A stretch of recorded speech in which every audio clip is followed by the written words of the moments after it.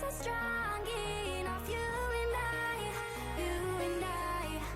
Everything we've been through makes us strong enough. You and I, you and I.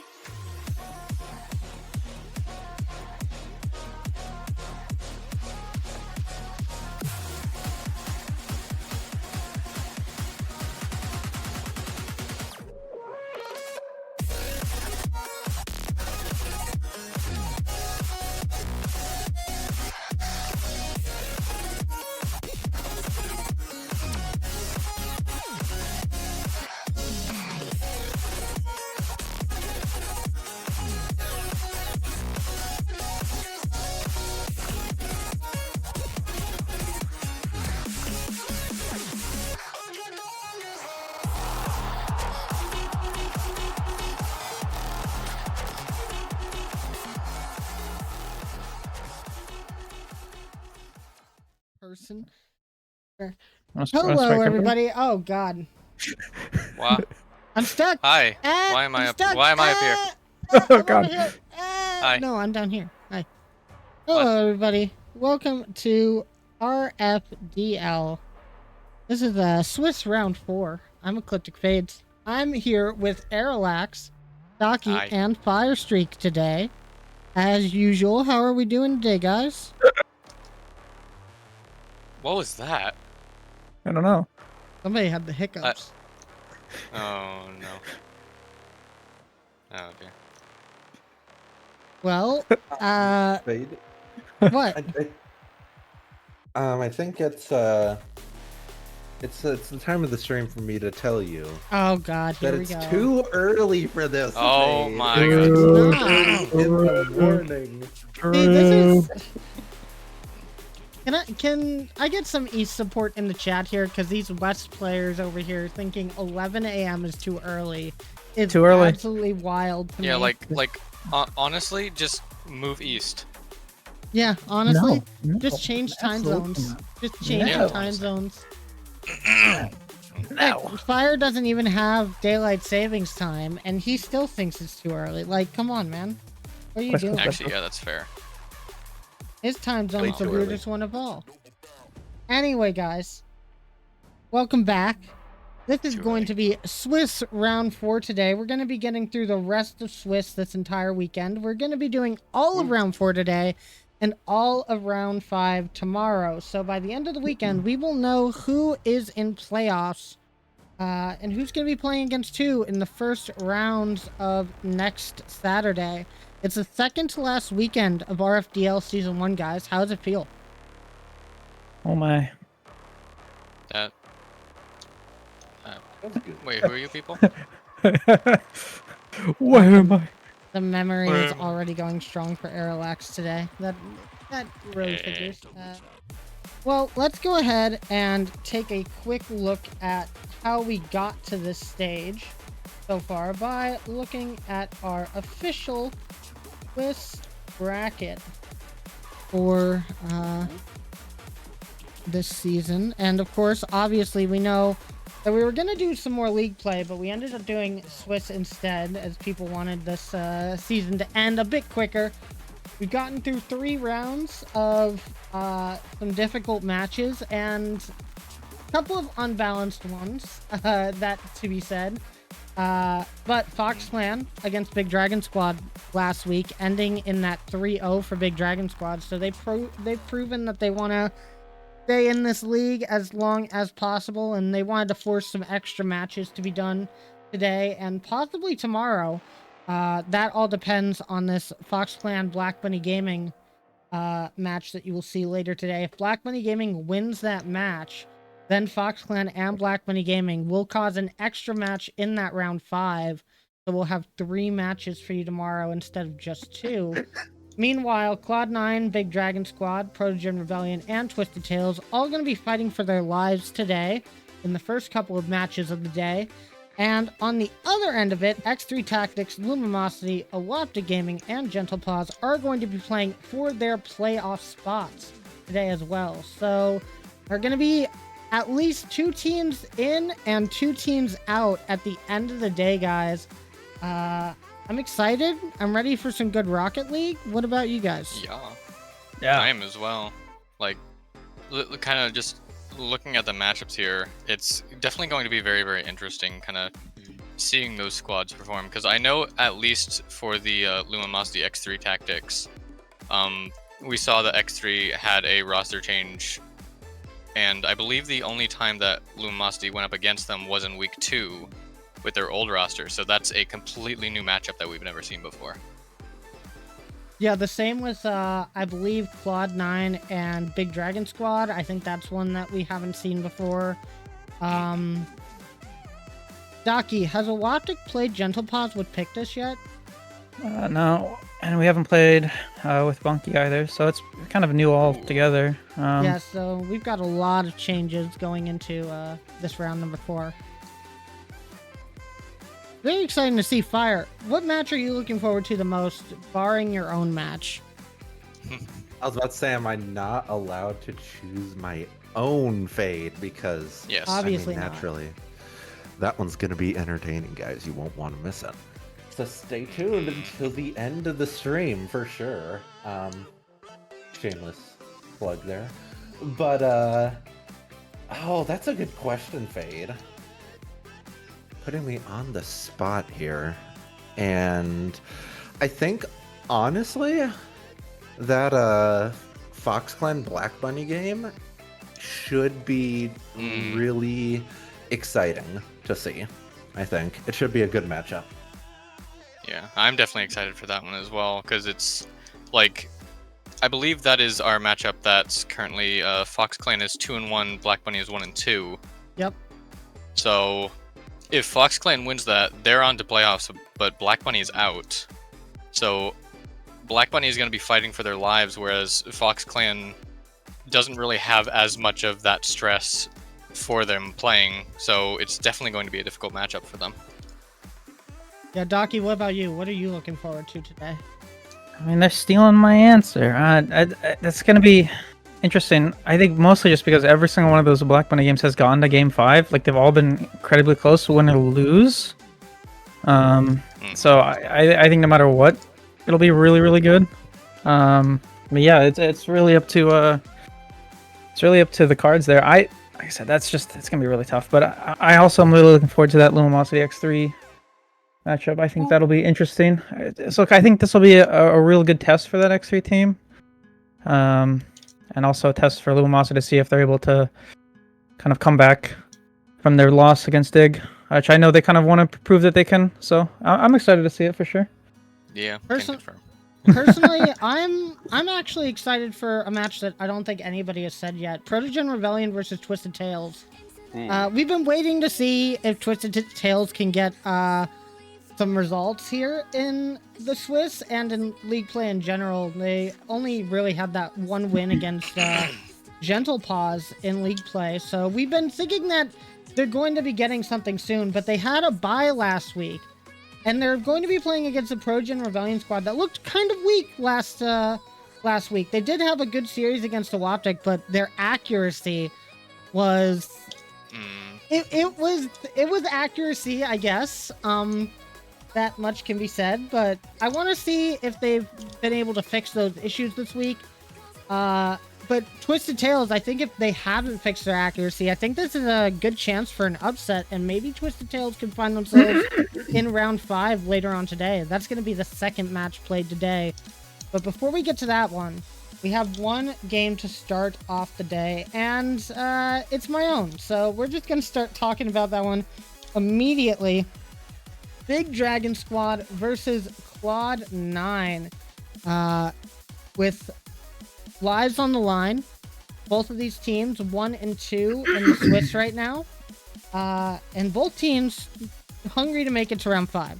What do you guys think of the matchup before we get into it? So I think both of these teams are really solid in their own right. However, based off of the results that we've gotten so far, I think this is definitely a game or a series that if BDS shows up and they play their game and they play it well, they will win this series.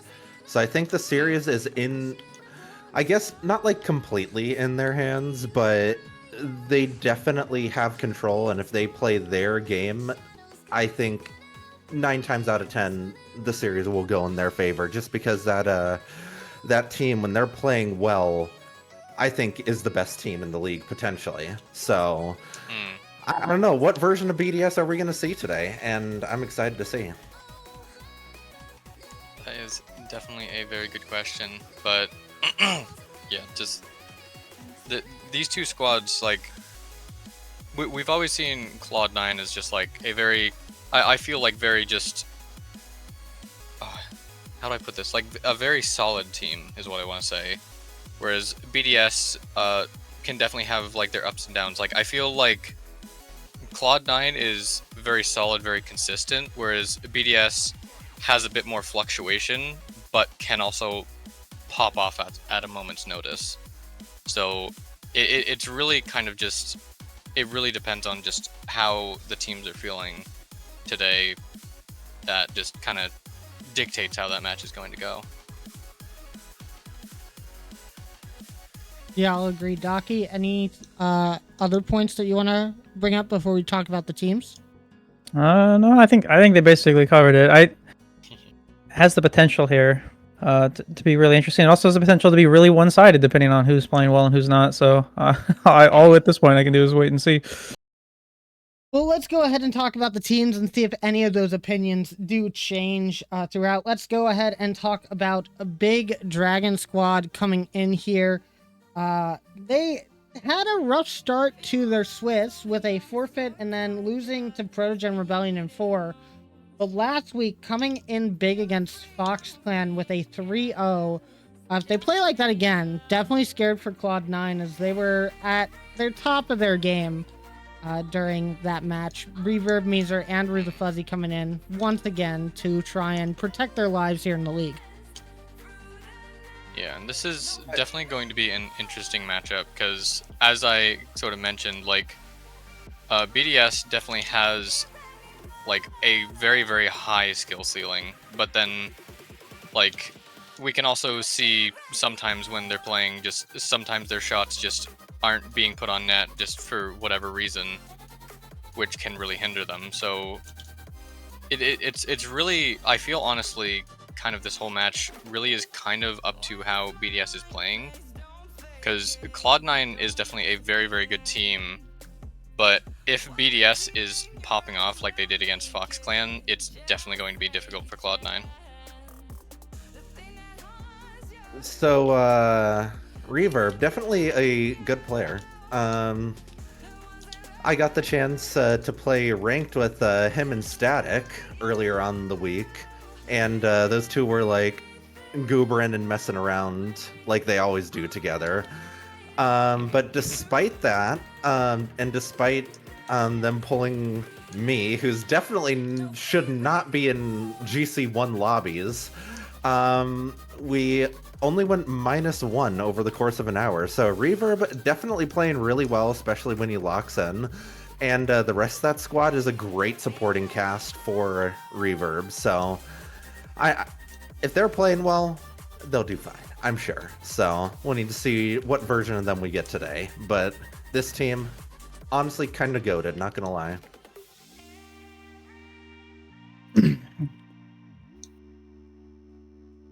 Docky, you coughed. Let's clear my throat.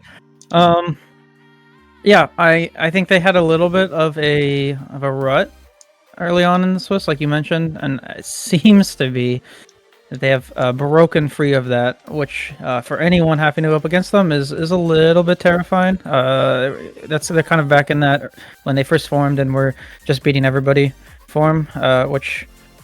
Yeah, that's just not something you want to see when you're on the other side of the pitch. But I expect them to continue that, though, for sure.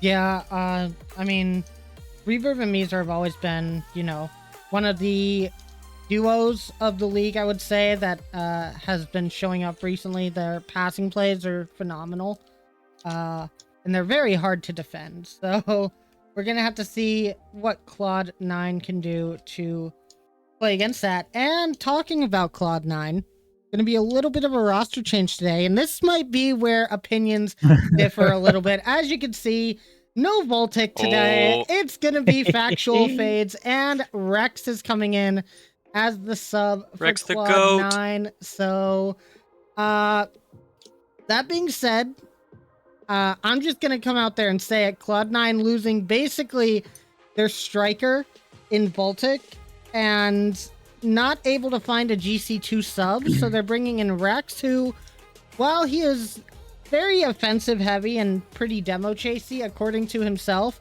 might not be the exact kind of striker that Cloud 9 needs to be beating BDS. So this is going to put them in a very tough situation. So here's the thing about that, Fade, though. Rex is really good at opening up space for the rest of his teammates. We've seen how well Factual can strike the ball when he needs to. He has that clutch factor. And I'd say that Ecliptic Fades guy is really good at keeping pressure on the other team. So I could honestly see this roster combination working, even if on paper it should be just based off of ranks. It really shouldn't be much of a contest here. So we'll need to see how well this team meshes together with this sub, but I could absolutely see it working out.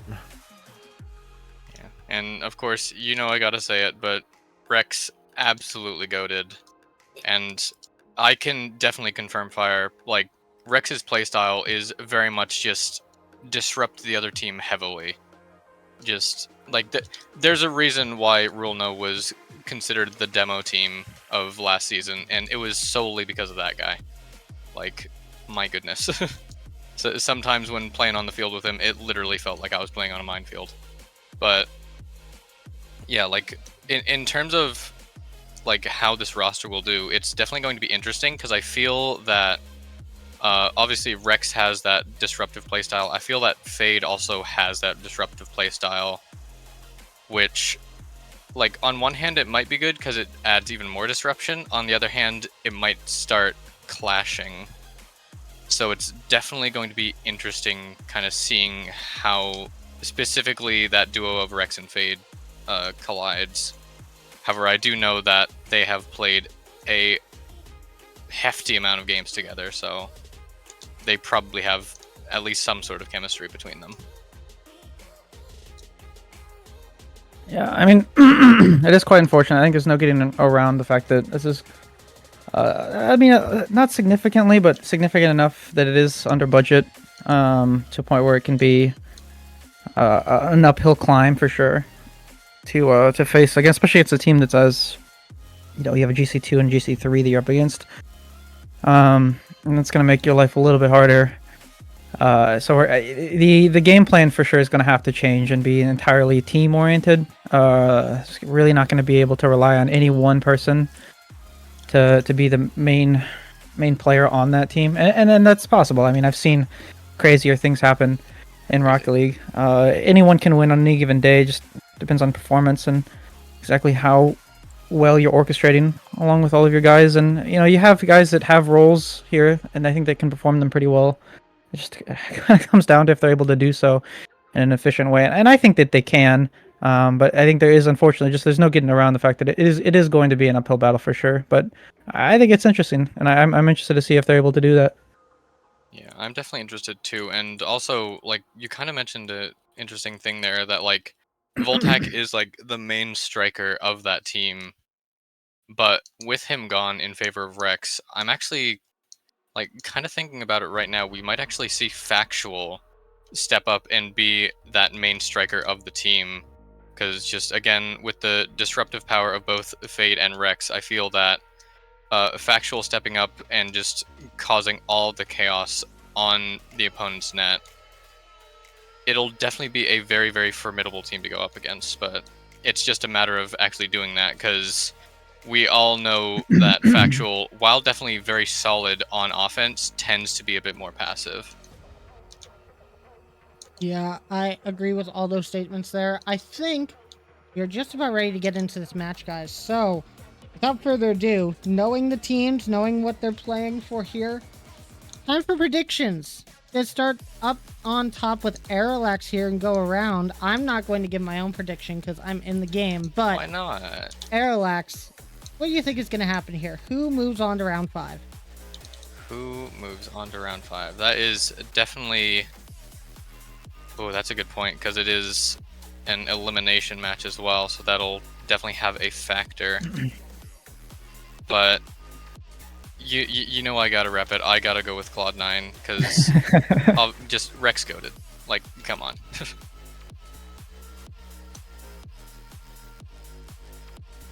As for games, I feel like it's gonna go game 4 though. Dang. Docky, what you got? Well, unfortunately, I have to be a little bit pragmatic here.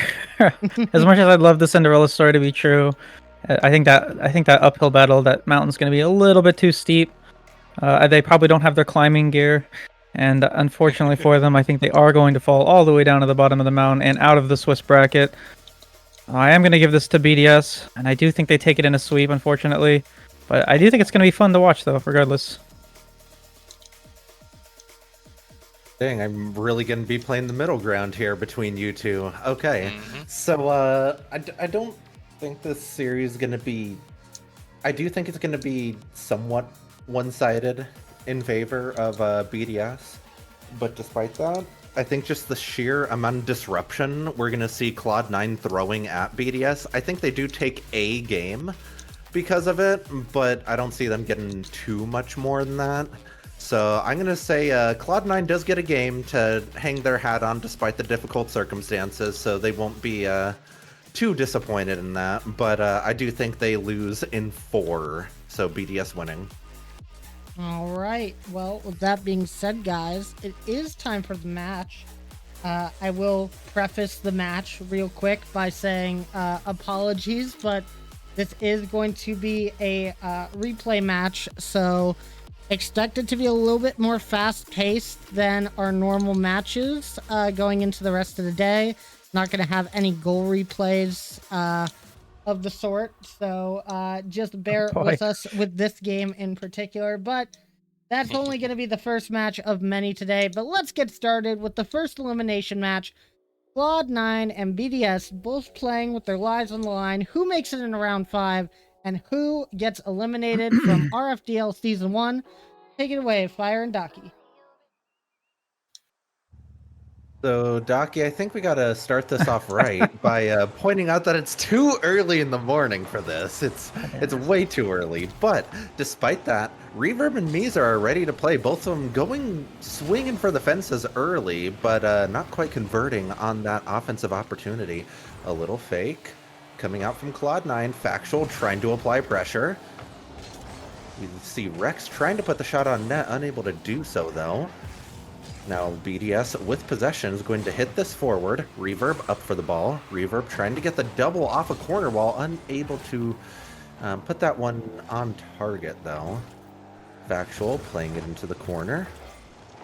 Rex with the dunk. Interesting name there for Rex, not gonna lie. This game being... It's still that, and looks like, yep, there goes the first goal of what I assume is going to be Mini. Not sure who scored that one, but Big Dragon Squad up by 1. And it was kind of expected to happen that way, unfortunately. As you said, there was quite a bit of pressure from this side of BDS. Not really able to get out of it, and the ball bouncing off of the sidewall so many times. Feels like a goal is just bound to happen when it goes favorably, and the defense is out of position. That is that first goal. Hopefully, if you're Cloud9, you're not hoping that it's going to be one of many. If you're BDS, though, it looks like it might just be that to get that second goal. No goal replays, which means it's going to be a little bit awkward trying to talk about the goals. Hopefully, you remembered them, because we're not going to see them again. For now, though, BDS is up by 2 here with about 3.5 minutes left to go, and they seem to have full control of this one so far.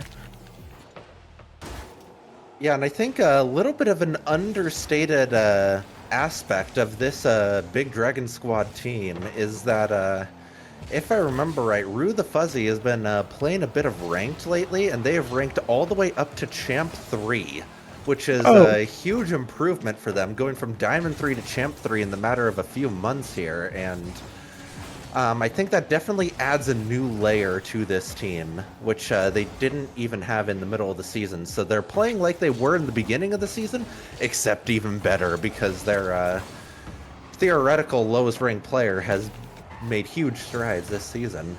Now, Fade, or maybe that's factual, I'm not sure who that is, going for the shot. Fade trying to play it off a sidewall. Fade trying to get the follow-up, but gets bumped off of the ball. Rue the Fuzzy trying to get another touch on it. It falls away from him, though. Meezer trying to keep possession, but the pressure is too strong from Claude9, and honestly, half of the game gone, and Big Dragon is only up by 2. Claude9 hanging in there very nicely. And they're hanging in there, but they're really not able to do anything other than just that. There hasn't really been a whole lot of offensive pressure from the side of them.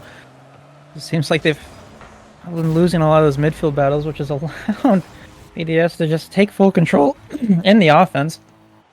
It's a little bit awkward trying to see this without telling exactly who's touching the ball. It doesn't really matter too much, as that 3-goal lead is going to give BDS that breathing room that really allows them to just kind of coast into this one. They don't need to do too much more. They haven't really needed to do too much in general.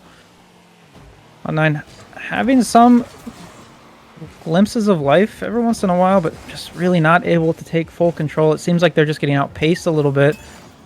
And part of that coming from that rank difference that's we're talking about. I mean, talk about there being now having that C3, which is ridiculous. It's got to be a little bit daunting, as that's their lowest player, has the same exact rank as some of these guys as middle players here. Regardless, though, that one goal that they were able to get back there, as we don't get replays, so you don't even get to really talk about the goals as they happen. They just kind of are happening passively. In a minute and a half, though, we'll see if they have any more shot here to maybe get some sort of momentum their way. Yeah, Cloud9 doing a good job of keeping their heads in this game and doing the best they can, just kind of hang around this game, giving themselves a chance, which is really all you can ask of them in this very difficult situation of needing to kind of forfeit their highest ranked player for somebody that's listed as one rank below. But I must add, Rex is playing very well for being put in this difficult situation. You gotta give props to him. But ultimately, they're only able to keep themselves within 2 goals so far. 43 seconds left on the clock, and they're going to need to get another one quickly if they want to try to take this game 1 off of BDS. Yeah, and that's definitely going to need it. Like I said, that uphill battle, definitely going to need about every single ounce of momentum they can get. And unfortunately, letting another one go in going to make that just a little bit harder, even more so than it is already. But regardless, though, I think if they're able to come back from this, maybe pick up some more of that mid pressure, allow themselves to build some more offensive pressure of their own, might have a really good chance here. But regardless, though, this one is going to be over. We are going to have BDS taking the first game in this best of 5. Like I said, though, there's so much momentum here on the side of BDS that you have to overcome, especially with that sub coming in, just makes it so difficult. And I don't know if these teams played that much together as a unit. I have to assume probably not too much, because I think they were looking for a sub until just the very last minute. I'll have to see if maybe that first game allowed them to learn a little bit about themselves, and we'll see maybe a Cloud9 come back into game 2 a little bit stronger, hopefully. Yeah, I mean, going through that game, you kind of saw Cloud9 figuring themselves out a bit, getting that goal within the latter half of that game, you know, only letting in half of the goals, or maybe they let in the same number of goals, I don't remember. It's too early in the morning for this docky. But, a little bit of RL production there. I think that's the wrong Big Dragon series there, Fade. RL production, guys. But, yeah, a convincing win for Big Dragon, but ultimately the game felt quite a bit closer than I expected, as it definitely wasn't an easy, just like walk in the park for Big Dragon. Yeah, I mean, it was definitely not as one-sided, but at the same time, it was just about as one-sided as I might have expected it to be. I felt like Cloud9 was, I think, struggling to find their place in the game. You know, when we talk about when you play threes, kind of one of the biggest moments that you have is finding those moments where you can finally make your stamp on the game, find a spot to jump in and play. They haven't really been able to do that too well. They find a little bit of those moments there every once in a while, but hopefully in game 2 we see more of that. But I definitely know that they have the skill to do that for sure. Yeah, they definitely do, but we'll need to see if they're able to put it together in game. I'm looking to see if it's a visual glitch or if it was the wrong replay. And I believe that was the wrong replay because that's at game 1, if I'm not mistaken. But I think Oh no. we're getting it worked out, guys. It's too early in the morning, okay, guys? It's just way too early in the morning for no NA production. That's what I'm saying. So I'm still yawning, man. I mean, I feel that, but ultimately, as we head into game 2, hopefully soon, as we transition over, head into game 2, we're finally underway, guys. Don't blame us, guys. It's just too early in the morning, okay? Let's go. Production will happen. So, for the first 10 seconds or so, that was some really good pressure by Cloud9. Maybe they're figuring themselves out a bit as Factual gets a good dunk, plays it into the corner. Fade playing it towards the backboard. Meezer is going to try to clear this out, but Really Fuzzy is going to need to fill in there.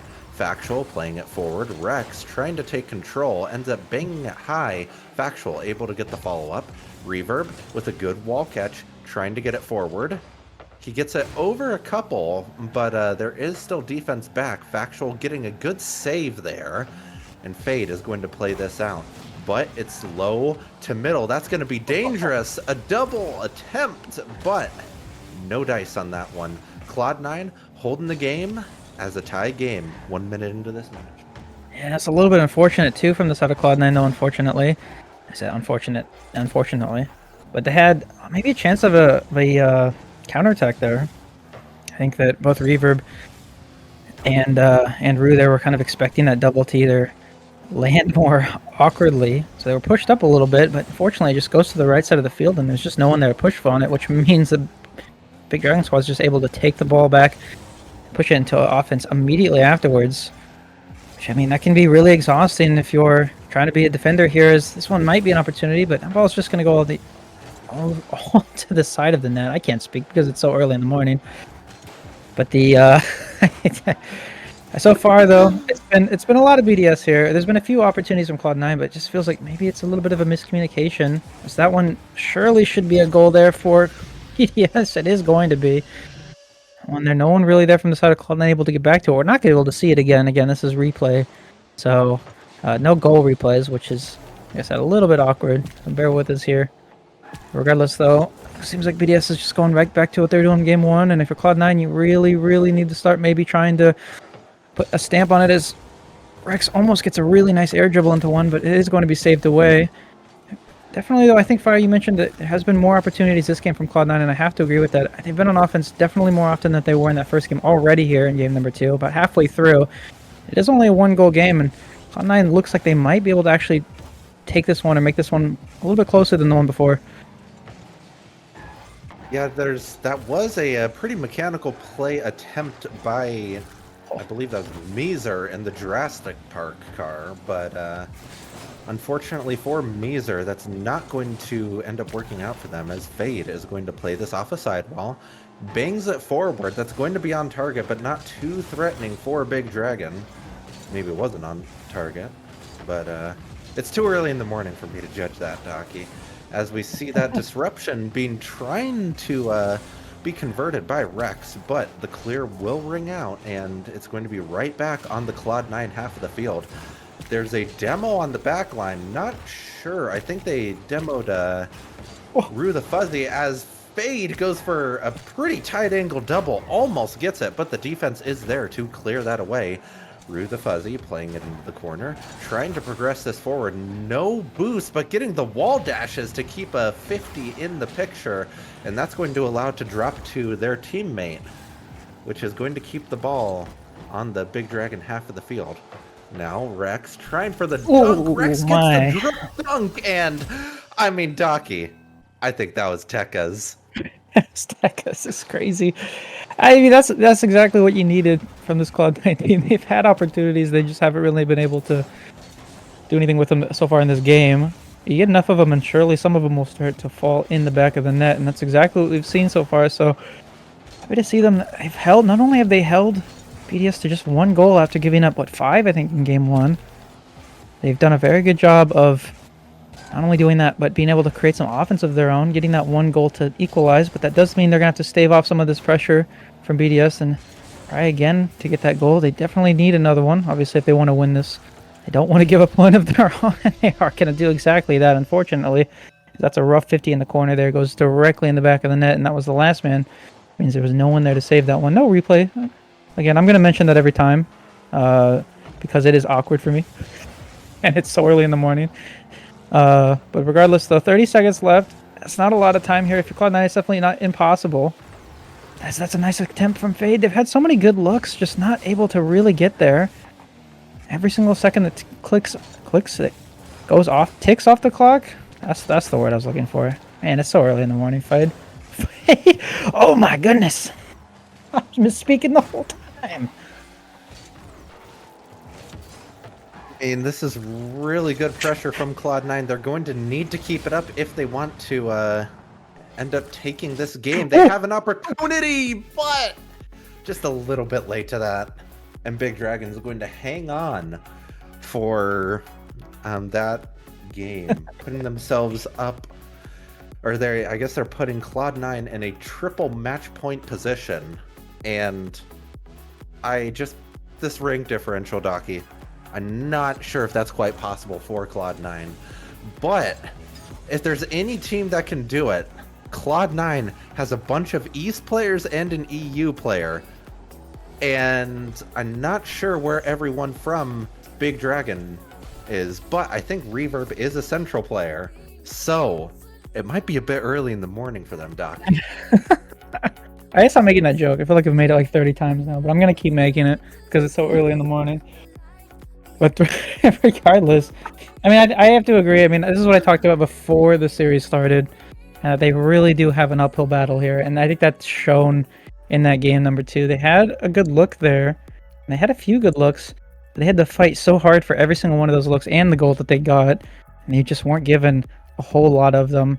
Meanwhile, BDS seemed to have full control of the offense when they wanted to. And if you're Cloud9, you really need to start shutting that down. They did a really good job of doing that in game 2, but it wasn't enough. They were not able to take that lead. We've seen Cloud9 not able to take a lead at all in this series so far yet. So if we want to see them come back from this one, or get that reverse sweep going, obviously they're going to have to change up quite a bit. And like you said, it's so difficult with the rank disadvantage. Do see the Esper, though, from Fade. I'm loving that. It might be the ace up their sleeve they need to win this series. The lack of boost, though, is going to make it very difficult, as Reverb's just going to be able to walk this one back into the corner, force the rush from Factual. And though, if you're BDS, I think you just start to, maybe not coast, but just take control, take time. You got the triple match point in your favor right now. You really don't need to stress too much. And not that they've been doing that this series so far, but I'd be curious to see if we see a BDS that starts to take their foot off the gas a little bit, and if we see Cloud9 take advantage of that. Yeah, definitely Cloud9 playing very well, especially considering the situation that they are in. So we'll need to see if they're able to convert on the little bit of momentum they built up last game. But I don't think we've mentioned this yet, though, but I think we see Factual in a different car than we usually see him in. Usually he's on the Maverick, if I have that car's name correctly. Not sure if I have it correctly, but I think it's the Maverick, if I remember right. And now he's in Dominus. So a little bit more of a standard car, which is an interesting choice for him. But ultimately, he's playing well with it. So it seems to be working out for him so far, at least, because he's setting up his teammates a lot for opportunities on net, as they had one there, but just not enough power on that shot to get past the defense. And That's going to allow BDS to hang in this game, but the pressure is not alleviated yet as Factual goes for a 50, and they're just trying to 50 their way into the net. They're able to put one in, and Cloud9 takes their first lead of the series here in Game 3. Yeah, loving the Esper. It's got all the power. I talked about how it's the ace up their sleeve here for Cloud9, and like you said, that gives them the first lead of the entire series, so clearly it's doing something right as that one just goes off the post. I've only seen, like I said, a lot more pressure here from Cloud9. It's almost like Dragon Squad's taking their foot off the gas a little bit. I'm curious to see if, now that they're down, we see them go back to their a little bit more aggressive and faster paced offense, or gameplay in general, that we've seen from them in this series so far. But regardless, if you're Cloud9, you're very happy to see that lead for the first time. It's been such a difficult battle just getting goals, let alone a lead in the game. At this point, though, you feel like Cloud9 definitely needs a buffer goal. BDS is a team that can score at any given moment, and, well, I think they're going to do it right there as an awkward flip. Beezer will be there to make sure that one goes in the back of the net. And, well, as I was just about to say, BDS is a team that can score whenever they want, scores exactly when I was about to say that. Now it is that tie game again, so if you're Cloud9, you're back to square one. That's got to feel a little bit defeating. And you have to try to get that lead back again, and you definitely don't want to give up the lead to the BDS, or else that means that you're probably going to end up in that unfortunate sweep position. So they've been playing pretty well. I think BDS starting to maybe ramp it up a little bit more. I think they're starting to want to end this one very quickly here. Yeah, and if you're BDS, you don't want to allow Cloud9 to get momentum here, because that is a perfect setup for a reverse sweep if you allow your opponents to get any sort of momentum in this series. That's a good redirect attempt, but the defense is back. Fade playing that corner. Meezer up for the 50. It's going to bounce middle, but Factual is the quickest one to that. Defense is back, though. A little bit of an awkward clear, but Reverb is going to be able to take that and not quite put it on. Defense is back for it, but the BDS is only able to get some pressure right now, but that's a great save from Fade to keep that ball out of the Cloud9 net. And, you know, early on in the season, Cloud9 defense was a thing, and we're seeing glimpses of that still, even this late in the season, despite them being a bit more of an offensive-heavy team as of late. But 45 seconds, still all tied. This is anyone's game to take, Docky. Huh? Huh? It's too early in the morning. Yeah, it has been, you know, I think we've seen the momentum swing already at this point, you know, and that's kind of led to some of these not really panicky, maybe panicky, a little bit awkward situations from Cloud9. They've been double committing and finding themselves in less than ideal positions on defense, which is, I think, really limited their ability to push the ball forward outside of those initial saves. And you know, if you're BDS, you're happy to just wait for those moments to pounce. So I think they've been doing a pretty good job of doing that all game. They just take their opportunities when they have them. Unless there's some 0-second miracle, we are going to have the first overtime, and we are going to have that, which is nice to see. You get a little bit of a close one, but these games have been getting closer and closer every single game. So if you have to think, if Cloud9 wins this, I feel like, you know, you might see momentum swing the other way. I mean, that would be the script, wouldn't it, Docky? To have a Cloud9 reverse sweep with a lower rank sub, especially with it being Rex, who is OG of the league, somebody who's been around for a while and ultimately is a fan favorite. But we'll need to see if they're at least able to take the first step in that direction by taking this game 3. They are close to doing so. Fade with the shot on net, and he's able to put that one home. What a shot by Fade to give Cloud9 life in this series. That does have to feel good. They're desperately fighting for goals every second of that match, and to get that last one, the last one that counts in that one, is going to bode really well for their mental. Like I said, that these games getting closer and closer. The first one kind of a blowout. The second one only the 1 goal. And then this one, the 1 goal, but now the other way. So if the script is correct, do we see a blowout now for Cloud9? Do we reverse all the way? Do we see BDS absolutely say, okay, we took our foot off the gas, now we need to just close this one out? And we see them play like they did in that first game. Yeah, we've kind of seen all sides of BDS during this series. At first, they were looking like the BDS that completely looked dominant last week, but we've also seen a little bit of more how they looked against Protogen Rebellion a couple weeks ago in this last game. So we'll need to see what version of them can show up for Game 4, because that's going to be a huge determining factor in this series. Yeah, yep, definitely. I guess the mental for Cloud9, it's got to be a little bit high, which I think is good. It's probably not too low if you're BDS. They probably know that, that they can take another game. At least they're pretty confident in themselves to be able to do that. So I feel like they probably don't let that one get too much in their head.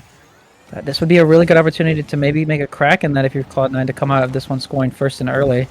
It's gonna be difficult to do that when you're getting pumped out of the way.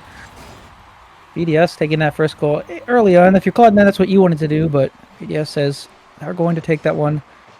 They're going to try to take this one and take the series here in game number 4. Yeah, definitely not the start Cloud9 was looking for, especially... I mean, I was about to say especially after that, conceding that first goal, but they just get it right back. 2 kickoff goals to start off the game. They're not quite as common in threes as we saw during midseason, but they still do happen as we see yet another, more or less a kickoff goal, as we're not even 40 seconds into this game, and we already have 3 goals on the table. So, I mean, we might have a barn burner of a goal scorer, Doc. So I thought, oh my goodness, his own goal almost happened there. Jeez. I mean, that first goal, that last goal that went in, the one before this one, it's an unfortunate double commit, and I'm afraid of, hopefully we don't see more of that out of Cloud9. I think you can kind of sense that they really want to push this to a game number 5, and if you're BDS, you don't really have that stress, and so it's definitely going to go against you to have that kind of pressure on your head, as we've seen. Unfortunately, that shot gets skied, and they're not able to cut that lead to just that one goal. That's a nice shot, but that one's off as well. Cloud9 seemingly picking up where Protogen Rebellion left off last week and hitting that post. If you're BDS, though, you're not hitting the post, and they take that 3-goal game, and it seems like we're having a little bit of a remnants of that Game 1 BDS team. By 3 with less than 2 minutes ticked off the clock. That's definitely not the situation Cloud9 wanted for this game, especially conceding 4 goals this early on. Yeah, that's definitely not what Cloud9 wanted, and they're going to need to start putting them in relatively quickly, especially against a team as strong as Big Dragon Squad is. If they want to stay in this series, their lives are on the line. It is win or go home for them.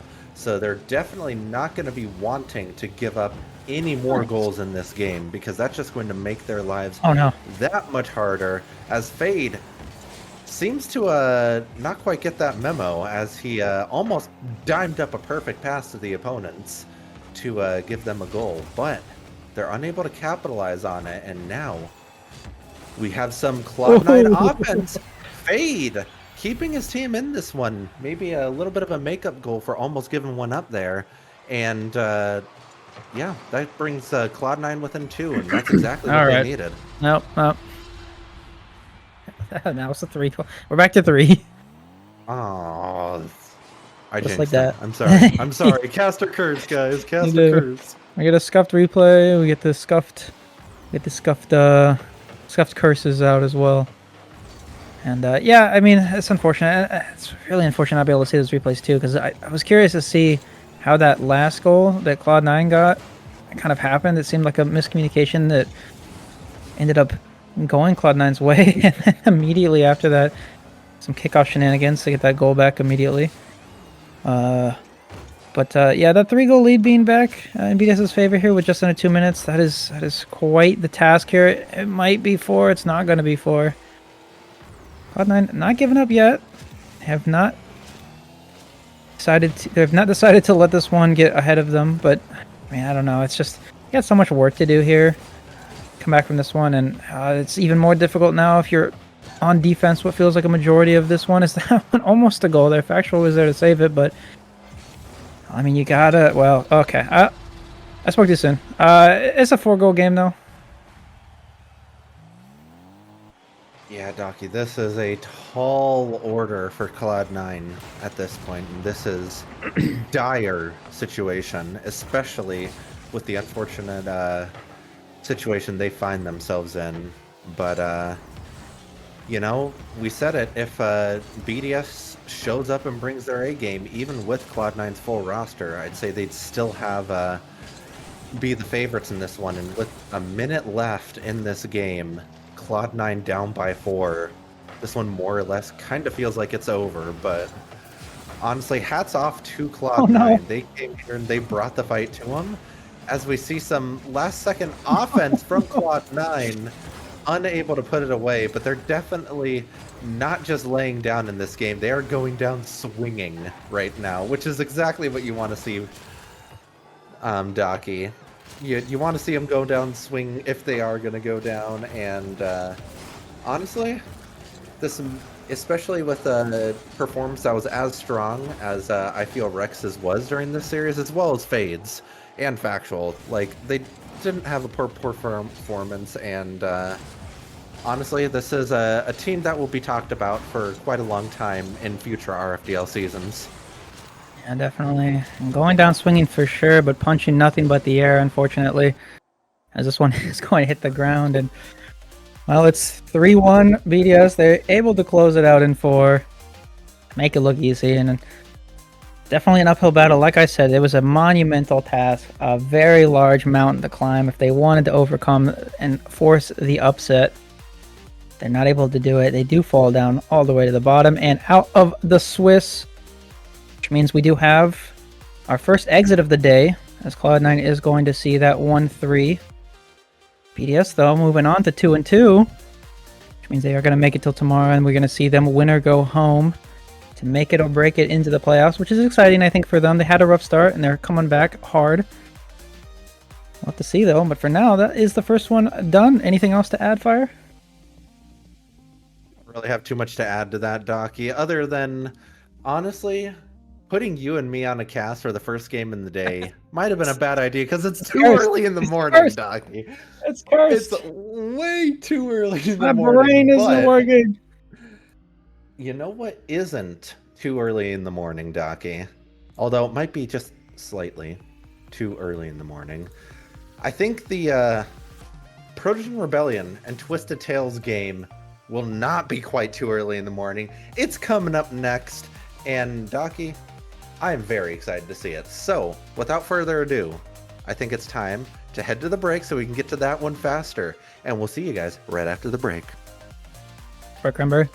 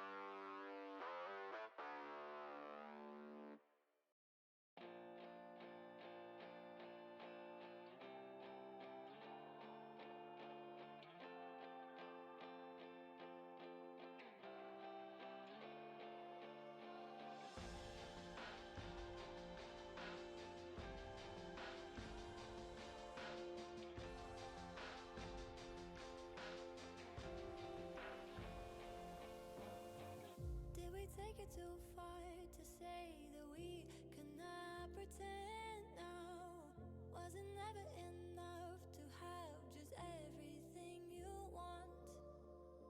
In your shadow I found a place to hide me from my own thoughts. And if I ever got lost, you'll find a way to bring me home.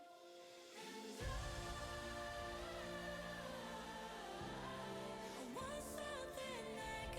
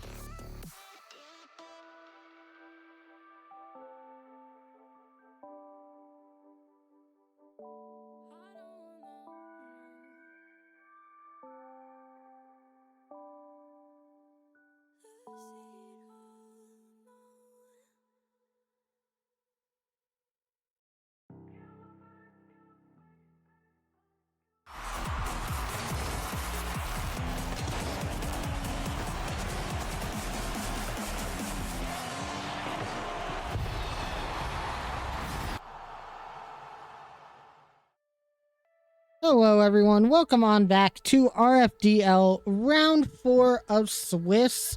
I'm Ecliptic Fades. I'm here with Airlax, Docky, and Firestreak once again.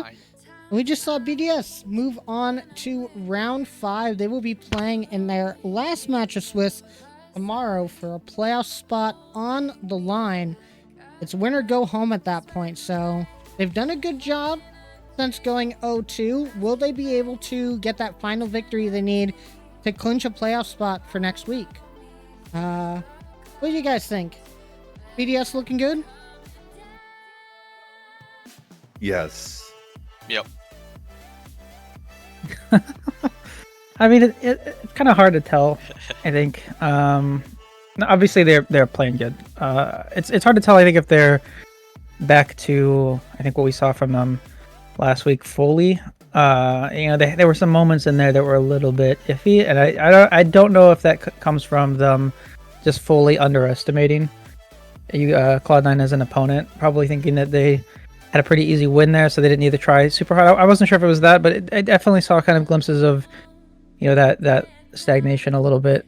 But regardless, I think they are completely around the corner from where they were earlier on.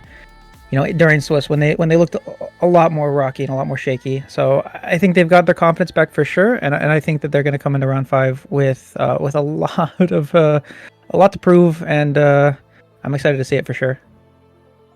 Yeah, and depending on the matchups that they might get, I mean, they're going to have a tough match either way. There are definitely going to be some heavy hitters at the end of this round 4, and I'm really looking at the top side of the bracket, those two 1 matches. I really think whoever loses out of one of those 2 matches, they have a really good chance of playing against Big Dragon Squad, and they are going to have something to prove, especially if they lose here. They're not going to want to lose in round 5 and be out of the season when they had such good chances here in this round 4. But we're still a little bit away from that. We still got a couple more matches to go in this bottom half of Swiss round 4. We're about to start our next one, the other elimination match of the day. It's going to be Protogen Rebellion and Twisted Tails coming into the pitch now, and this is going to be a very interesting match. Protogen Rebellion not necessarily looking as strong as they had been against BDS, and Twisted Tails, as we said earlier on the pre-show, still just trying to find that that final step to some series wins, and this is the time to find it.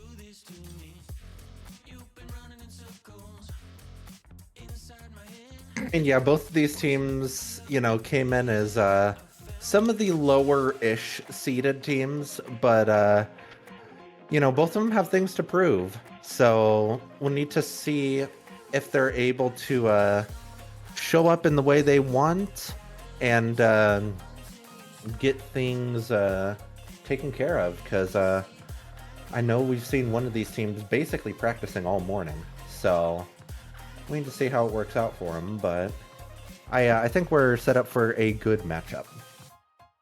Yeah, I've definitely got to agree, because remember, this is an elimination match as well, and Twisted Tails especially just really fighting for their lives, as the only win they've gotten so far in Swiss is the forfeit from Persian 1. So they're definitely going to be just really going against it here, but knowing the team composition, I know that they definitely have a lot of potential.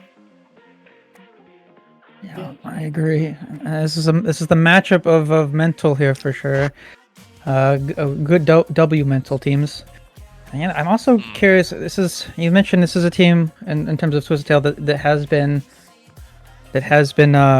basically playing all morning, going up against a Persian Rebellion that has just gotten on the game, and their third player isn't even online yet.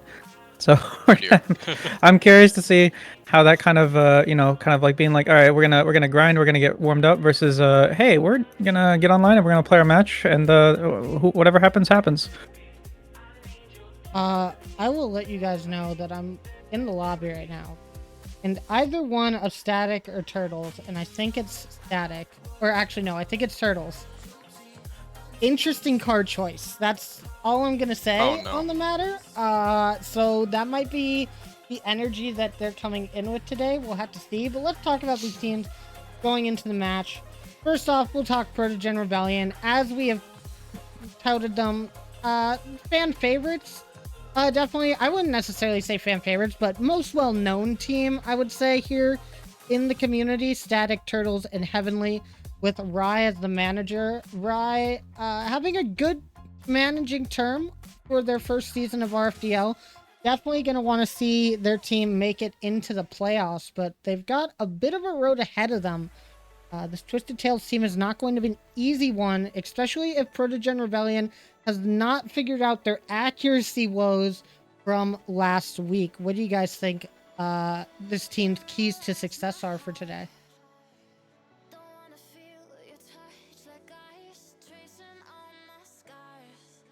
You know, usually someone talks. I mean, Yeah, I feel like I've talked first like every time today, and I'm trying to give the other two an opportunity to do that. But I guess I'll say, I guess I mean, just like factual earlier today, we got Static, and that's my teammate. Oh my god! Let's go! No, Static goated. Turtles, I'm gonna crash out. selectively goated, I'd say. I don't know. Selectively coded is crazy. Wow. It's crazy. No, Turtles, honestly, his mental always goaded. Okay, Gameplay fair. is usually goaded as well.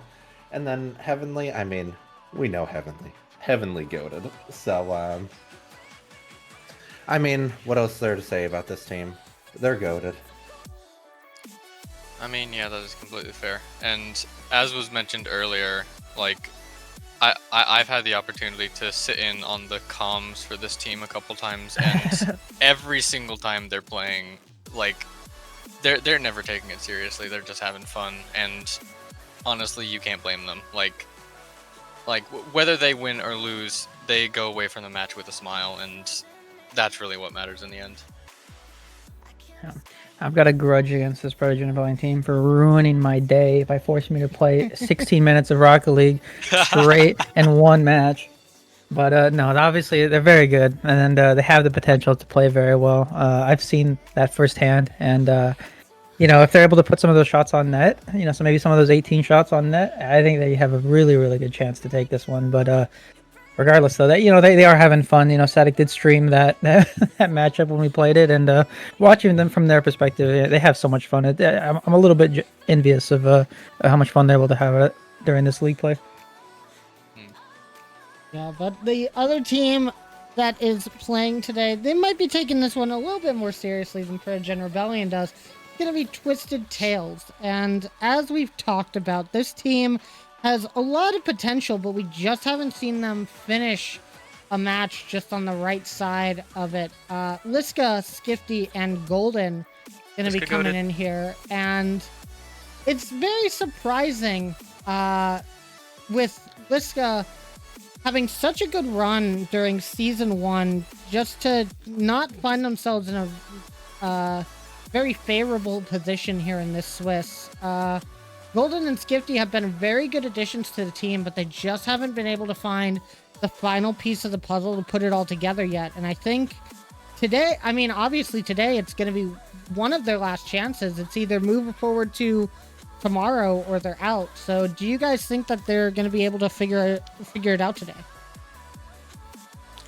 That's definitely a very good question, because like Protogen Rebellion is a very vibey team, but we've also seen that this Twisted Tail squad also just absolutely loves to have fun.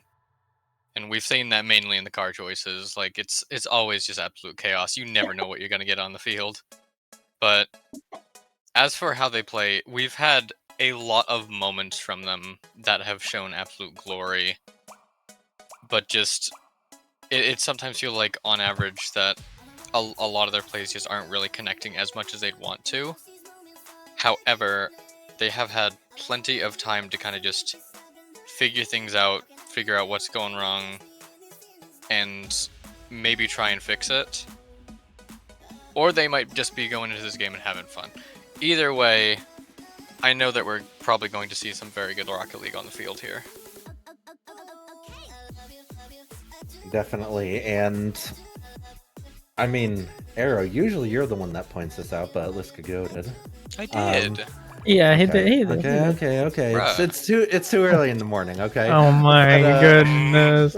But I do want to point out, Liska, the only player to have a golden title that is not on Black Bunny with the Jack of all trades title, meaning that she is the player that has the most consistent rank across the board in terms of where she stands in the league compared to the other players. So she's a player that can just kind of do a bit of everything and can really adapt around her teammates well based off of that, and kind of fill in a different role week to week depending on what's needed against any given opponent. And I haven't seen this team really take advantage of that fully yet, but I feel like they've gotten close a lot. So we'll need to see if they're able to do that this week, and I definitely think that this team has the potential to do that. I have to agree there. I think that, I think that they have a lot of potential. I think it's just all going to be about finding, just that synergy, just finding the momentum on Protogen. I think Protogen probably come into this one a little bit more confident, knowing that they've kind of taken this matchup before. At the same time, though, we've seen a trend here in the league where when two people that know each other pretty well go against each other, there's a little bit of trolling. Take Static Reverb as an example. Now we're getting Turtles and Skifty. It makes me wonder if Turtles is going to troll a little bit in this match, and if that's the case, I would definitely give Twisted Tails the advantage. But we're just going to have to see how these guys play. As we've said, Twisted Tails, we've seen Golden, I believe, or no, Liska and Skifty, possibly, or was it Golden and Skifty? Either way, two of them have been playing basically all day. We just saw Protogen get on, so they might be very cold. So if Twisted Tails can use that momentum to their advantage, get that first game win, maybe put Protogen on the back foot, we might see a bit of an upset here.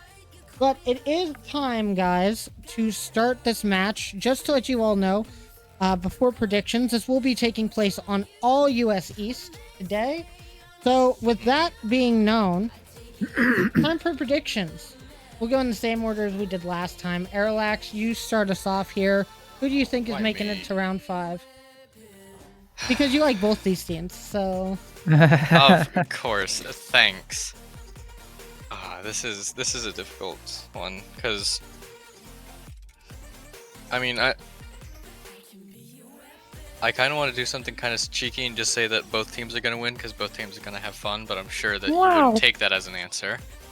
So, as for the winner of the match, that is definitely interesting. We've seen a bit of a resurgence from Protogen Rebellion earlier, where they had a lot of power against BDS, and then we saw that a little bit of faltering in that Awoptic match, and knowing that they literally just got on, as opposed to Twisted Tails, who has been grinding nearly the entire day, I'm honestly gonna have to give this one to Twisted Tails. However, I know it is going to be a very close match, so I'm gonna say that it's gonna go to 5. Ooh. Okay. I think Fade said something earlier that I have to agree with. I think that, we've seen, like Fade had said, that when we have players that know each other, that it tends to be a little bit more trolly than normal. We start to see players tend to troll a little bit, and with Turtles knowing Skifty, we might see, I think that highest ranked player of Protogen Rebellion, maybe doing a little bit of trolling here. But Turtles trolls every single series, so it's not really going to going to affect the matchup too much, I think. And I think the troll I think Protogen Rebellion will be used to it. I think they're going to come out of this one looking pretty strong, even though they just got on. I see them taking this. I do think it does go to that game 5, but I think this one goes Protogen Rebellion's way. So here's the thing. I think that I'm trying to take this from the perspective, yes, there's probably going to be a bit of trolling from both Skifty and Turtles in this matchup. Just because of what you said, Fade. But I'm trying to think which team relies heavier on that top-ranked player. And honestly, I think, especially in terms of offensive production, I think Skifty has a substantially higher proportion of the goals scored for Twisted Tales than Turtles does for Protogen. And for that reason, I think Protogen will take this in 5. All right. Well, I'm not sure. I think that both these teams have a good chance here. I definitely think that it's going to be closer than we expect. However, I'm just like, look, when you look at it on paper, I think Protogen Rebellion has the upper hand. When you look at previous results, you also see that Protogen would have the upper hand on that. I gotta give it to Protogen Rebellion. I think that, I think that a big factor of this is also going to be that, and this isn't something that we really talk about a lot, but we are going to be playing this whole thing on US East. Skifty never gets good East servers. Never gets good East servers. They're always lagging. That's going to put them behind. Liska, being a second EU player on the team, that's going to give them not so a heavy disadvantage, I would say, against Essential player in Heavenly and Static. Those are going to be two players that you're going to have to watch out for, along with Turtles. So I just gotta say, it's gonna be a sweep for Protogen, in my opinion. I think that's gonna be it. So, there's not much else we can do unless until we see these players play and see how that goes. And I think that everybody is ready to do that. So without further ado, let's get into this match, guys. Everybody's ready. It's time for the second match of the day. Gonna be Twisted Tales and Protogen Rebellion. Another elimination match. Loser out of the league entirely. Who's it gonna be? Go ahead and find out, Docky. And I'm pretty excited to see this one play out. We talked about earlier on, kind of some of the potential that we have here for some goofy gameplay, but I think Turtles might have been listening in, and that's a very serious. Nice little air dribble over to the left side. He's not going to be able to get to that one, and it might be a statement goal there early on for Protogen Rebellion. I will preface this with saying that Skifty already talking about how they've had not so good ping on these servers. Already looking like 136. But that being said, ping is irrelevant when you're the only one in front of the ball, as long as you hit it. So hopefully they can find it in themselves to kind of try and read these bounces as well as they can and get there.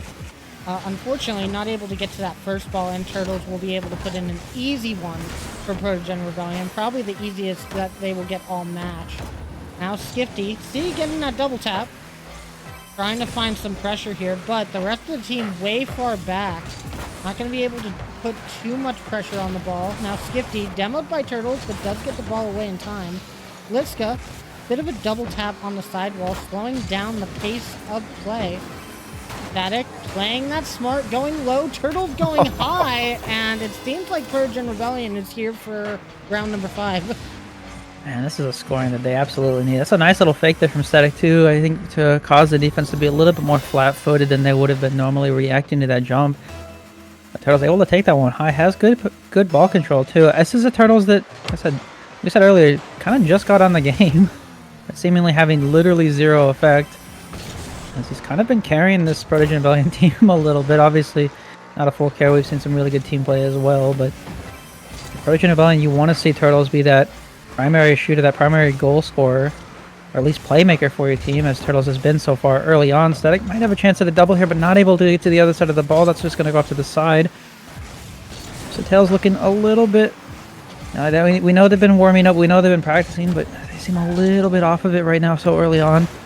Not really reacting to some of these offensive plays we've seen from Protogen Rebellion that maybe they would have otherwise.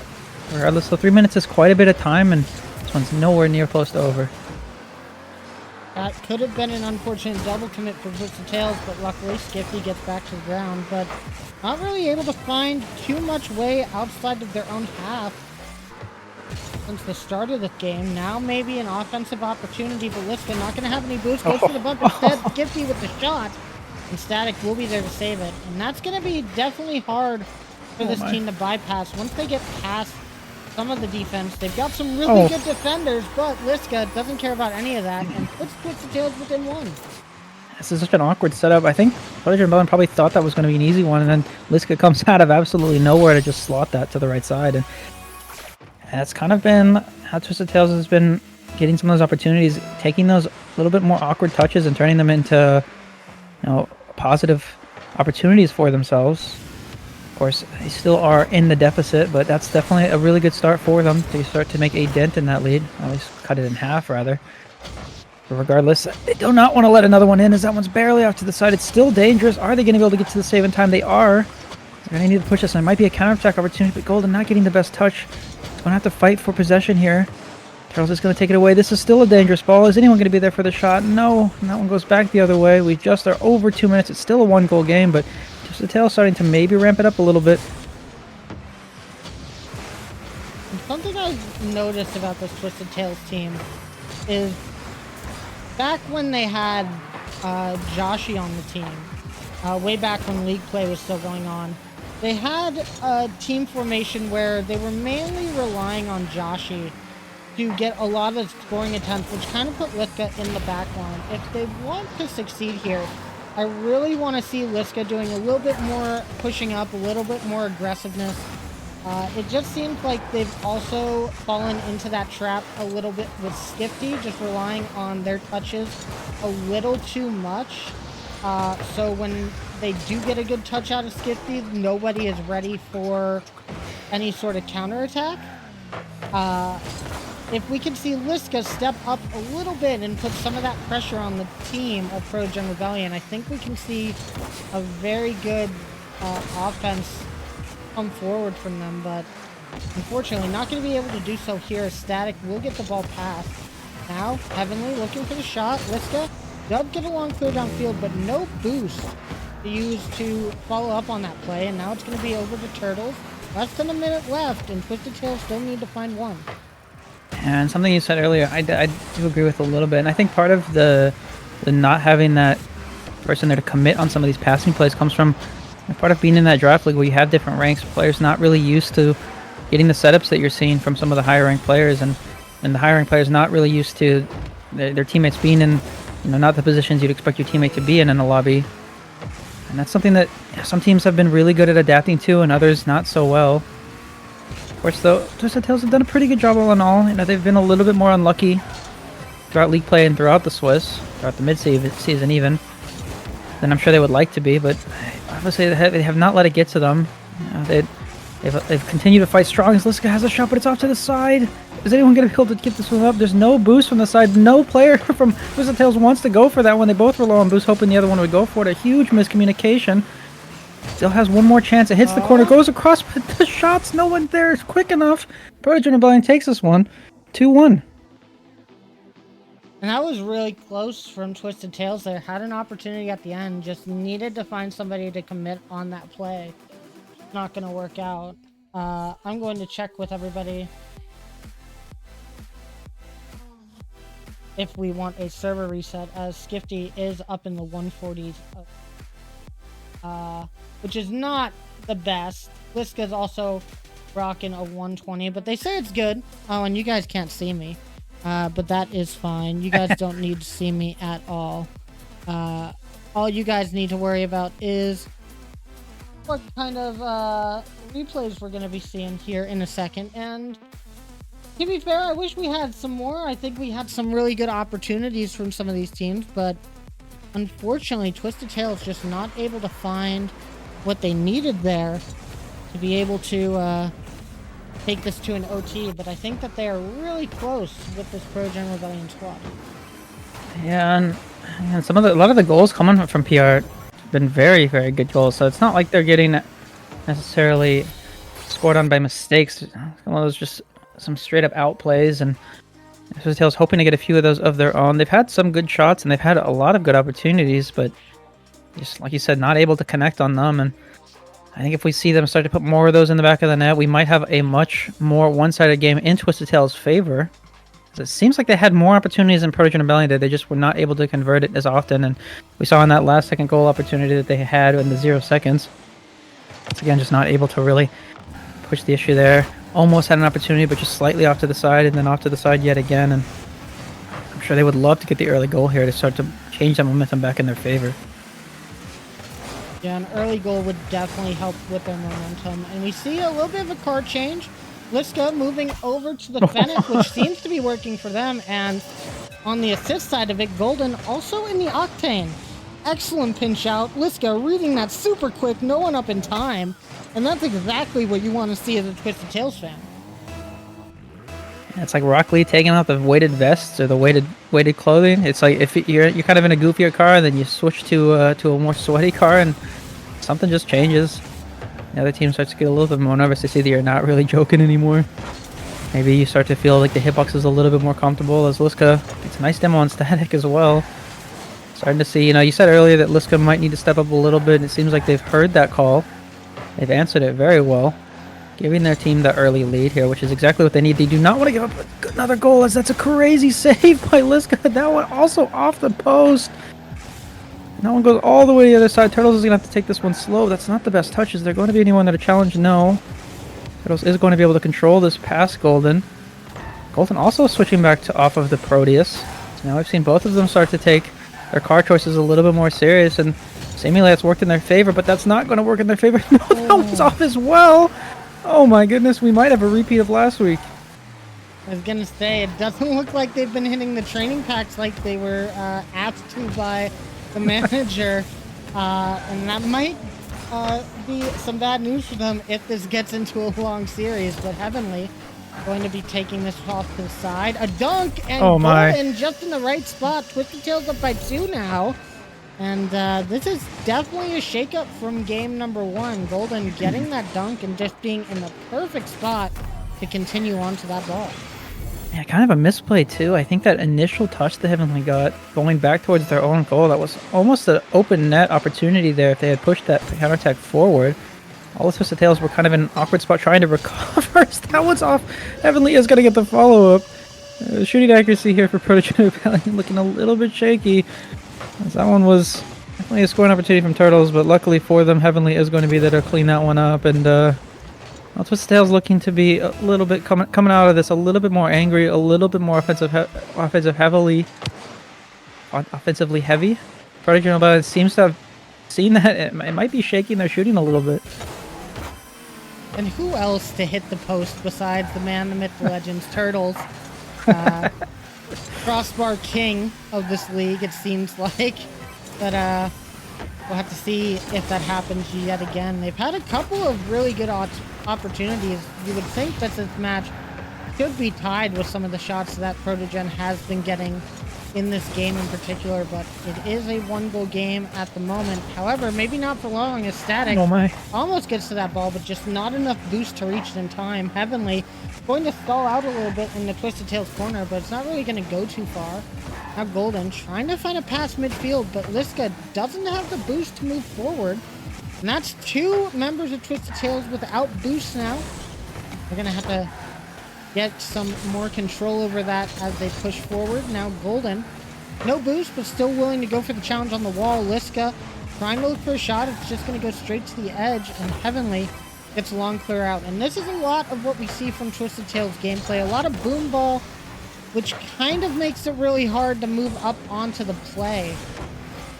Definitely making it hard for them to find a lot of chances on goal. It's the last minute and a half.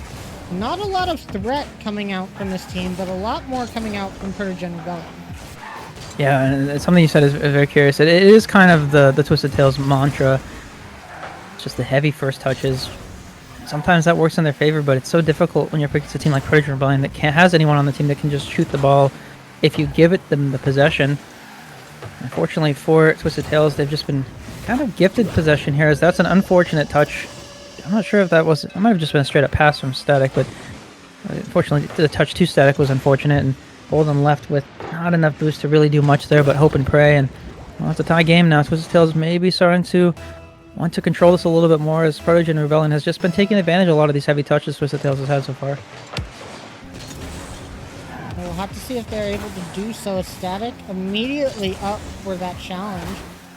I think Protogen Rebellion do really well as those ego challenges in the corner just makes it very easy to find attacking opportunities. And Golden trying to find a little bit of an attacking opportunity of his own. Unfortunately, the defense just in the way.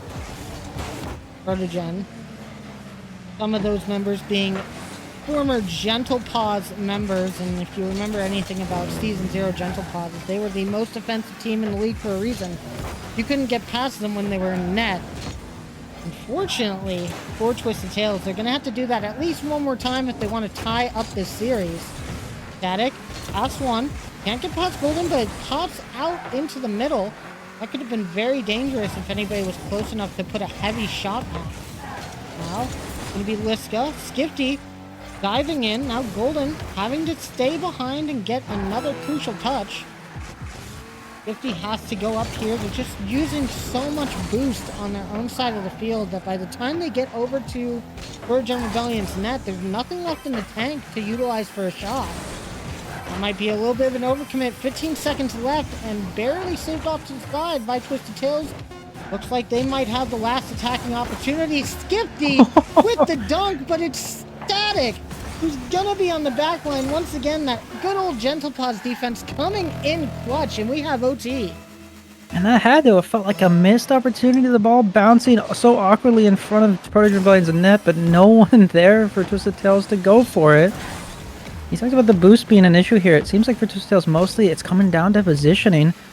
There's a few opportunities where they're too close or too far, having to waste all their boost to either get back into a playable position or get into a playable position.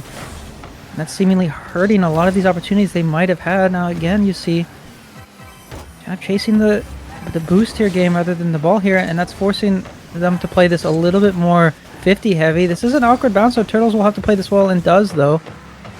And gets a nice second touch, but that still might be awkward. Heavily left alone in defense, but gets a fantastic touch around everybody. Now Liska in the same exact position, playing that well as well.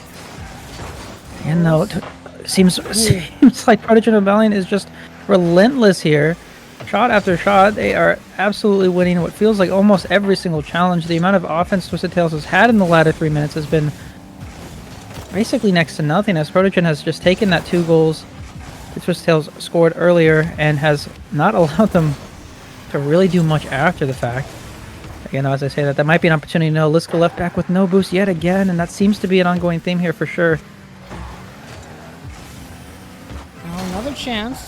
Bump on the side of Protogen Rebellion on Turtles, but no demo. Means Turtles going to be able to get back to that. No one on Twisted Tales able to challenge very quickly here. Now Golden trying to get past Heavenly. Not going to work. It's going to go past Liska, and now Protogen on the other side with a counterattack. That might be what Twisted Tales is waiting for. Maybe looking for Protogen to push up a little bit too far. Find an open net opportunity. Golden has been doing really good at trying to get it past this defense, but can't do it this time. Almost 2 minutes into OT.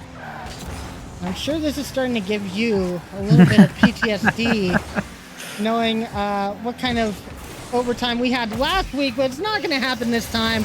Static puts the shot into the back of the net, 208. Twisted Tales now facing elimination point, triple elimination point at that, going into game 3. And that one felt like a long time coming, not gonna lie. That felt like shot after shot, and Twisted Tales was doing a pretty decent job of saving those shots. They were not doing a decent job of getting it out of dangerous territory. Like I said, a lot of their touches have been very heavy. They have not had a lot of success in trying to control the ball, which would allow them to control the pace of the game a little bit more. They're kind of ceding that possession over to Prodigy Rebellion, which is allowing them to control not only the ball, but the pace of the game, and it's forcing Twisted Tails to be a little bit more awkward. Twisted Tails did a very good job of that early on. They were able to really control, and I think the pace, make some of those saves and then turn them into counterattacks, but Prodigy Rebellion's not going to allow you to make those counterattacks, especially if you're kind of betting on them to overcommit with some of those bigger booms, and that's just not what we've seen so far from Prodigy Rebellion. I don't mind the strat from Twisted Tails to boom the ball. Sometimes it can be a really good mechanic.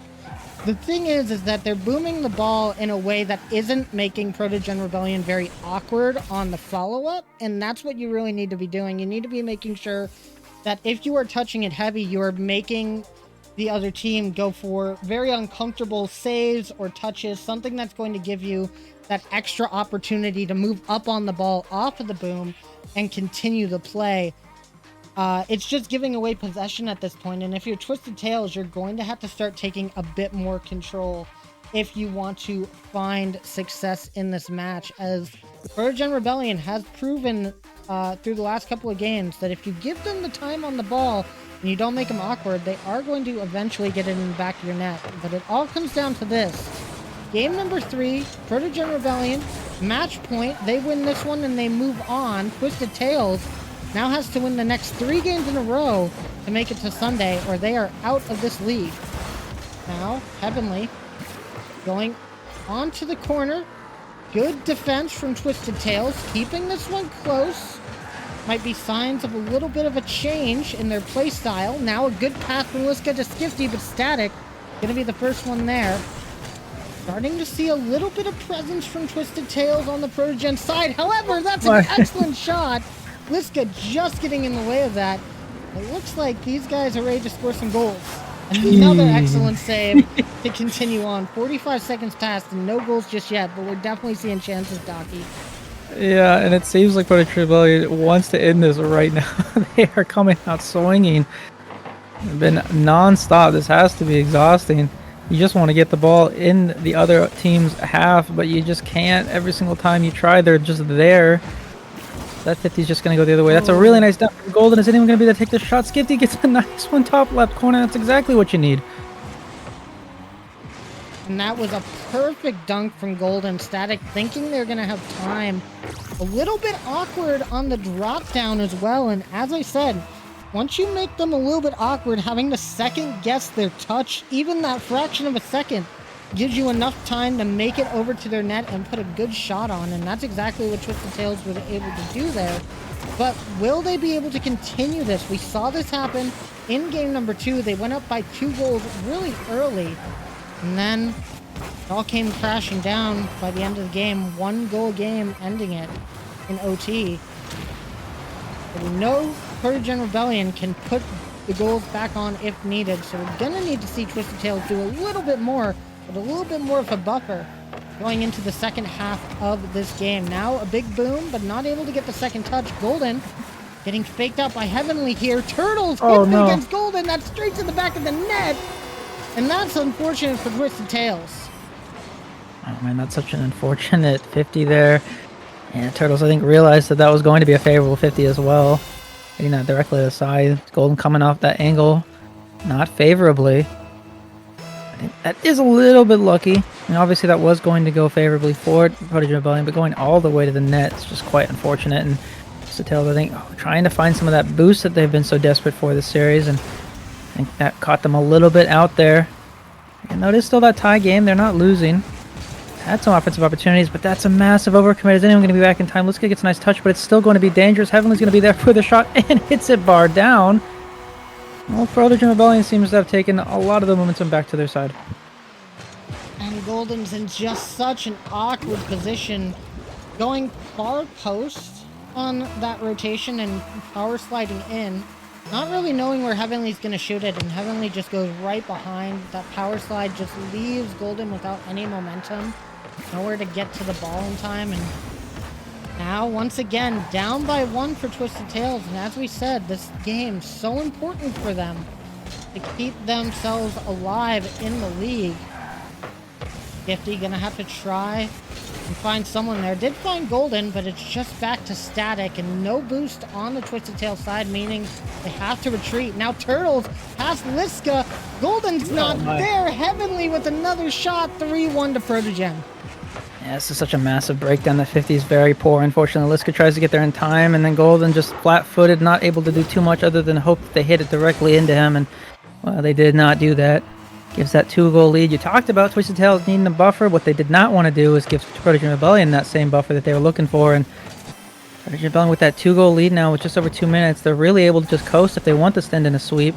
Obviously, Twisted Tails, you really need to start changing up the gameplay. Maybe go some more offensive heavy. Just kind of start throwing everything at the ball. Don't allow them to take that possession. Obviously, you're going to need to win some possession as we see yet another heavy touch just go all the way to Protogen Rebellion. And at this point in the game, Protogen Rebellion, who has that 2-goal lead, is more than happy to just let the ball come to them and then just stall time. They don't really need to do too much here.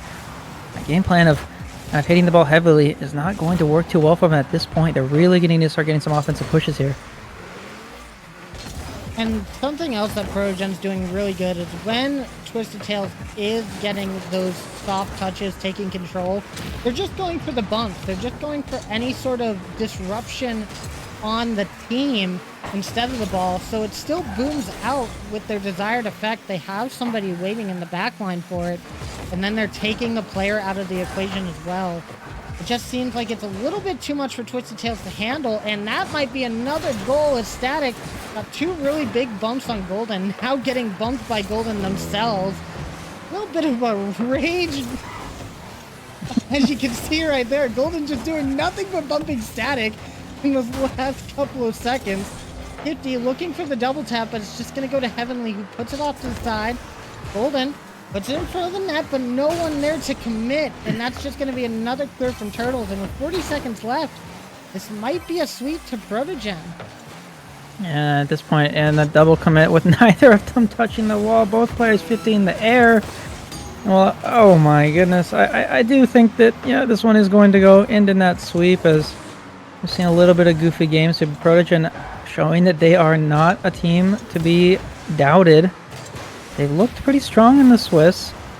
Now, they did lose last week, but they look to be just as strong as we see more bumps coming, and I think both teams have fully accepted that this one is just about over, as Liska might get one more. Liska is going to get one more for the road, and well, unless some miracle here. I guess technically 4 seconds, 1 goal. I guess it's possible.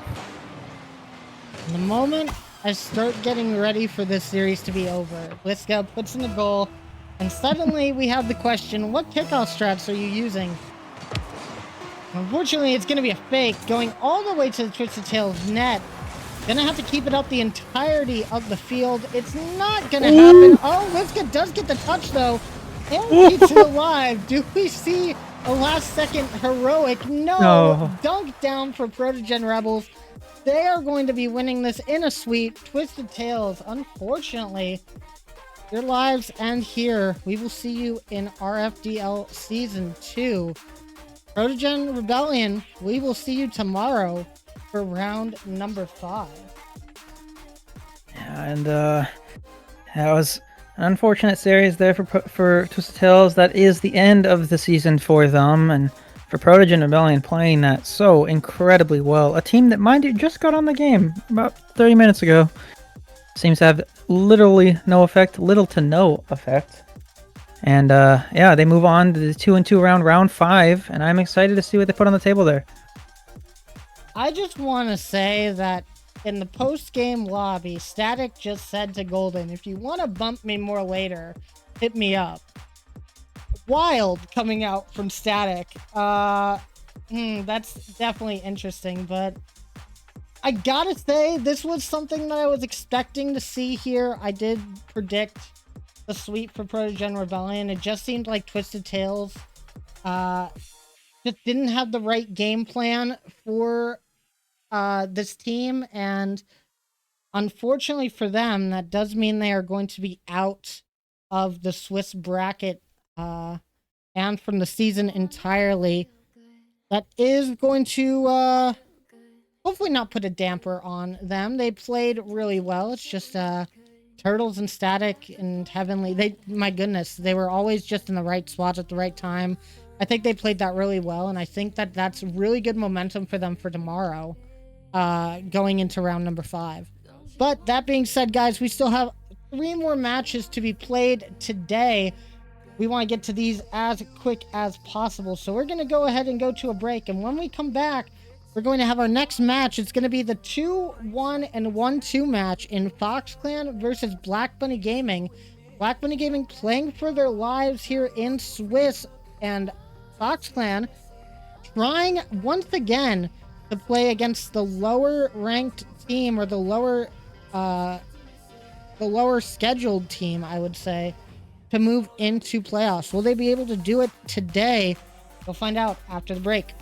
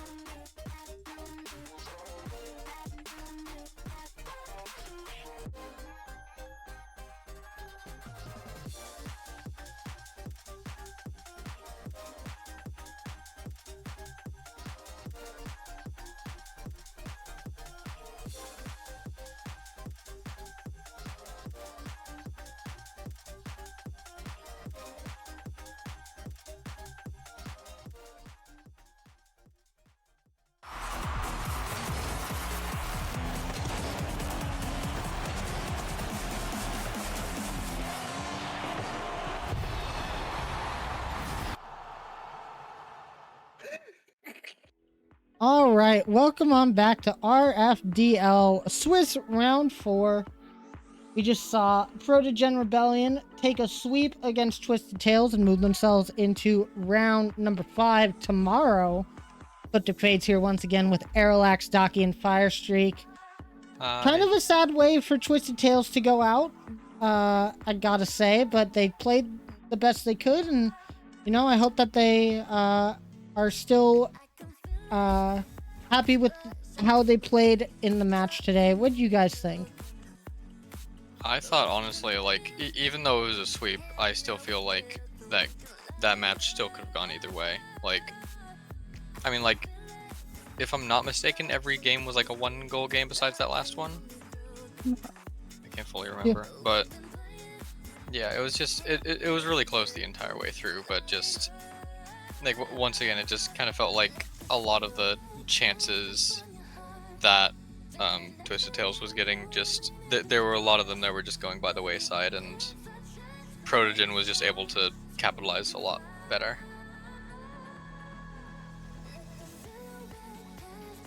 You know, Twisted Tails may not have had the end to the season that they wanted, but they're still goats in our heart.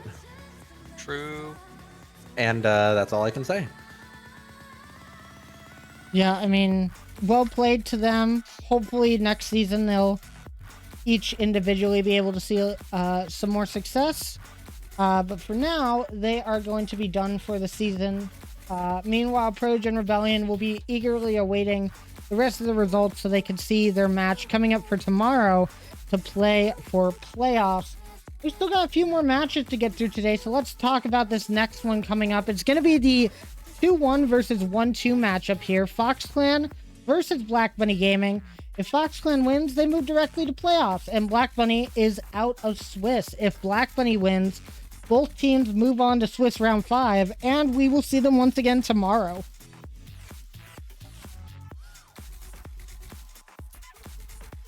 I mean, Crazy. the stakes are high. What else is there to say? Yeah. The stakes Mark are number? high. Sprite cranberry for everyone. All right. Well, let's talk about each of these teams in particular. I mean, FoxClan was looking really good at first, going up 2-0 very quickly in Swiss, and then they just got swept by BDS last week. How do you think they're going to fare playing against a Black Bunny Gaming squad today that went to Game 5? They've gone to Game 5 every single round this week. So do you think that during Swiss, I mean, so do you think that FoxClan has an advantage here? Do you think we get another Game 5? What's everybody thinking about the matchup?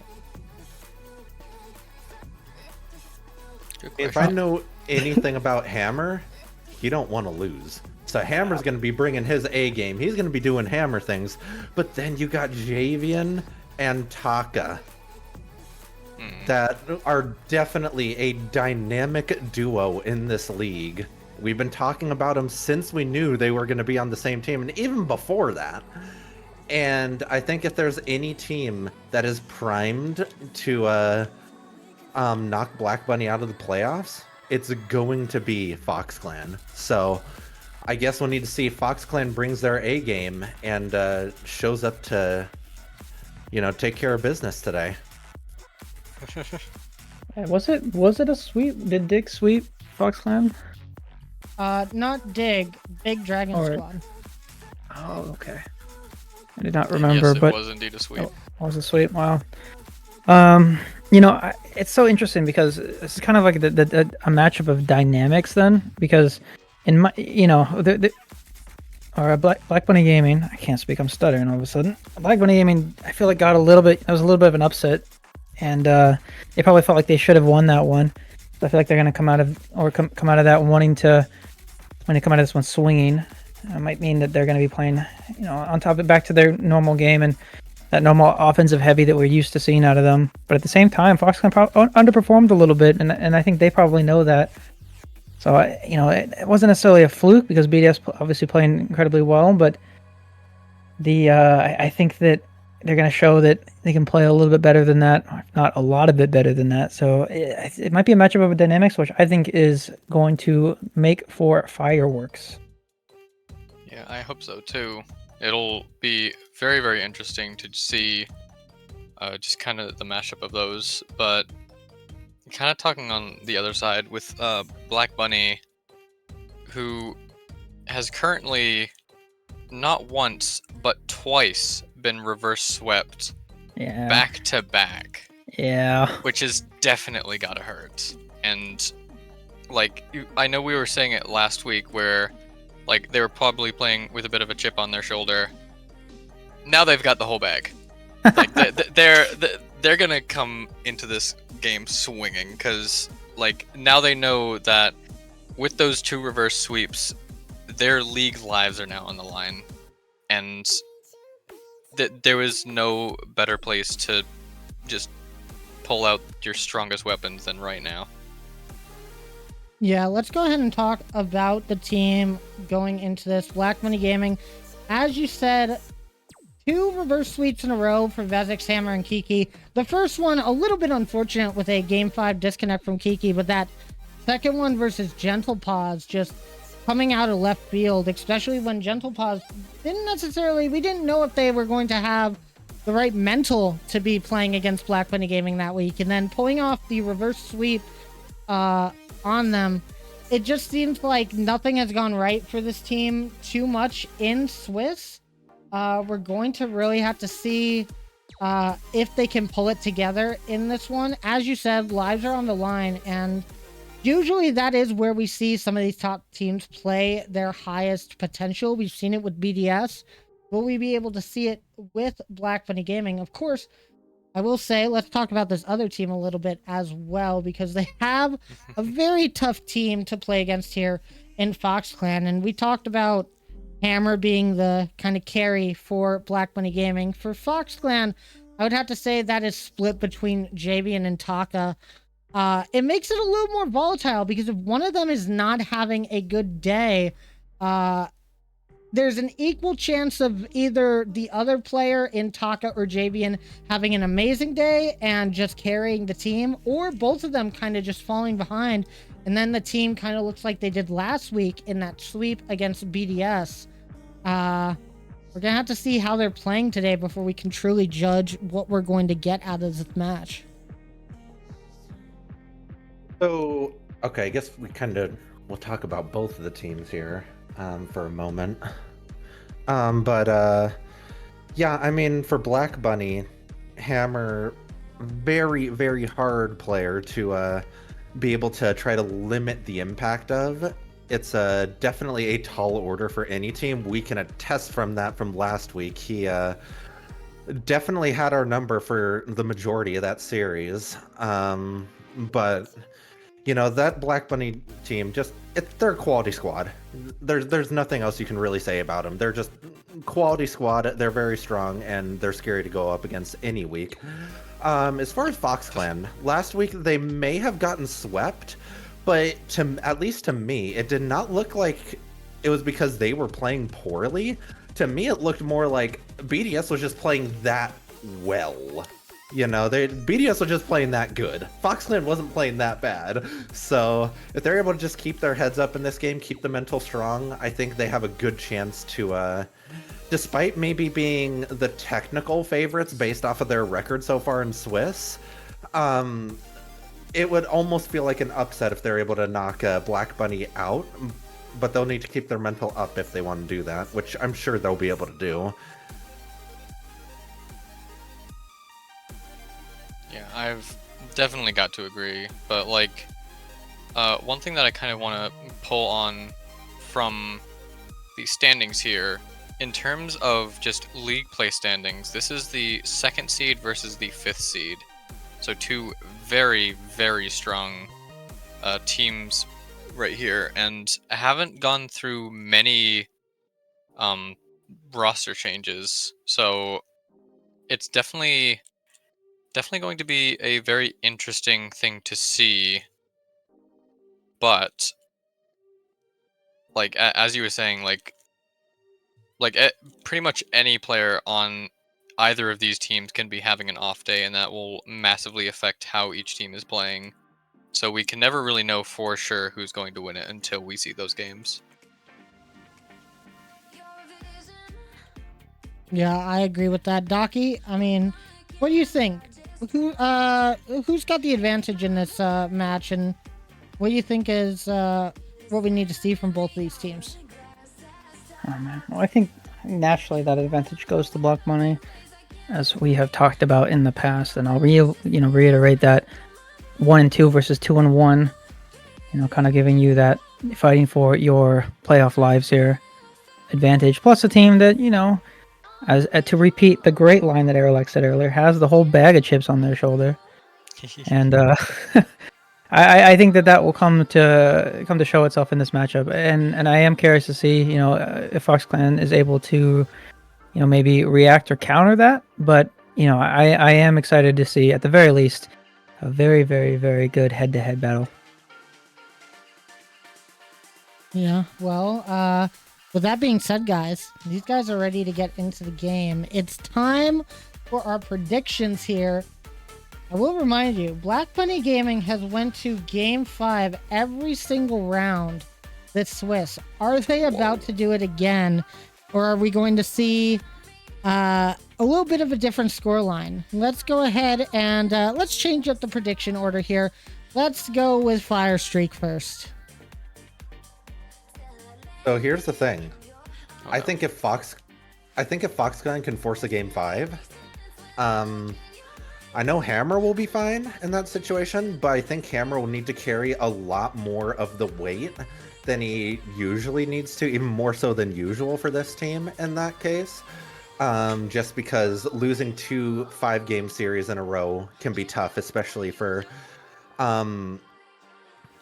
players that are more towards the middle to lower end of the rank scale for the league.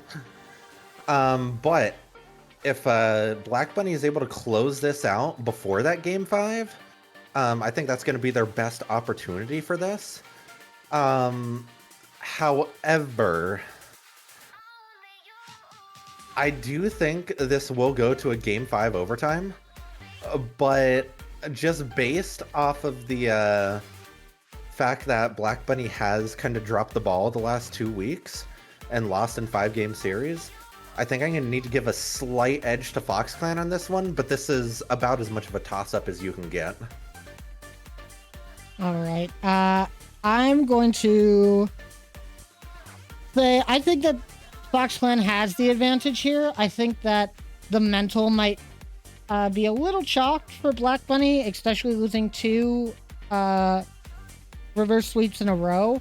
That's got to be tough on the mental. Hopefully there's some pullback for that. But I do think FoxClan does have more of an opportunity to just play their best Rocket League without having to think of the repercussions. And I think that means they can start off really fast and just get the momentum really quick and just take it over Black Bunny. I think it goes to 4. I don't think it goes to 5 here. But I think Black Bunny can at least take a game. But the momentum of FoxClan, once they get it, it's hard to let go of or take away from them. So I definitely think FoxClan in 4 is going to be my prediction. I'm gonna have to disagree.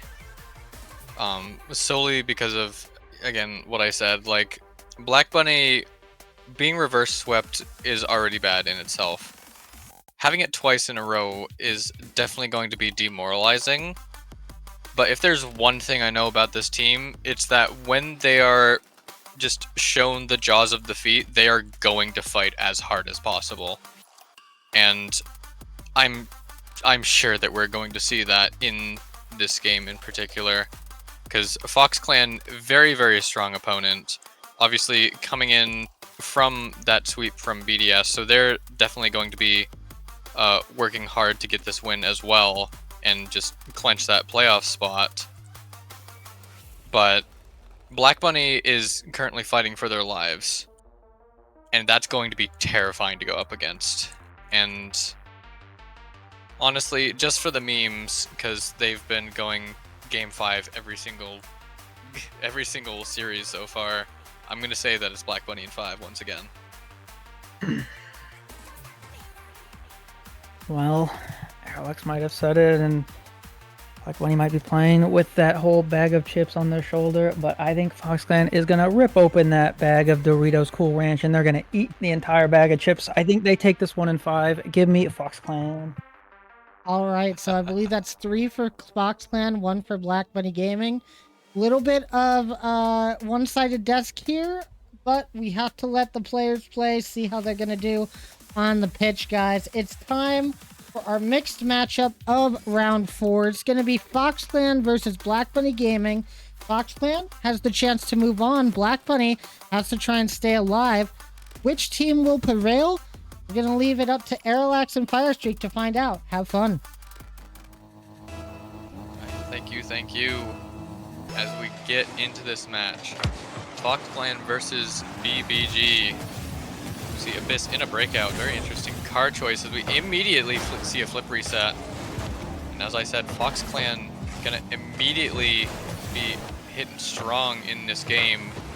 Black Bunny is definitely a very formidable opponent, and they know that.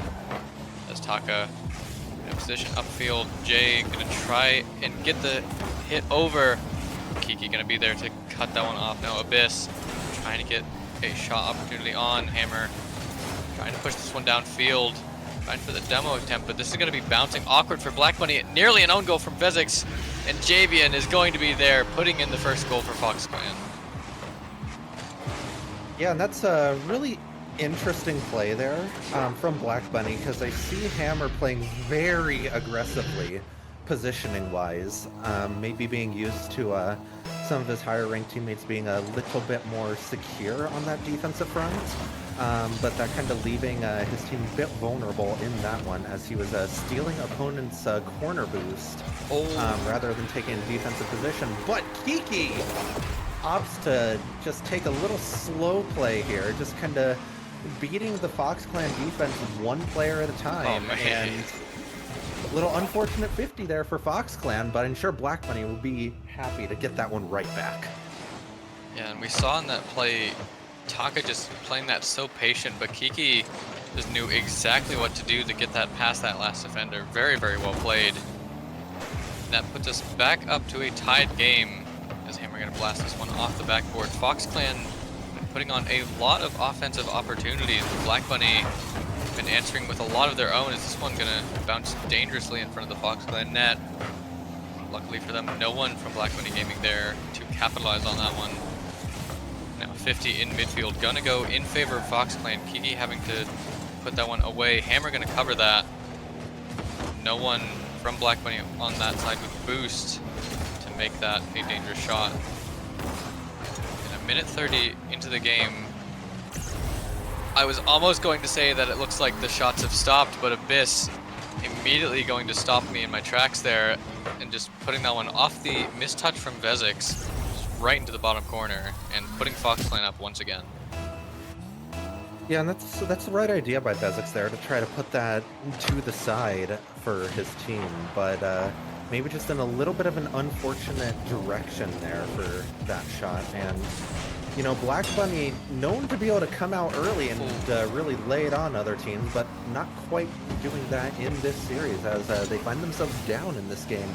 Hammer almost was able to tie that back up, but not quite. Vezix going for the double tap, unable to get that second touch though. Kiki playing it high off backboard. This is a good opportunity, but Hammer unable to get enough power to put that one home. Kiki stalling this in the midfield.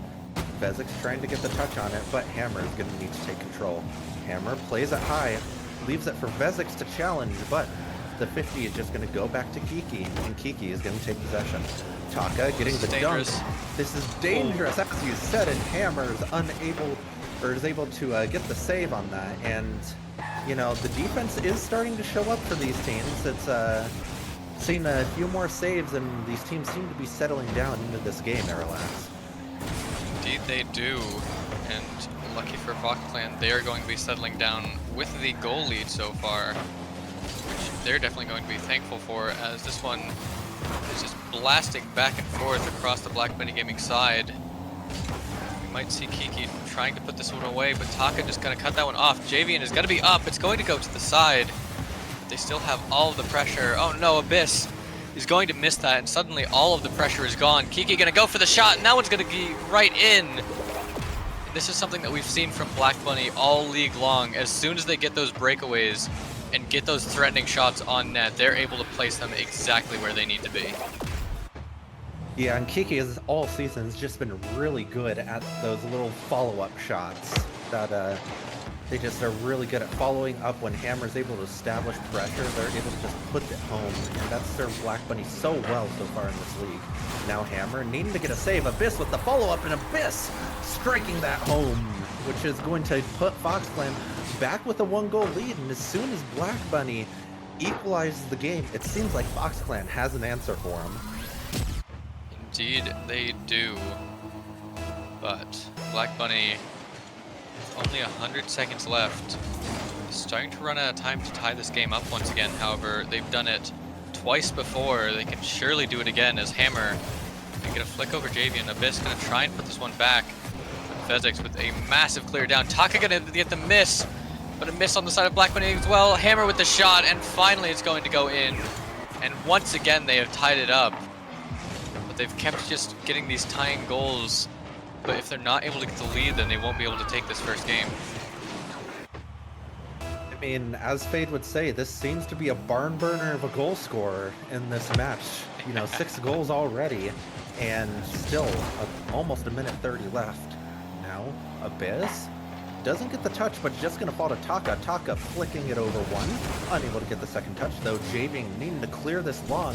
Taka going for the redirect. Taka strikes again, as we know him to do so well. And that's just a great pass from Javing. Taka doing good to stay up on that ball and put that on target. Great pass and play from Fox Clan. And that is such a very just dangerous position to be in, really, because we see Taka just upfield, and when you have Hammer on the other side of the field, that is a very, very difficult thing to just stay up and do. But it worked out so very well for them, as Abyss going to try and take the shot. It's going to be saved away. But Fox Clan, with 50 seconds remaining, is going to keep their lead. and nearly get another one. Hammer gonna have to put this one into a safe spot. Fox Clan just putting on so much pressure on this Black Bunny Gaming side. Not really many opportunities coming up from Black Bunny, but as we've seen, they've made great effort with the opportunities that they have been getting. As we see here, trying to get this one to stay in the Fox Clan side. Taka gonna blast this one off the backboard and try for the shot. It's gonna be under Vezix, perfectly placed. 17 seconds left. It is pretty much over for Black Bunny Gaming in this game 1.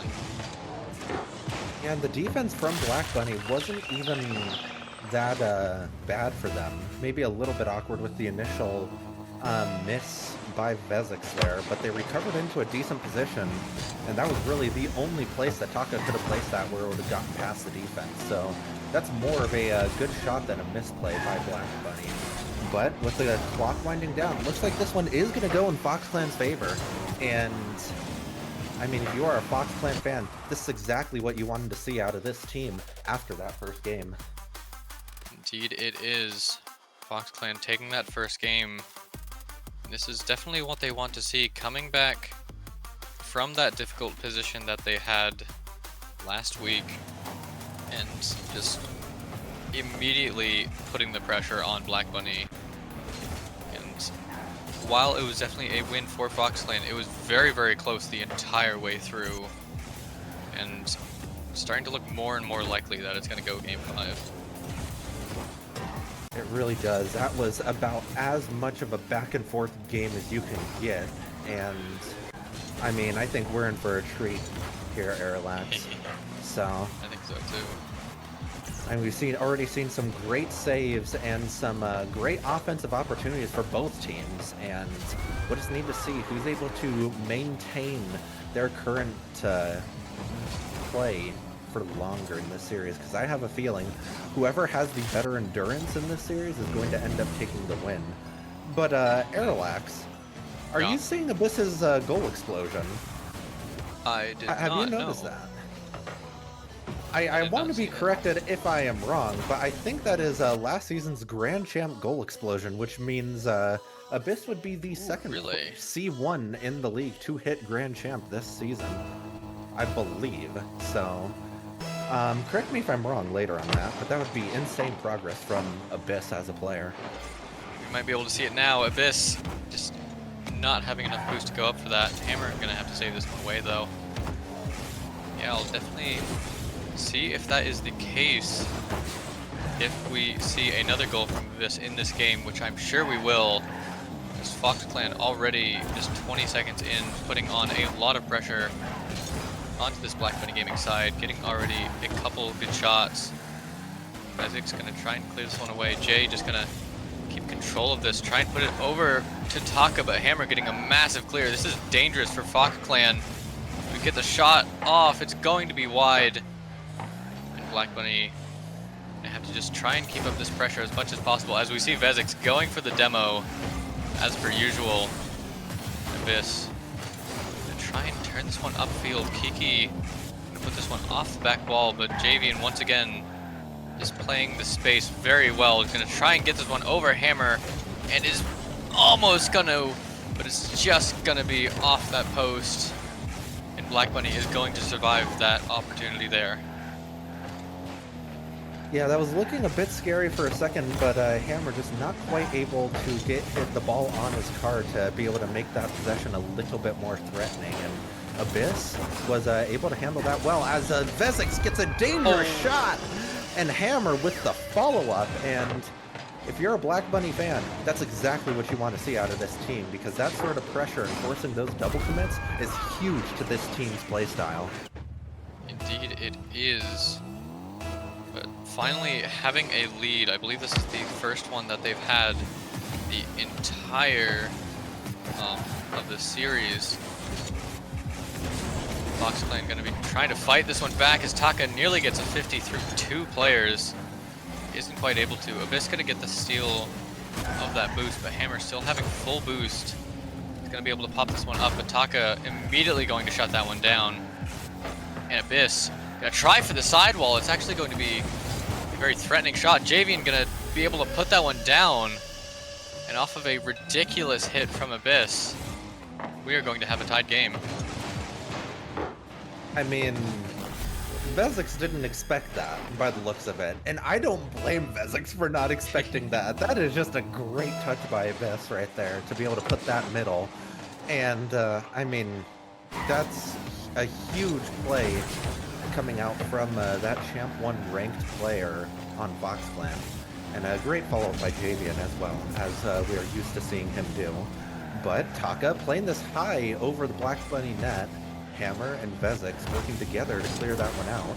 Vezix going for the 50, able to get that to pop middle, but Taka is going to be there to clear that one away. It pops middle though, and with the demo, that was dangerous, but Kiki not able to put that one on target. Hammer with a hard shot on target, but Abyss with a great rotation to save that one away. Javian playing it back to Taka. The 50 rings out and he's going to go into the Black Bunny corner. Hammer trying to get a touch off the sidewall, but that's going to be a bit of an awkward touch for himself. He's going to need to try to maintain possession here.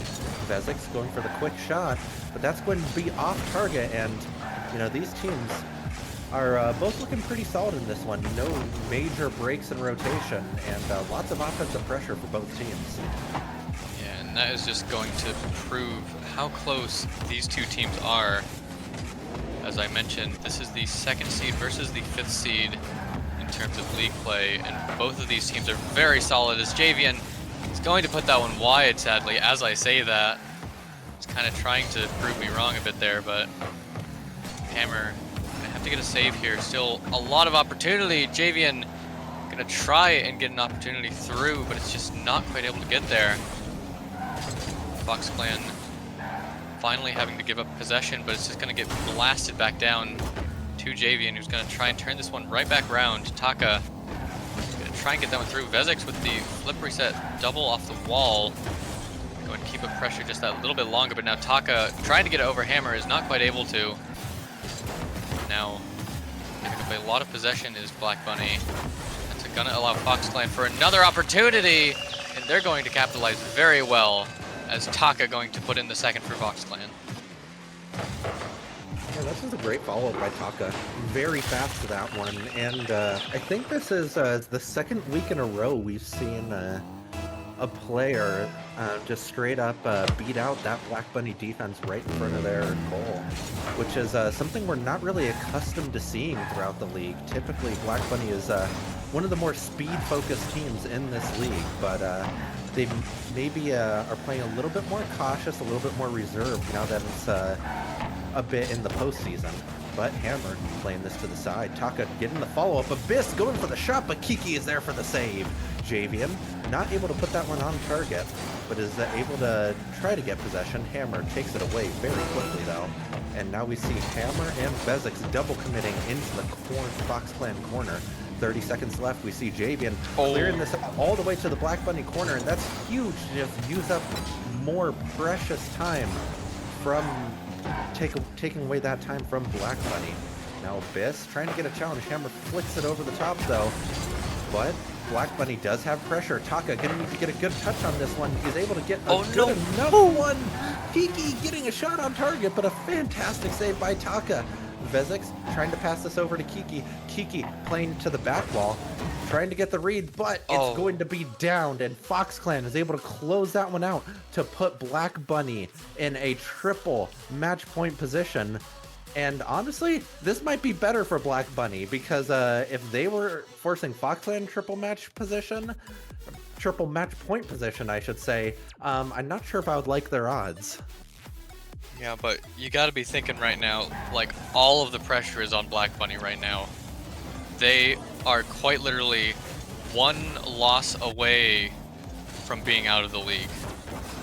And I know I said it earlier that, like, Black Bunny is more than willing to just fight from that losing position. Honestly, I'd say they even excel in it. But this is probably the most pressure they have been in this entire league. This is going to be so very dangerous for them. Yeah, I mean, they were the mid-season tournament winners, which, you know, shows they are a very strong team, but they might be feeling the pressure a little bit now, and that might be causing them to play a little bit more reserved, maybe not quite feeling as comfortable in these games, and would need to see if they're able to regain their mojo going into this game 3, because they definitely have the potential to get a reverse sweep here if they play their game. But we'll need to see if they're able to settle in after this opening kickoff era laps. Yeah, but this is going to be dangerous, as immediately we have a misplay on the side of Black Bunny. You can tell that they're feeling that pressure, as Vezek's going to just get a miss here. And I'm sure that Hammer is going to be just trying to just give his teammates a pep talk throughout this entire match, as we most likely know him to do. But Vezek and Kiki going to try for the shot here. It's not going to land, but a bit of misplays here. Hammer going to try and get this one through. Taka going to play this so very patiently. Now Abyss going to hit this one up, going to try for the double. It's going to be down, and no one from Fox Clan is going to be there to take that shot, and Black Bunny are able to survive this for now. Yeah, and this is just a really good opening, in my opinion, for both teams. Both teams getting some fairly threatening looks, but no one able to capitalize on it yet, with a great save coming out from Taka right there. But Fox Clan, like, Black Bunny has had opportunities, but they've been, again, they haven't gotten very many, like, free shots on net, if that makes sense, because every shot that they've had, there's been defenders back to try to make a save. So I want to see them maybe work down this Fox Clan defense a little bit more, as they did right there. Kiki finds the opening and is able to slot that one bottom left. Great placement from Kiki. You quite literally just summoned it into existence. Just as you're saying, they need to break down that defense. They finally do, and get one through. And they're definitely going to be happy about that one. There's 3 minutes 30 left on the clock. Still a lot of game to go. But Black Bunny looking to be in a good position to hold on to their league lives just for that little bit longer. But once again, Fox Clan, a very, very formidable opponent. It's definitely going to be difficult to keep this lead. So we're going to see Vezek's going to try and put this one around Javian. Javian going to cut that one off. Abyss nearly getting the goal there. Now Hammer going to try and put this one over. Gets over one, but gets demoed for his efforts. Vezek's going to put this one over to the side. Now Fox Clan going to try and mount an attack here. Going to put it off the backboard. Hammer going to read that one perfectly. Putting it over to the corner and able to follow it up as well.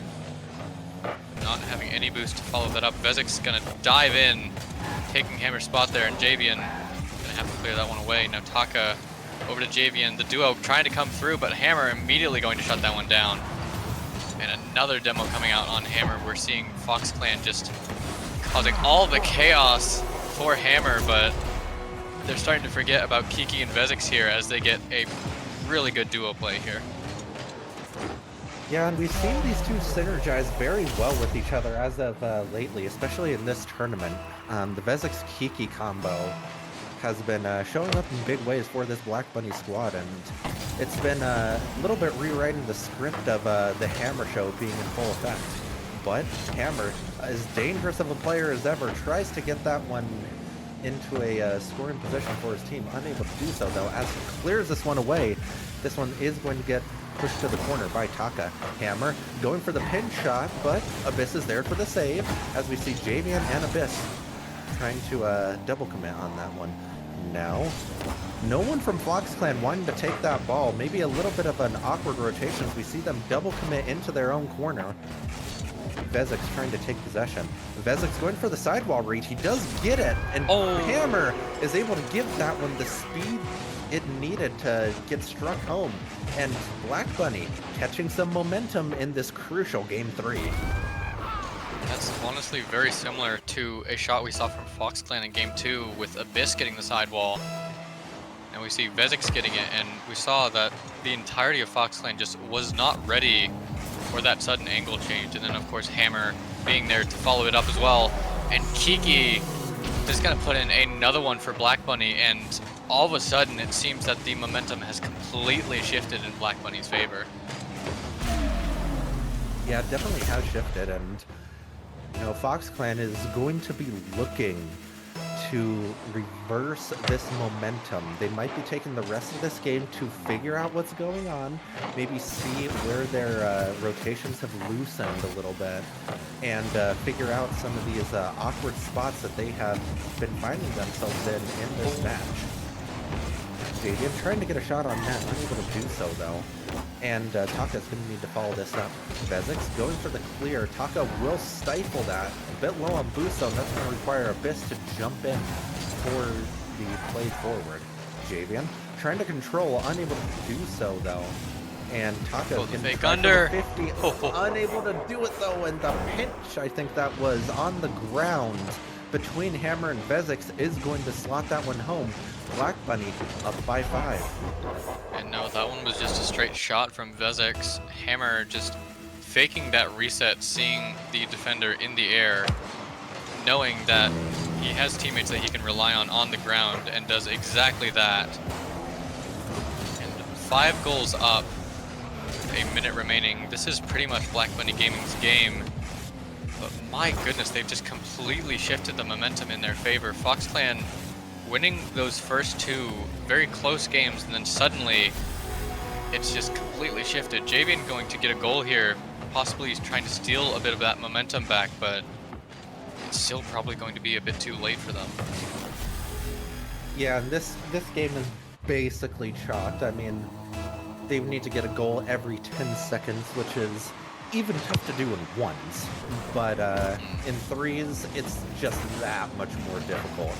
But Abyss clearing this forward, doing the best he can to contribute to that storyline, but unable to complete that. And with 25 seconds left, Fox Clan down by 4. I think this one just about wrapped up in Black Bunny's favor. So if you're a Black Bunny fan, you love to see this mental resilience coming out from Black Bunny, just keep themselves in this series and do so in a way that gets the momentum going in their favor.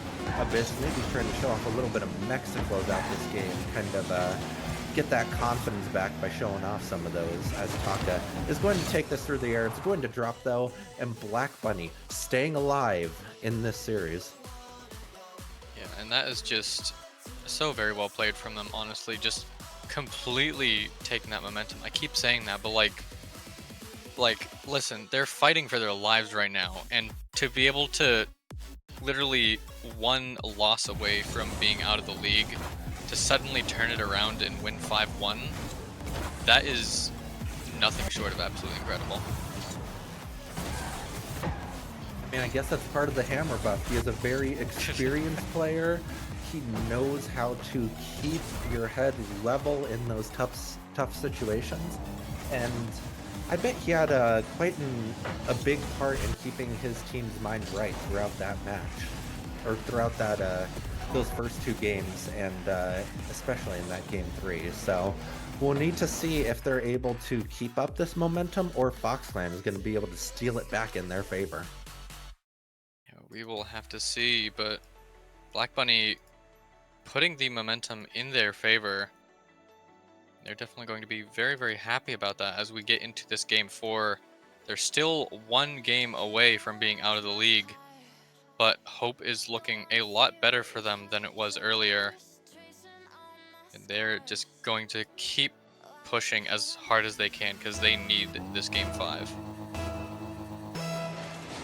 They do need this game 5 very badly, otherwise their season will be over, and they would be the second top 4 team to fall in the Swiss stage of this tournament. So it shows how evenly matched all these teams are, as we harped on a lot during the early season, but haven't as much lately. But I think this is really showing itself to be true in this Swiss format. Fox Clan, low on boost on their defensive half. They're going to need to collect some, and Abyss is able to do just that and take possession to kind of give Fox Clan a little bit of room to breathe. Now, Javian opting to turn back on this one, leaving Taka to challenge, and Taka is able to clear that to the side, leaving Black Bunny to need to scramble to keep pressure. Hammer taking a shot on net. Javian there for the save though. Taka taking possession, and this one's going to get 50 to the side. And I mean, early on, no team really has a clear advantage, despite Black Bunny seeming to have the majority of the pressure. there's definitely a lot of pressure coming out from Black Bunny. However, Fox Clan doing very well to just keep up that defense. However, I feel that eventually that defense is going to falter because this is Black Bunny we're talking about. They're able to really just put on some really difficult shots. This Hammer going to try and put this one out of the Black Bunny gaming side, but it's just going to drop right to Kiki. He's going to get a dangerous touch. Abyss going to try and be there, but isn't quite able to get up for that. Now Javian going to try for the reset, try to get it around. It's just going to pinch dangerously towards the Fox Clan net. This Hammer going to try for that. Oh my goodness. So many opportunities there, but just not quite able to get it. As Javian going to try and turn this one around. Has a bit of an opportunity here. Goes for the 50. And that one's just once again going to go over to the side. Fox Clan starting to get a lot of opportunities for themselves, but still no goals scored for either team. Yeah, definitely a back and forth match. Taka getting a good shot on that Hammer is going to save that away though. And Abyss is going to try to send this to the middle for his team. Hammer is going to be able to collect that though, and just going to lead to yet another 50. A great shot there for Black Bunny, but they're unable to capitalize on the good opportunity. And I feel like that's been a common theme. Black Bunny getting opportunities, but not just being able to capitalize it. They might have taken the wrong page from the Trojan Rebellion game from 2 weeks ago. And, I mean, if that's not a cast of curse, I don't know what is, Arrow.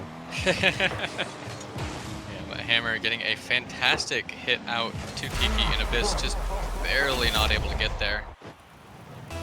But 2 minutes 20 left. Fox Clan still has a lot of time to come back in this game, but once again, Black Bunny looking to be in a fantastic position to force this game 5.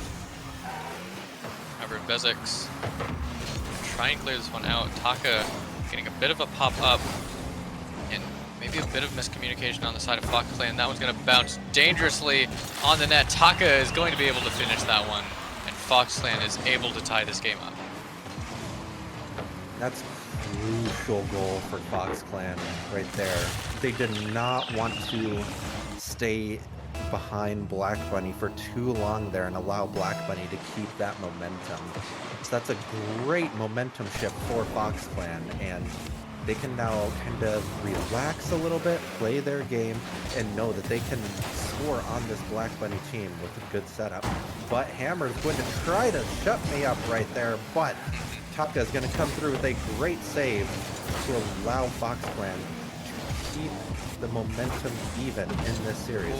Hammer trying to put that on, but it's going to bounce out, but the pressure is still there, and Hammer is eventually going to be able to put that one home, and Black Bunny stealing that momentum right back in their favor. And yeah, this is looking a little bit scary for Fox Clan. Yeah, this is definitely scary for them here. They're getting so much pressure put on their net, and just those tiny mistakes are going to cost them.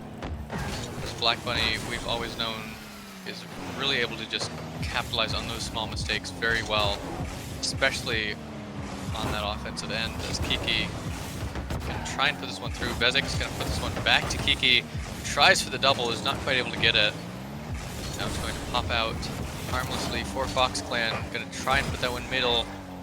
Kiki once again just going to be there to cut that one off. So we see 1 minute remaining. Fox Clan is not going to be there. Taka is going to dive in and get that save.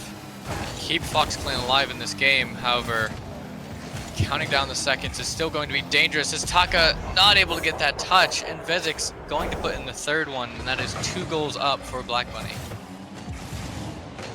Yeah, and this is definitely a great group of games for Black Bunny.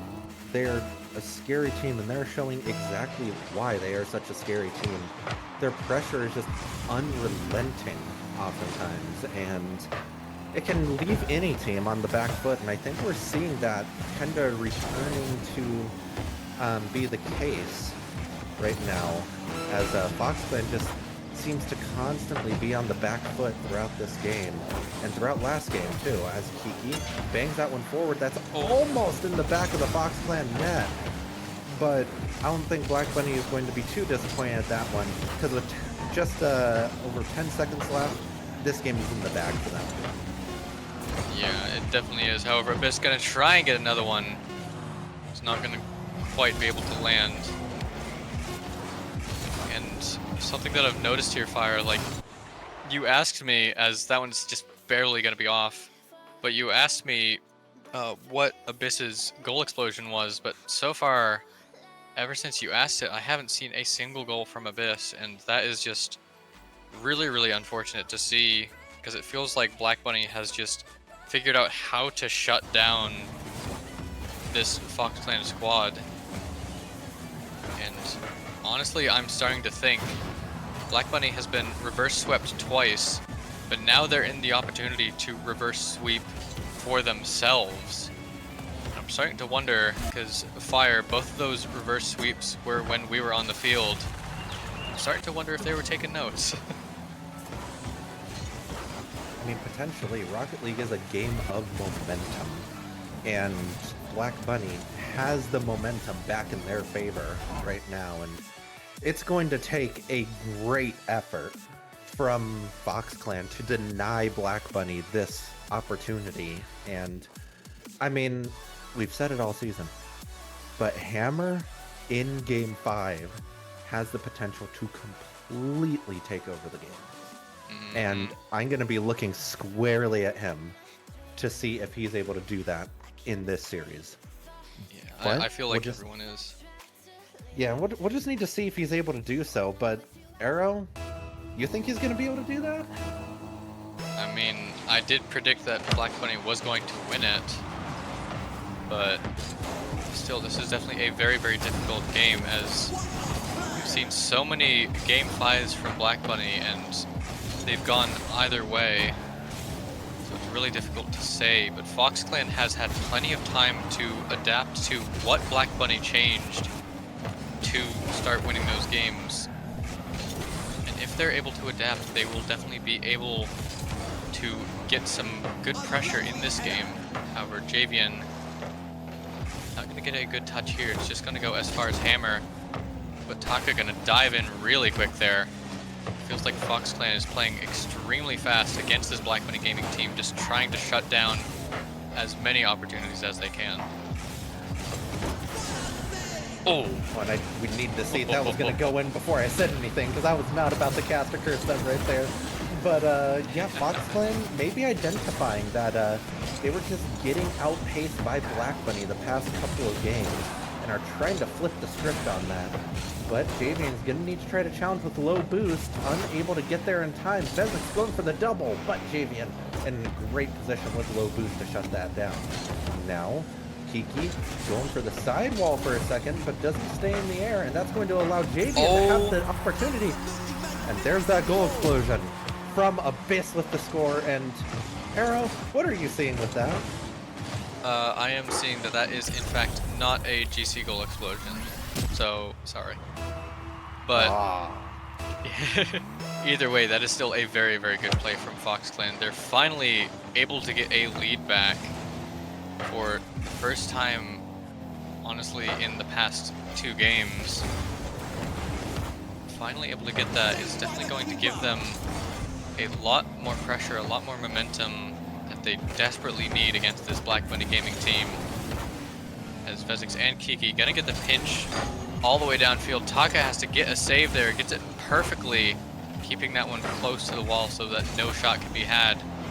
But a hit off of Kiki there, it's not gonna quite find the back of the net. Now Vezek's gonna dive in here, Abyss, and try and take this one away. It's going to be dangerous. Taka having to dive in to save that one away, and another 50 with Vezek's. It feels like Black Bunny is just putting on so much pressure, so much speed. And Fox Clan is starting to falter, as Abyss just doesn't have enough boost to get up for that, and Black Bunny is able to tie that up. Yeah, and that, even though that demo from Vezek's wasn't in an immediately dangerous position, since the Javian was kind of just going out of his way to try to collect boosts there, it did leave, coincidentally, Fox Clan where all of their players were low on boost, and that is what led to that goal. leaving the opportunity for the long shot there. So that's a great play by Black Bunny to be able to get themselves right back into a tie game. Great save by JVN to play that to the side. Taka trying to follow this up. Taka trying to play that to the back wall. Hammer is going to be on that though. And Hammer, Mr. Consistency on the defensive end. And so far this game, we've seen Hammer be really into Taka, both be really consistent on the defensive front. But with that boost not spawning, Taka's going to be in an awkward position, and Kiki is just going to be able to shoot that one on the ground all the way across the field to give Black Bunny the lead. And that might have been a little bit of a misplay from Fox Clan. I just want to talk about that bounce right there. Like, honestly, I feel like we saw that exact same sort of bounce. I think it was from Heavenly in the Progen Optic match, and it didn't go in, but now it just drops right in the back of the net.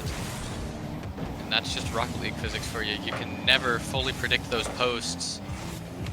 But Black Bunny going to be thanking their lucky stars that that one goes in, as Hammer going to have to get a touch off the back wall here. Now Javian can clear this one up high. Hammer once again reading it, but it's going to go down to Taku, who gets a perfect shot over the corner. And Foxland able to tie that up.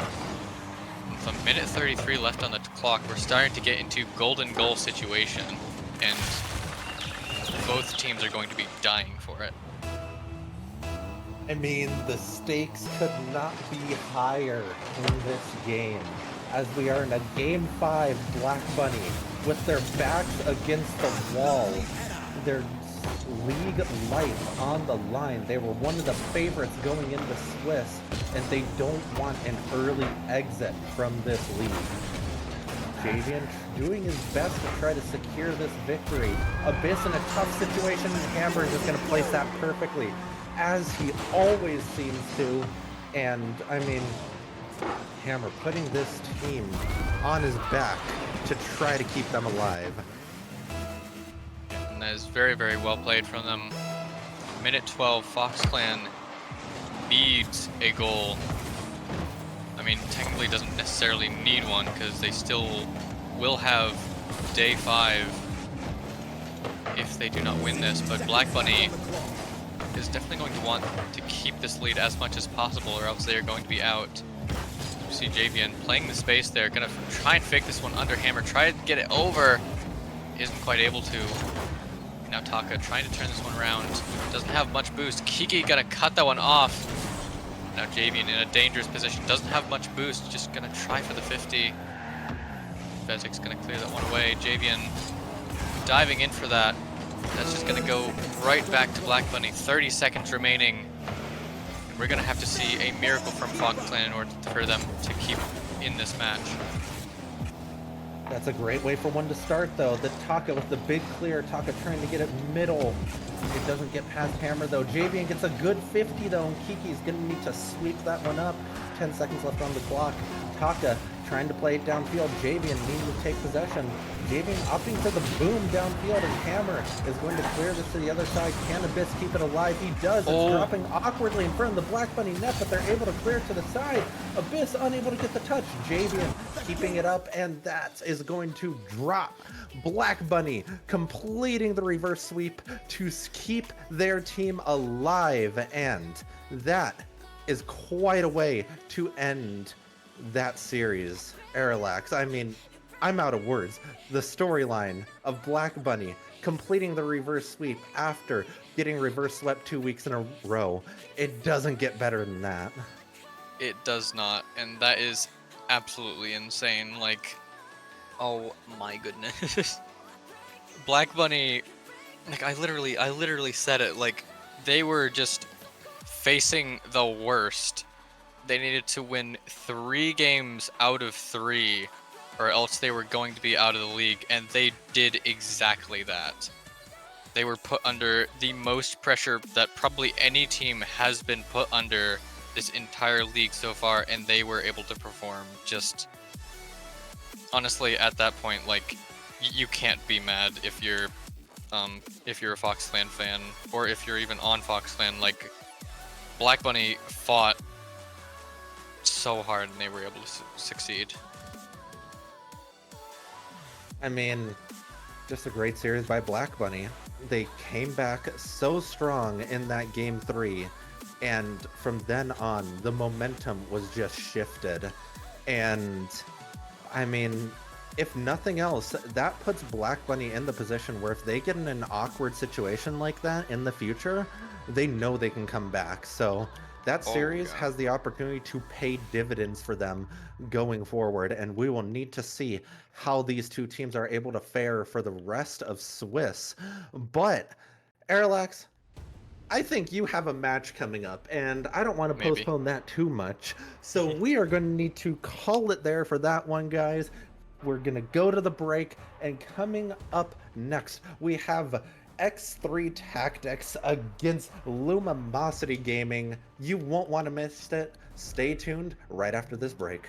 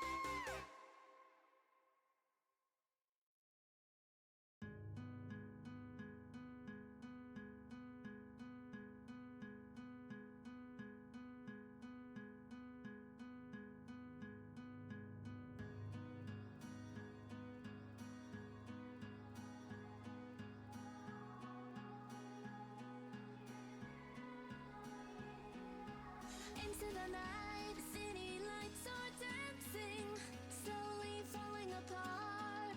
The shadows causing an outbreak. I'm wishing upon a star. This time I'm feeling stronger, and I know I can do better. The shadows causing an outbreak. I'm turning the light. We're gonna light it up, oh, light it up, ooh, light it up, causing an outbreak. I'm turning the light. We're gonna light it up, oh, light it up, ooh, light it up, causing an outbreak. I'm turning the lights on.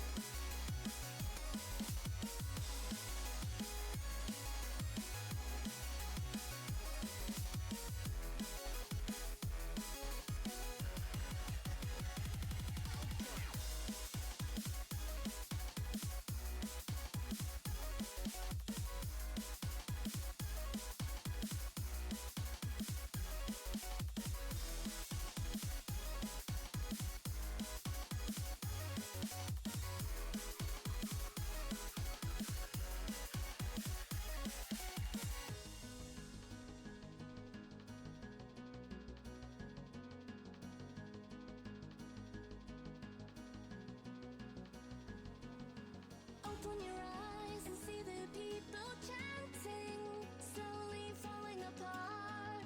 The silence causing an earthquake. I'm wishing upon a star. This time I'm feeling higher, and I know I can be taller. Shadows causing an outbreak. I'm turning the light. We're gonna light it up, oh, light it up, ooh, light it up, causing an outbreak. I'm turning the light. We're gonna light it up, oh, light it up, ooh, light it up, causing an outbreak. I'm turning the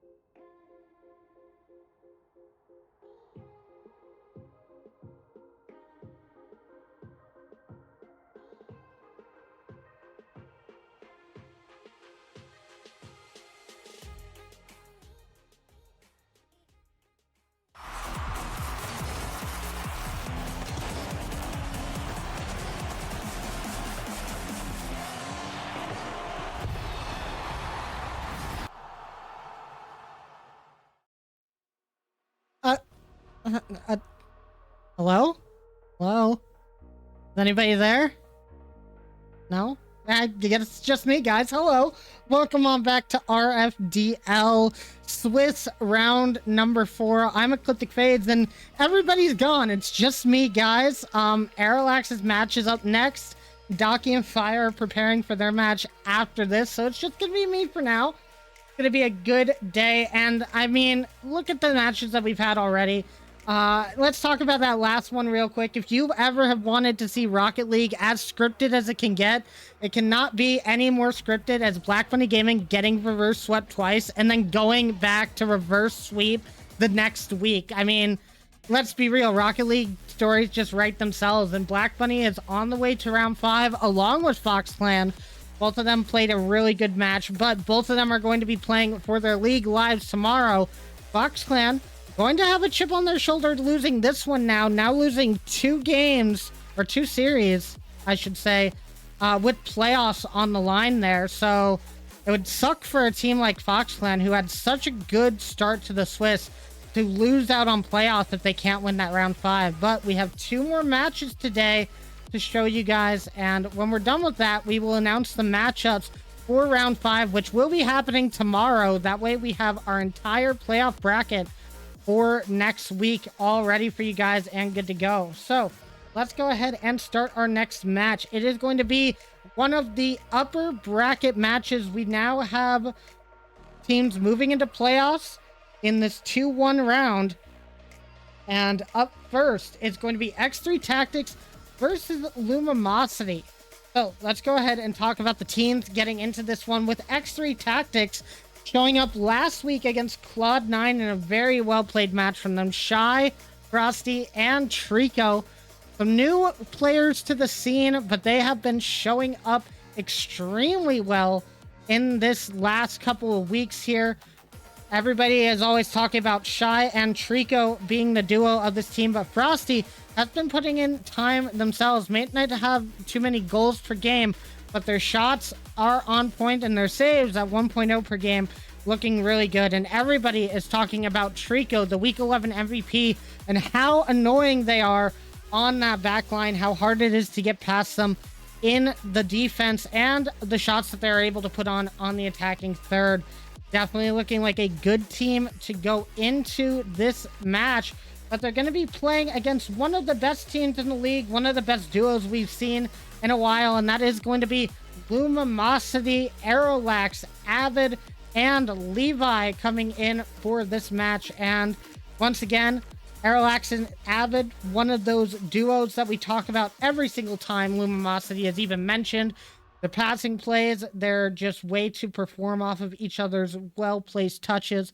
And then, of course, you've got Levi, who is that clutch factor for the team in the back line and in the midfield. Be scared when this man goes onto the Batmobile, because he's usually hitting an entirely different level of shots than he's usually hitting in that Dominus. We're going to have to see if they use that strat going into the game today, or if they're going to rely on Arilax and Avid's goal percentage and shooting accuracy to get them the win today.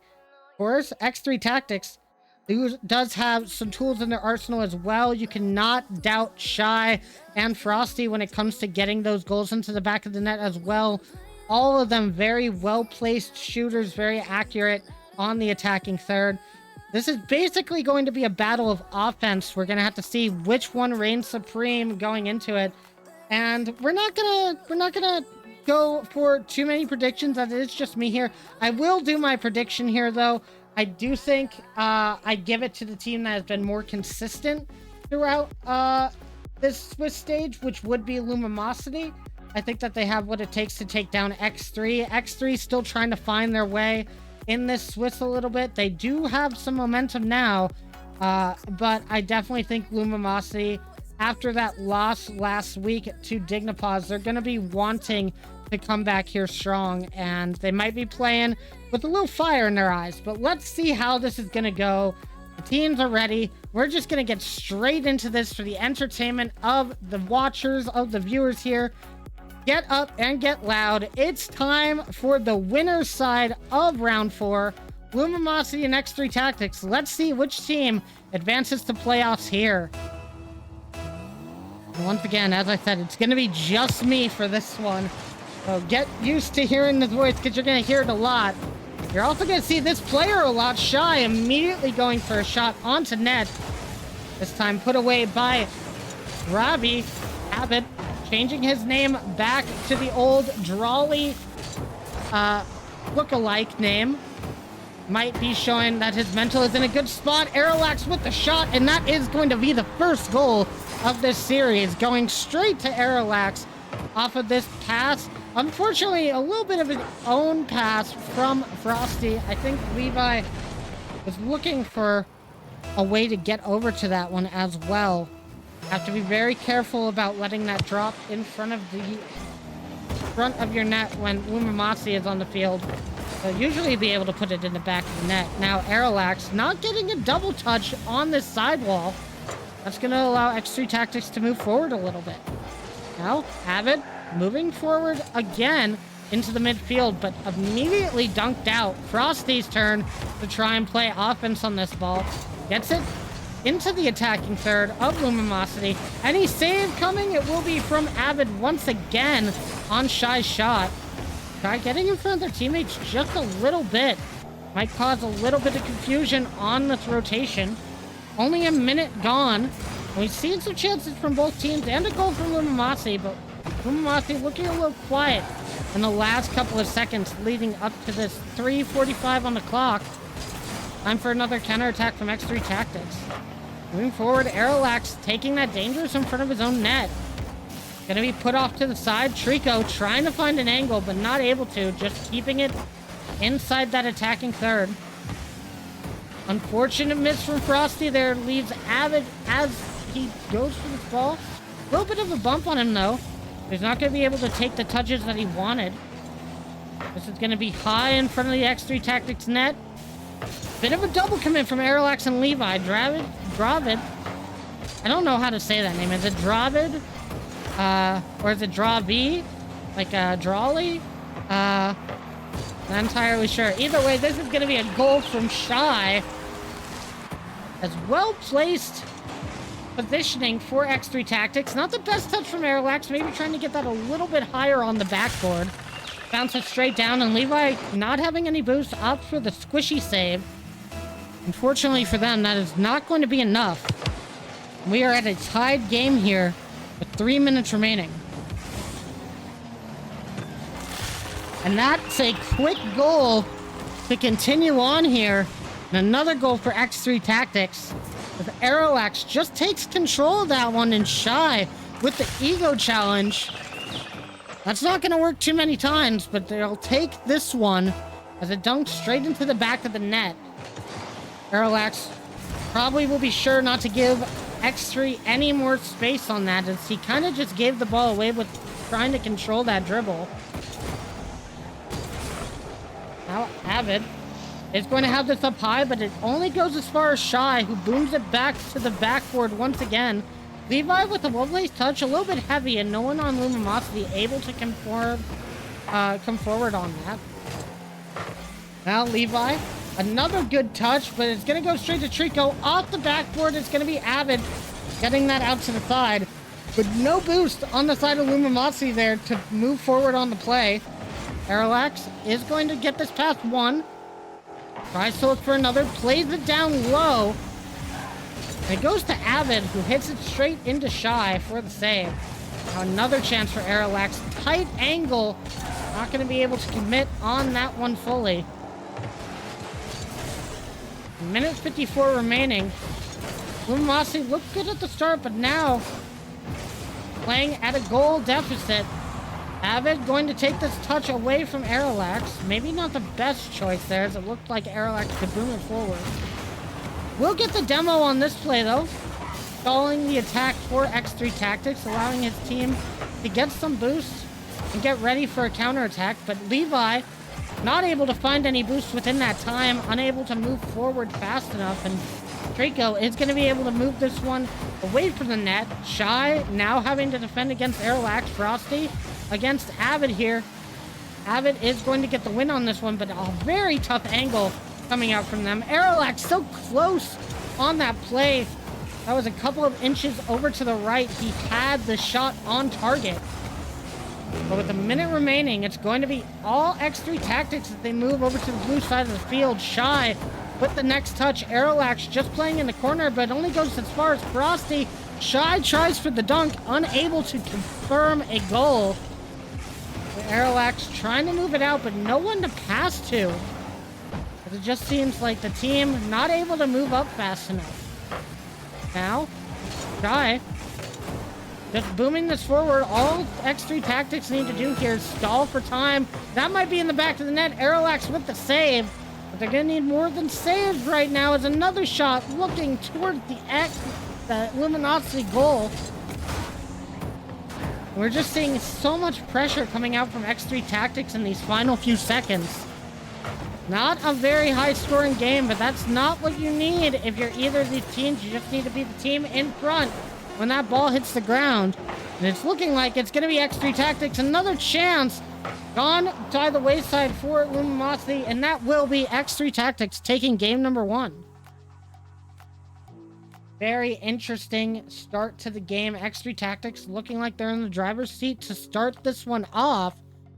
Luminosity keeping it close, but they're going to have a little bit to work on here in that positioning and that attacking if they want to continue try and tie this one up. Do not want to go to a game 5 in any means, and they definitely need to take this game number 2 or else they'll be forced into a game 5.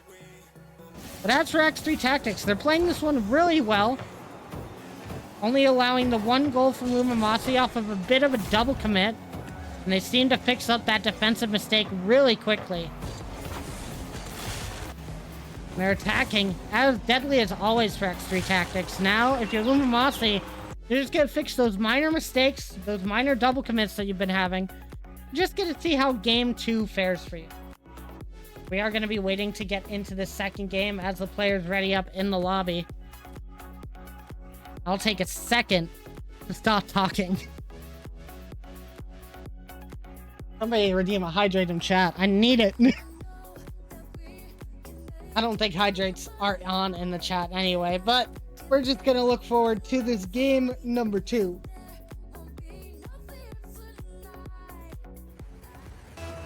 As I said, all the players in the lobby and readied up. We are ready to get into game 2. And once again, these are both upper Swiss bracket teams right here, both 2-1 right now. So if you do end up losing this match, all you're doing is forcing a round 5, which is not where any of these teams want to be. But it's a lot better than our earlier matches where they were playing with their lives on the line. At least here, a loss isn't going to sting as hard as it did for our earlier teams. You definitely want this win. Definitely a chance to be making top 2 and getting that bye in the first round. Though it's definitely going to be difficult considering the teams above them playing in this next round have a better game differential already. It's more than likely that they will be taking that top 2 seed depending on how results go. However, both these teams still fighting. Avid going to be trying to move this out of the midfield. Not going to be able to. Shy with possession. Looks like the pass is going to Trico, and Levi will be there for the save. Now Frosty with the first goal of this game, though. And X3 Tactics taking the quick lead. And that's so quick to be jumping in the air for Frosty. Aerolex thought they had time to get to this ball. And Frosty just so quick on that read, putting it straight down. No one expecting the shot to be coming out so fast from X3 Tactics. They're going to take that quick lead and momentum, seeming to stay on their side. Now, we have seen a change in car for Levi. As I've said, they went to the Batmobile, and usually that's a good sign for Luminosity. Usually Levi able to get some better touches on the Batmobile than the Dominus, as we've seen in Swiss and League play.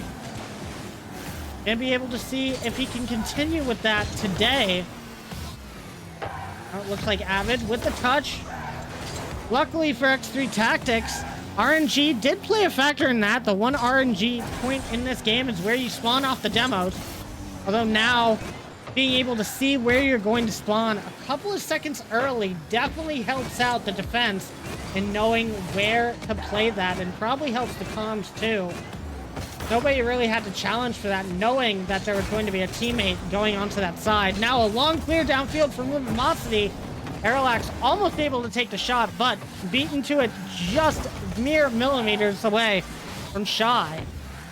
Now, Avid looking for the double tap. It's gonna be down, and that's quite an impressive angle coming out from Avid here. Trico tries to get up to this one in time, and Avid has to hit that with the wheel of his car to make sure that that bounces down into the net. With not a lot of momentum anymore, and it could have hit the crossbar. Very impressive goal coming out from Avid, and if you're Lumamasi, that's exactly how you want to tie this game up, with a mechanical play to try and get your guys' confidence up as much as possible. You can see that in the ego challenge coming from Levi immediately off the rip on that sidewall. Now Avid with a long clear downfield with an open net opportunity, as X3 Tactics did play that one a little bit close to mid.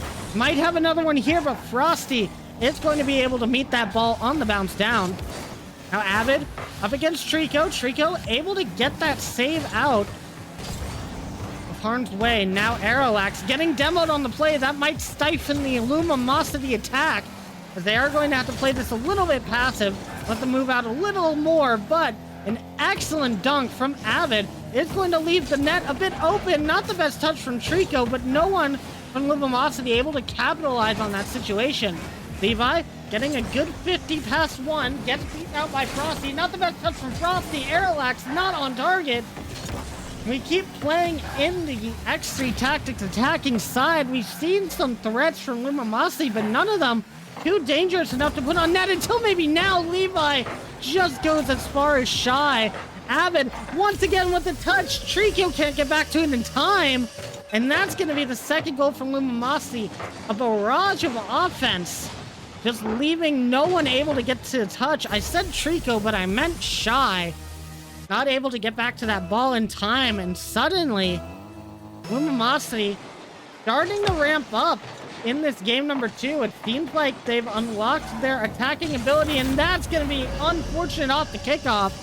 A goal for Aerolax, and it just seems like Trico and Shy just not communicating effectively on who's going to be going for this next touch. Looked like Trico might be going for the boost, and Shy just didn't get quite the right read on that bounce. Suddenly Lumosity up by 2. If you're a Lumosity fan, this is exactly where you want to see them. They're always so good at keeping these 2-goal leads for themselves and not allowing too many more in the goal. Now make it a 3-goal lead off of another X3 Tactic mistake. With a minute 04 left, not many goals to be had in this series. That might be it for game number 2. Aerolax having a really good read there, knowing that the defense was going to miss this touch. And suddenly we're looking at the possibility of a tied series, but it's not over yet. A minute remaining in game number 2. Frosty trying to put this on for his team. Shy maybe looking for a pass over to Trico. Trico had to double back in case that cleared over to their side. Frosty with the dunk, and that's going to be another goal for X3 Tactics. Now only 2 goals behind with 45 seconds left. Not impossible, but it's going to be a tough task. Excellent dunk on Frosty. No, not the best touch from the defense on Lumosity, leaving it high up in the air, just floating for Frosty to come boost down into it.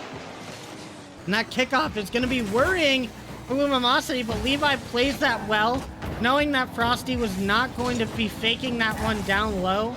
Makes the 50. Now Shy maybe looking for a demo on the back line, trying to allow their team a little bit more presence in that attacking third. Unable to find it though. Avid is going to go up early for this one. Aerolax, the closest one to the ball here, and able to clear it. Less than 10 seconds per goal needed for X3 Tactics if they want to tie this one up. Is there a chance? Shy hits it over to the corner. Frosty gets a tip on the ball, but it goes to a Lumosity defender. And with 6 seconds left, that is going to be game number 2. Lumosity tying up this all-important series for playoffs. Gotta say, well played to Lumosity. They're finding their offense in game number 2. It took them a little bit to ramp up, but it seems like both teams are fully into this series now and ready to play their hearts out in the remaining games. Now, it's all a battle of momentum at this stage. We're gonna have to see which team can hold on to the momentum the most. Right now, I would say it's in Lumosity's favor, but can swing to X3 Tactics so easily, especially with the goals that Frosty has been getting in this game number 2 in particular. If he could score more like those in this game number 3, you could definitely expect that momentum to go to X3 Tactics very quickly. Meanwhile, on Lumosity's side, I am going to be watching a little bit more for Levi. I must have put that clip in twice accidentally. Oh, it's because it went straight in from Avid. But I am going to be looking at Levi here. He did have some really good impact on some of these plays, some really good passes, but one thing I haven't seen from him is a lot of goals being scored. I want to see if he can get some goals of his own coming into this one. Usually when he switches to Batmobile, he gets some pretty impressive touches on the ball into the back of the net. Wondering if we'll be able to see that from him again. Either way, I'm sure he's happy with the assists he's been getting and the performance that his team is putting on. Now they just want 2 more game wins to confirm playoffs. But as we get into game number 3, momentum on the line here and match point for whichever team is going to be winning this one. No reverse sweeps anymore. That's reserved for Black Money Gaming matches only, it seems like, in this Swiss. But Avid going to put this far downfield. It goes only as far as Shy, who takes it over to Frosty. A little bit late on that flick, looking like a chance for the net though. Now Airlax past Trico, having to rely on Frosty a little bit, but getting caught up.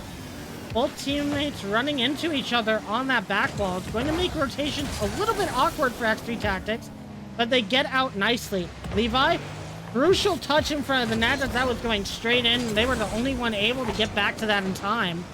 Now, gonna leave this ball over for Avid. Gonna hope that boost spawns. It doesn't, and Avid on 0 boost. Just gonna have to play the 50 instead. Parallax plays that 50 over to the other side of the field.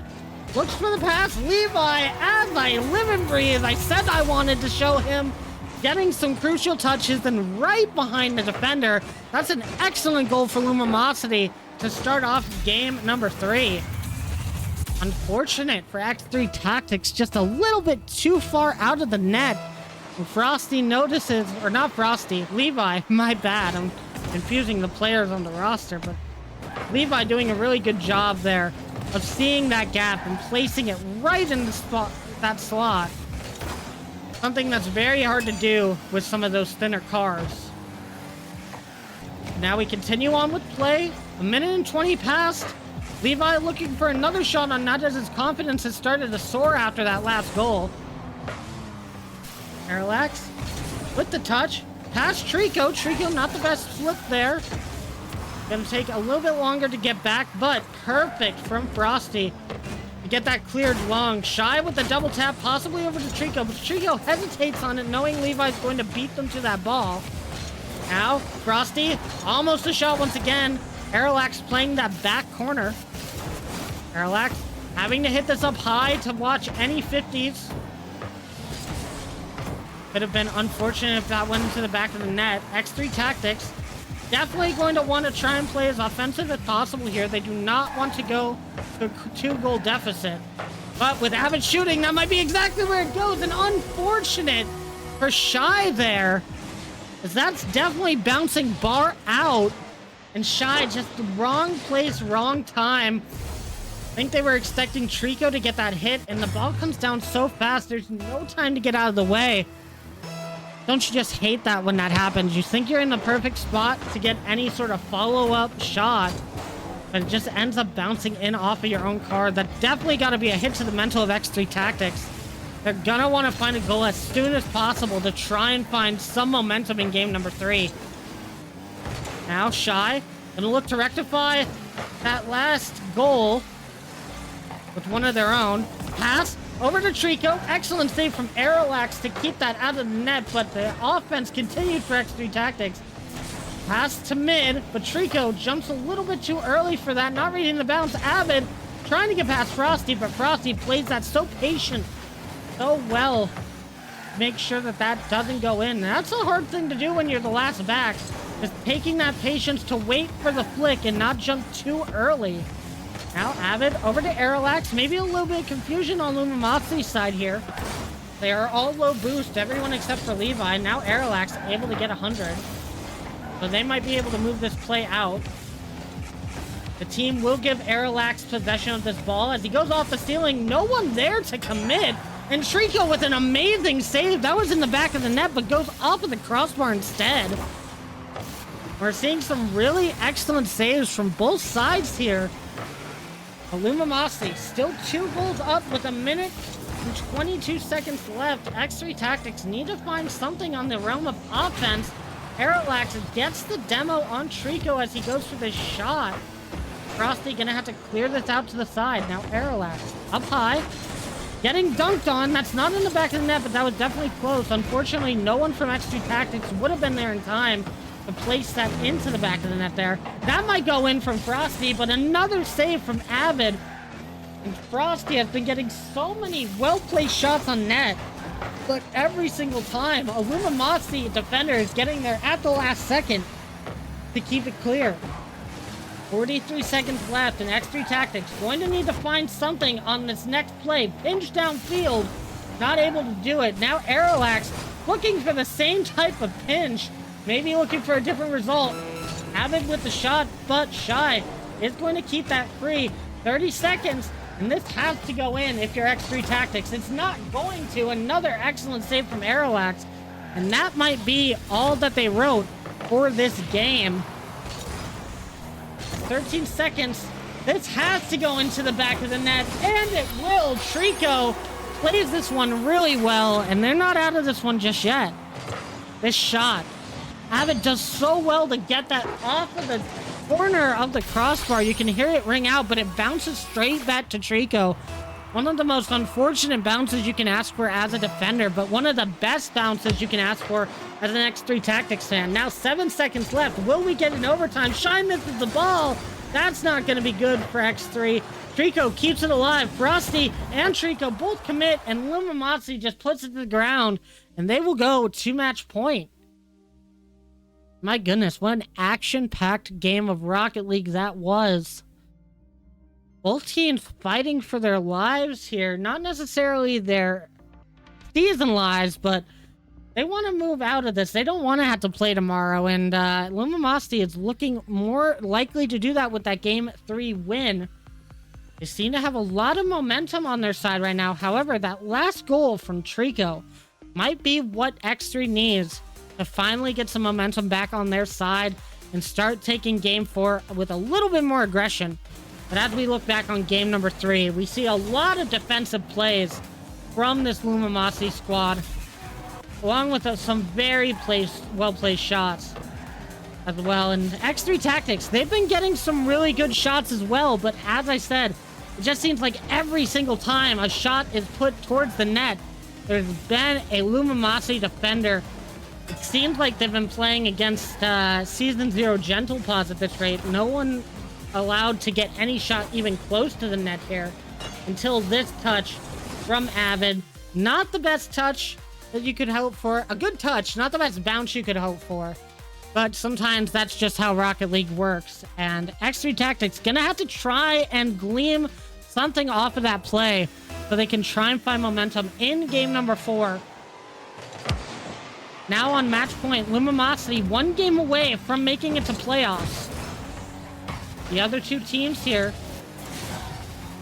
in Awoptic and Gentle Paws looking closely at these match results, knowing that if Lumimosity are to win here, that would confirm they would be playing for 2nd seed, as Trico is going to get the first goal here for X3 Tactics, and this is exactly what they want to see right now.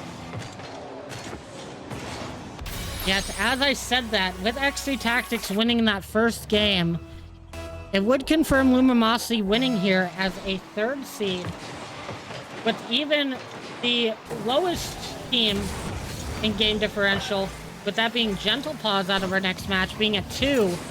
Even with a Game 5 victory, they would still tie Lumimosity, and based off of their ranking in the league before Swiss started, that would put Gentle Paws just above them in the ranks, giving them the 2nd seed. So Lumimosity playing for 3rd seed right now. X3 Tactics playing to keep this one going. Hopefully not finding a Game 5. Excellent from Avid there. Tough shot coming through from Trico. They're able to get the save, but they're going to need more than saves in this game if they want to take this. Meanwhile, X3 Tactics looking pretty here. Going into the second half. That's not the best from, I think it was Frosty. Maybe a little bit of a miss. Expecting Avid to get this flip reset. An extra touch. It's so slow, it just throws Frosty off by a tiny little bit. And that's going to go into the back of the net. That's not what you want to see if you're an X3 Tactics fan. Kind of a giveaway goal from the team there. Or Shy, trying to be in position, but not expecting any misses to come through.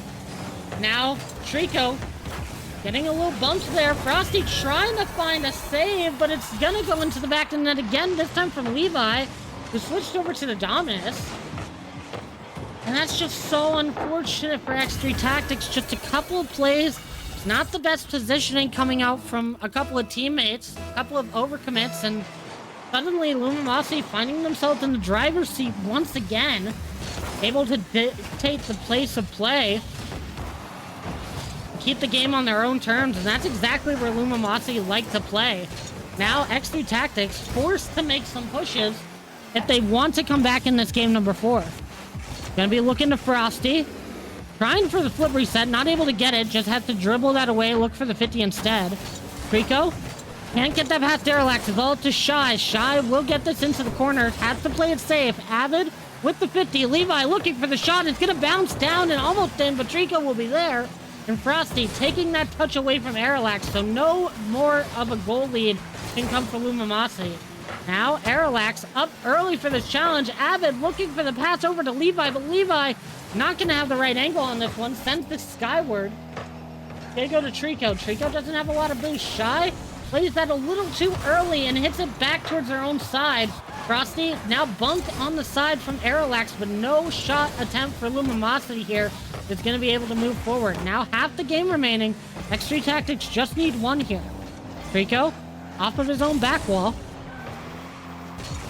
Looking for any sort of play, but going off of the back wall is so hard. You're expending so much boost to get the ball even to midfield. It's very hard to come up with a play unless you have some serious momentum on that first touch off of your own back wall to be able to move forward. Fortunately for X3 Tactics, not finding anything just yet, as Shy has to get a bump on Levi. Trico trying to get past Aralax. It might be an open net opportunity, but Shy bumping Aralax gets in the way, but not enough. It's going to be Avid putting another goal in for Lumimosity here. And a 2-goal deficit once again for X3 Tactics. This is looking scary for them right now. Minute 48 remaining going into the kickoff. They're going to need something here fast as they continue on with this. Now Shy, that's not going to be the best angle for them. They're very awkward off of that kickoff. Having to get a ball while facing backwards in your corner. I don't envy that position at all. Now Trico, over to Frosty. Good pass attempt from X3 Tactics. Now looking for another one. Over to Frosty again, but Avid just faster to the ball in this case. Now once more, the attack comes through. It's bouncing. Avid with the save. And once again, it's looking a lot like Game 3. Any good attempt that X3 Tactics is getting, it's going right to the Lumimosity defense, who just seems to be in the right place at the right time. Levi able to clear this one out, but they're not out of the woods just yet. Shy with the pass to Trico. Avid there, milliseconds before Trico puts that into the back of the net. And these margins are getting ever and ever closer for X3 Tactics. If they keep this up, we possibly can get another goal in their name, and that might be the momentum they need to keep this one alive. So far, All Lumosity as Aerolax is going to take this one to the midfield. Shy doesn't have any boost. Trico has low boost, has to go for this touch, but can't go for the follow-up. Shy touches a little bit heavy away from them, but does get the 50. No boost, though, in the midfield. It's going to be stolen away by the Lumosity offense. They're going to continue on. With less than 30 seconds remaining, needing at least a goal every 10 seconds now. They're going to need to push right now. This has to be a goal. Shy and Trico both go, but nobody commits on the touch. Shy has to play this back. 10 seconds remaining. Avid looking for the shot, but at this point, it's not going to matter. That's going to be the series, guys. 3 seconds left. Not enough boost in the tank, and it's going to be Lumosity who get 3rd seed and move on to the playoffs. X3 Tactics are going to be playing in round 5 tomorrow. That's our top seed coming into the Swiss. Going to be going all the way to round 5. I don't think anybody expected that. What a well-played series from both teams. It just seems that after game number 1, Lumosity really turned on the pressure, really turned on their offense, and their defense. It looked really good in game number 1 as it was. It just kept that the same, and it just seemed to be a little bit too much for X3 Tactics to handle. But as we said, they are not out of this one just yet. They have another match coming up tomorrow afternoon, and if they win that, they're in the playoffs. But round 5 is where it gets all to play for.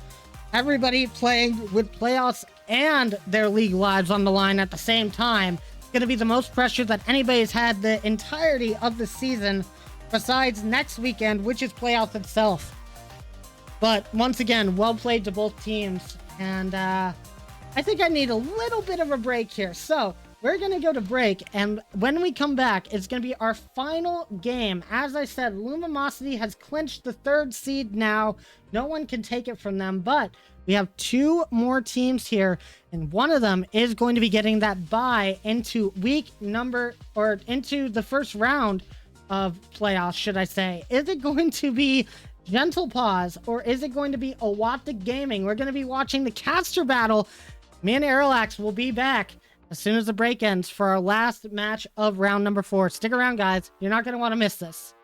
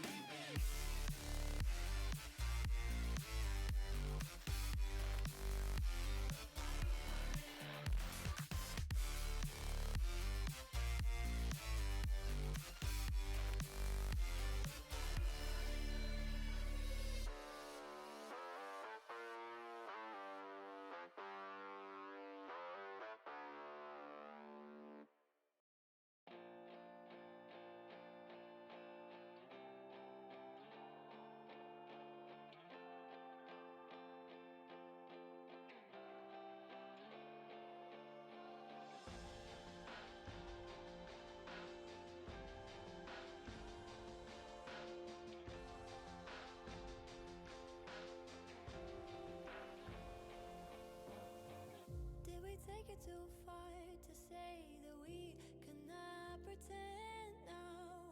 Wasn't ever enough to have just everything you want. In your shadow I found a place to hide me from my own thoughts. And if I ever got lost, you find a way to bring me home.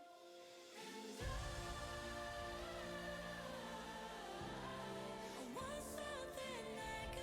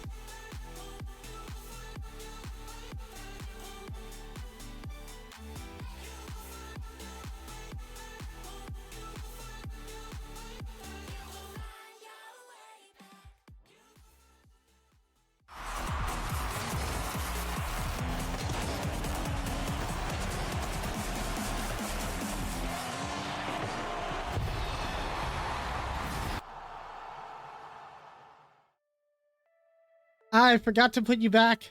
My bad. He's in front of where? me. Okay, I'll move over Okay. here for now. Hey guys, welcome on back to RFDL. We are here at the end of Swiss Round 4, and I'm here with Arilax. Arilax, I gotta just ask, how does it feel to already be in the playoffs? I mean, honestly, the only thing that's going through my mind right now is I'm cursed to be the 3rd seed going into playoffs. Yeah. Because Rule No was 3rd seed going into Season 0 playoffs. Now Lumimosity is 3rd seed. I'm cursed. And you keep having this you keep having this storyline where your team is kind of lower in the standings, usually at the bottom half of the standing, and then suddenly something changes, and then you're 3rd seed. So if we continue on this path of current or repeating history, you're not going to be playing next week. No. But let's hope that doesn't happen. But guys, we have one more match for you guys today before we decide what the matches are for our round 5 happening tomorrow. And we're here for the caster battle, Arilax. It's Awapted Gaming versus Gentle Paws, Docky versus Fire Streak. Winner moves to playoffs, loser plays tomorrow. That'll definitely be fun, because I know in particular there's a little bit of things behind the scenes, but if it is the case where specific teams do have to play tomorrow, there might not be full rosters there. So I know for a fact that these teams are definitely going to be fighting to get through as quick as possible so they don't have to deal with that. Yeah, I definitely think that this is going to be... I was thinking that this might be a game with some trolling, you know, a couple of casters against each other. Maybe see some funny things, maybe some Awaptic alone goals, some Gentle alone goals, you don't know. We've got both of the own goal teams apparently going against each other here, but I don't think that's going to be the case here.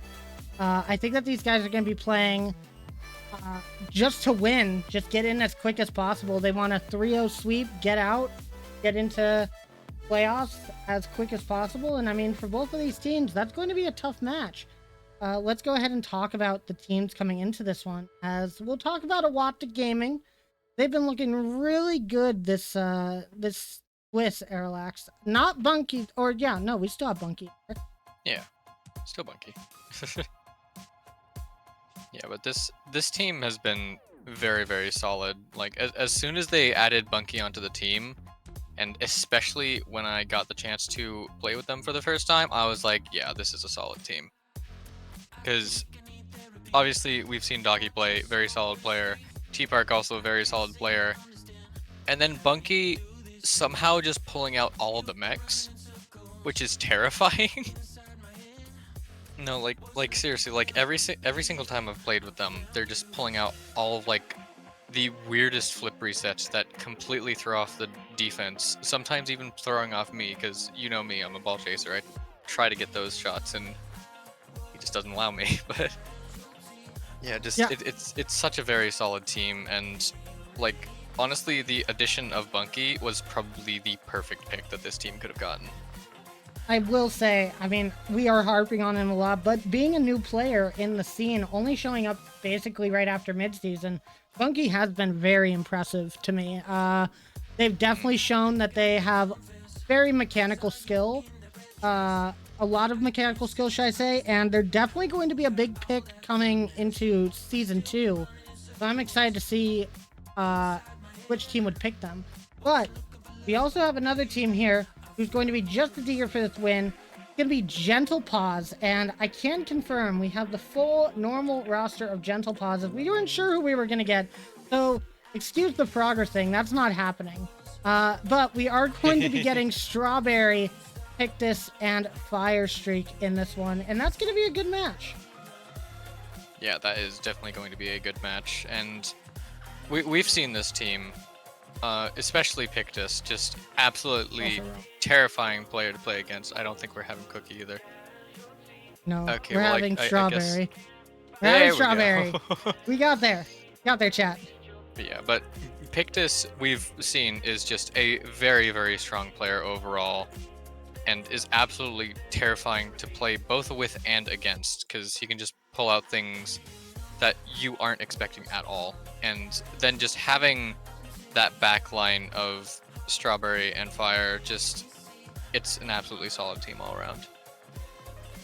Yeah, I would definitely agree. Now, I do see there's definitely a bit of a play style difference between these two teams. Awaptic Gaming usually goes for more team-oriented passing plays, just making sure the rotations are very solid, very concise, making sure that everybody's in the right spot at the right time.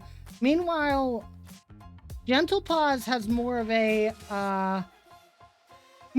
single man attacking style. It's more of trying to get the solo play, and along with that, trying to get the ball to Pictus as many times as possible. And with somebody with that kind of skill ceiling that he has, can you blame them? No. But I think Awaptic might be able to take advantage of that situation, as Pictus is usually the goal scorer for the team. If you can shut down Pictus, you're really going to be forcing Fire and Strawberry to kind of start picking up some of the slack on that accuracy and those goal scores. And when you put that against the rest of Awaptic, I think I would give the edge to Awaptic in this situation. But we don't know how these guys are going to be playing today, so it's all up in the air who's going to be taking that. But all the players are in the lobby, so we are going to be ready to start here soon. Arrow, do you have a prediction for us? Do I have a prediction? Well, I would, but I don't get paid enough for that. No, I'm kidding. Yeah, this is definitely a very, very difficult one, because, like, honestly, it's a bit weird to say this, but honestly, I feel like the biggest mashup on this field is going to be Bunky versus Pictus.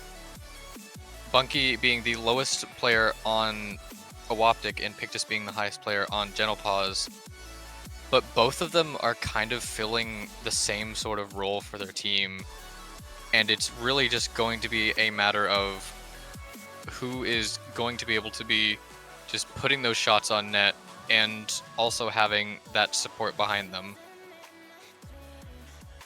But that's going to be very difficult, because obviously we know Pictus as very, very offense heavy, very threatening shots that he can put on net. But if we look at ranks in particular, doesn't have as much of a support behind him as Bunky would in terms of having Daki and T-Park. So it's definitely very interesting. However, I feel that Awaptic is going to have the edge here, and that is solely because of that support that Bunky is going to have, and also just the synergy that I've seen from this team. It's just, it's going to work very, very well for them. Yeah, I think it's going to go to. I just wanted to say that's probably going to go to 4, I believe. So you're going 4 in favor of Awaptic. Okay, 4 in favor of Awaptic. I honestly, you got on a bit of a tangent there. I forgot that we were doing predictions. I was like, dang, he keeps talking. But it's fine. Prediction for me, I mean, I have to say the same. I mean, I think that Gentle Paws is a very good team. I think that I have been impressed more during this Swiss by Awaptic.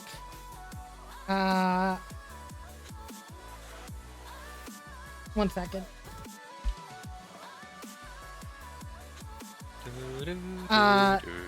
No, I've been definitely more impressed by Awaptic from the Swiss stage. Maybe that is due to the chalked mental that Gentle Paws came into round 1 with. But at the same time, I do think that it's going to be a tough match. I think it still goes to 4, and I definitely think that there's a good chance that Gentle Paws can turn this prediction on its head. But I do think if we're just looking at face value from what we've seen on the teams going so far, I'd say I'm going to be very confident in saying Awaptic in 4. And I have a bit of a update for you, and this is gonna be very weird. I'm intrigued. I was very tempted on this match to talk about how we have a plethora of West players in this match, and Bunky is Central, and the only actual East player, the option was there, and I gave it to the teams to play this on West servers. What we're gonna do is we're gonna start on West servers, and we're gonna move to Central if the servers are really, really bad for picking. Interesting. But they did all agree on playing on West servers, as that is where a majority of the teams are from. But if Pictus is having bad servers, we will switch it over to Central because everybody has pretty fair servers there. But even on high ping, I think Pictus will have no issue. Oh yeah. So I don't think, I think it's gonna be a good match either way. I'm very excited to see where this is gonna go, and we are going to start getting ready, guys. And then after this, we will be announcing the matchups before the stream ends for tomorrow. So make sure to stick with us after this match so you can be around to hear that, especially if you are playing tomorrow. But without further ado, guys, it is time for the last match of the day, the last match of round 4. It's going to be Awoptic versus Gentle Paws, both playing for their playoff spot, playing for the 2nd seed indeed. Who are we going to get there? Arilax, let's get going. Let's get going indeed. As we have Awoptic versus Gentle Paws. Immediately, Awoptic starting to get some pressure. We see Bunky trying to get that one mid. T-Park off the bar. Oh, they're calling for a restart already. And they are indeed calling for a restart. All right, well, we'll get that restart going for them, and this is kind of what we expected. Yeah, this is definitely what we expected, because you know how West servers can be. It can be a mess. Okay, so yeah, it is terrible. Apparently Pictus went through the ball on kickoff. If it's going to be that bad, we're just going to move it to Central and just say, good luck, everybody. Everybody usually has decent ping on Central. Yeah. And that is usually what the league rule says. Docky says SMH my head, but, you know, they can do it, and they can deal with it. It's fine. We are going to go to Central, and we are going to get this first game going back again. We need to make another prediction, or? No, I think we're good.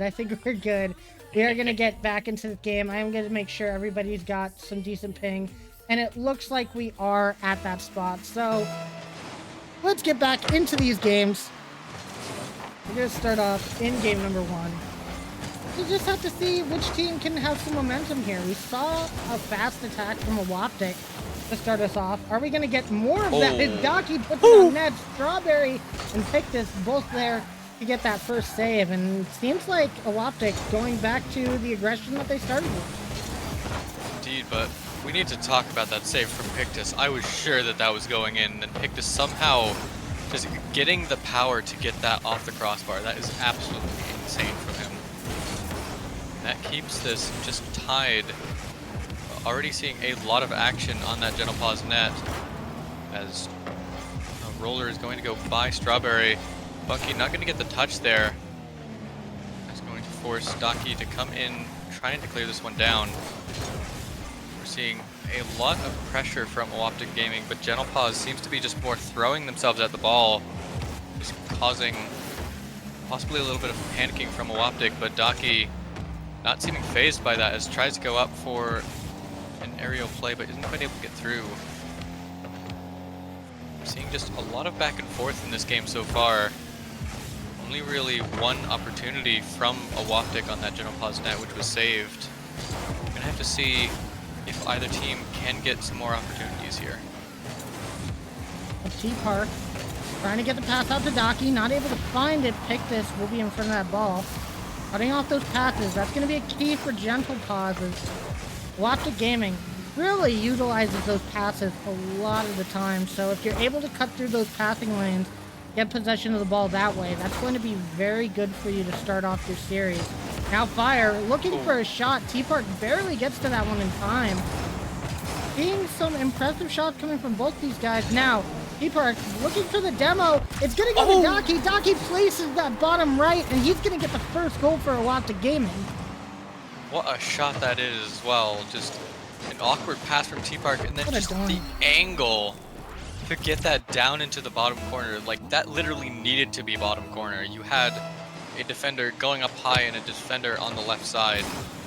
Daki somehow places that absolutely perfectly with enough speed to get that through. That is absolutely insane play. That's going to give Awaptic the lead here. I'm going to try to increase it, but T-Park just not quite there to capitalize on that ball rolling in front of the net. I'm seeing a lot of the theme here of Genopause just sort of banging the ball away, not really taking as much possession as they might want to. As we see it here, Pictus just blasting this one off the back wall, but it's going to work out as neither defender is able to touch it, and Pictus is going to tie up this game. And if you give Pictus the space, you know he's going to be able to shoot this on net. Unfortunately, that bounce just so hard to read off of the back wall when you're just stuck in defense like that.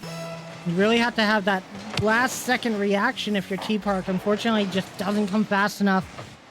But suddenly, moving downfield, a pass to Daki from Bunky. That could have been a really good chance for Awaptic, but it was put off to the side. Maybe by accident even. And that's an excellent fake from Strawberry, getting through most of the Awaptic Gaming defense here, and they take the lead. Very well played from Strawberry there, just positioning herself perfectly to get a 50 if it were to come through. It just rolls right in front of the net, so just another 50 puts it in. We see a bit of a kickoff strat there, as we saw Strawberry actually pushing up for that mid boost, going for the aggressive play when they're already up a goal. Very much like to see that, as that just shows that Genopause has come to play. Pictus is going to have to save this away. T-Park trying to pass the one down, isn't quite able to, but now Fire with the cut past Daki, going to try for the double, gets it mid, but T-Park going to be there to clear that one away. T-Park. You saw that demo arrow on Strawberry. I will say that was crucial. Strawberry was in the perfect spot to get that goal, and that would have been a 2-goal lead for Genopause, which might have been too much for Awaptic Gaming to come back from. Indeed, it would have been, but Genopause still only up by 1. However, Awaptic getting put under a ton of pressure, and it's starting to seem like they can't really break out of it. But as I say that, a massive clear going down to the side. Daki has to put that one off to the side so Fire can't get a good clear on it. Now Bunky going to be off the ceiling. Pictus is going to clear that away. So much pressure from Awaptic, and I know this is Genopause, but under this much pressure, I'm sure that that defense is eventually going to crack. Now Bunky playing that off of their own corner, able to get it midfield, but that's going to leave Awaptic in a dangerous spot as Fire is taking the confident shot over to Pictus from Strawberry, but that's going to be saved by Daki. Fire Street has to get the save on this one, and does. Strawberry now in an awkward situation, trying to pass out. It goes over to Fire. Fire getting dunked on this ball. It's going towards the net, but Pictus in the perfect spot. We've seen this multiple times from Awaptic, and now a goal left open for Pictus. This game 1 is going to be over. I mean, it's not quite over yet, but with these shots that Genopause has been putting on, as well as just keeping up that pressure, while I did say that it might not be over, it is pretty much over, because Genopause has just put on so much pressure, especially off that kickoff there. Daki is being able to save that one away. Now Genopause just able to clear this one down. Coming up on 10 seconds left, the demo attempt as well. That is pretty much going to be game, as Genopause is going to take game 1 in this series, which is going to work out very, very well for them. Genopause looking really good to start off, and I think when we did our predictions, we didn't really focus in on how much of a carry factor Pictus has. 667 points alone in this game, which is, I think, double of what Strawberry and Firestreak have combined. And I mean, not to say that Pictus is the solo carry, but my goodness, he absolutely just did every single thing that he needed to right that game. Yeah, and that's terrifying. Like, come on. Like, we had a fantastic shot from Daki to start it off, and then Genopause just started putting shot after shot on net, and Awoptic just was not able to deal with that pressure. They played that so very well. Along with that, every single shot that Awoptic was taking, it just seemed like it was just out of the way, like at the last second. Made just like a save, just made by the Gentle Paws defense. They're looking as good as they did in Season 0, and we're gonna have to see if Awoptic can get past that defense somehow. Yeah, we will have to see indeed, but either way, Genopause is going to take that first game. As we move on to game 2, we're gonna have to see if Awoptic can turn this game around. As we're going to have first kickoff in game 2. T-Bark going to get a good beat on Pictus, but Fire just going to slam that one downfield, has an open shot, and is going to nail it. And Genopause is just keeping up that momentum in this game. And that's just a bit of an overcommit here, and Daki can't get around Bunky in time to get to that shot. It's gonna be a bit too much of an overcommit. Not what you want to see as an Awoptic Gaming fan going into this game number 2. Definitely don't want to give the lead too early, and definitely don't want to see that from Daki. Barely missing on that ball, unable to get the corner boost as well, having to dodge that bump that was coming out. Looking like Gentle Paws are in the driver's seat to start this one. Now Fire going to have to play this one slow, does get the mid boost, and T-Park going to have to rotate out to allow another teammate to come through. Now Fire with the redirect, it's going to be a little bit soft over to the side. Daki with clear, going off of his own corner. It's going to be very hard to find an attacking angle with that much boost, so he just leaves it for a pass midfield. Fire Streak immediately cuts off the passing play in the midfield, and now we're back on the Awoptic side. We're seeing a lot of pressure once again from Genopause. They're starting to keep control of this ball, which is putting Awoptic under a ton of pressure. Daki gonna take control of the ball here, trying to get this pass one, but Pictus just gonna be there, reading that misplay very well. Now Bunky gonna try and go for this, but T-Park takes the boost, opting to take it for himself. Now the pass mid, nearly hitting Daki, but not quite able to.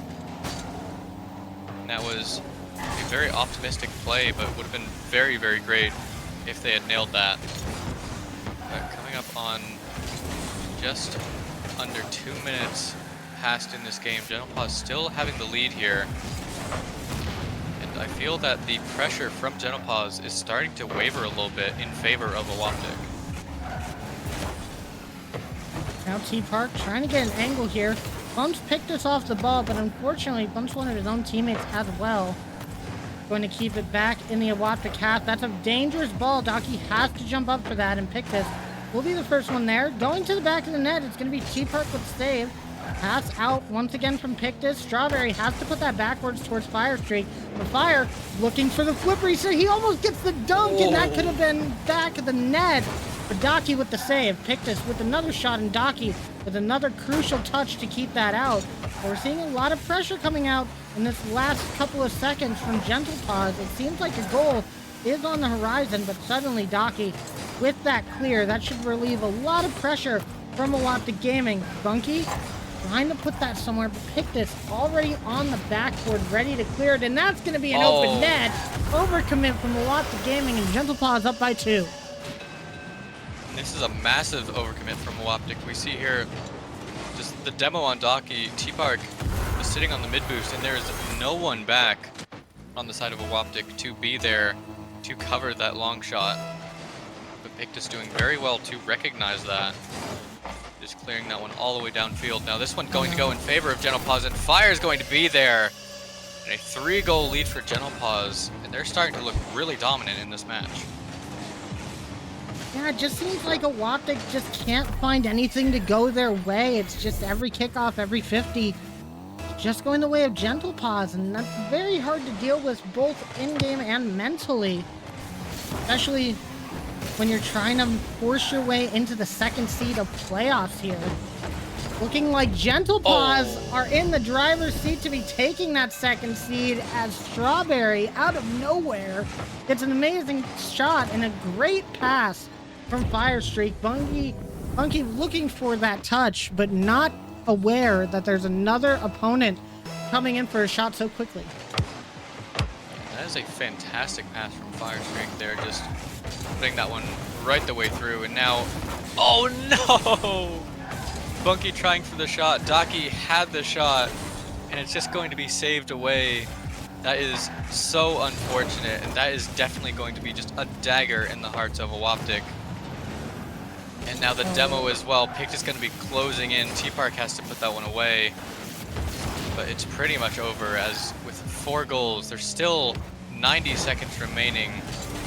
But it's pretty much all but over.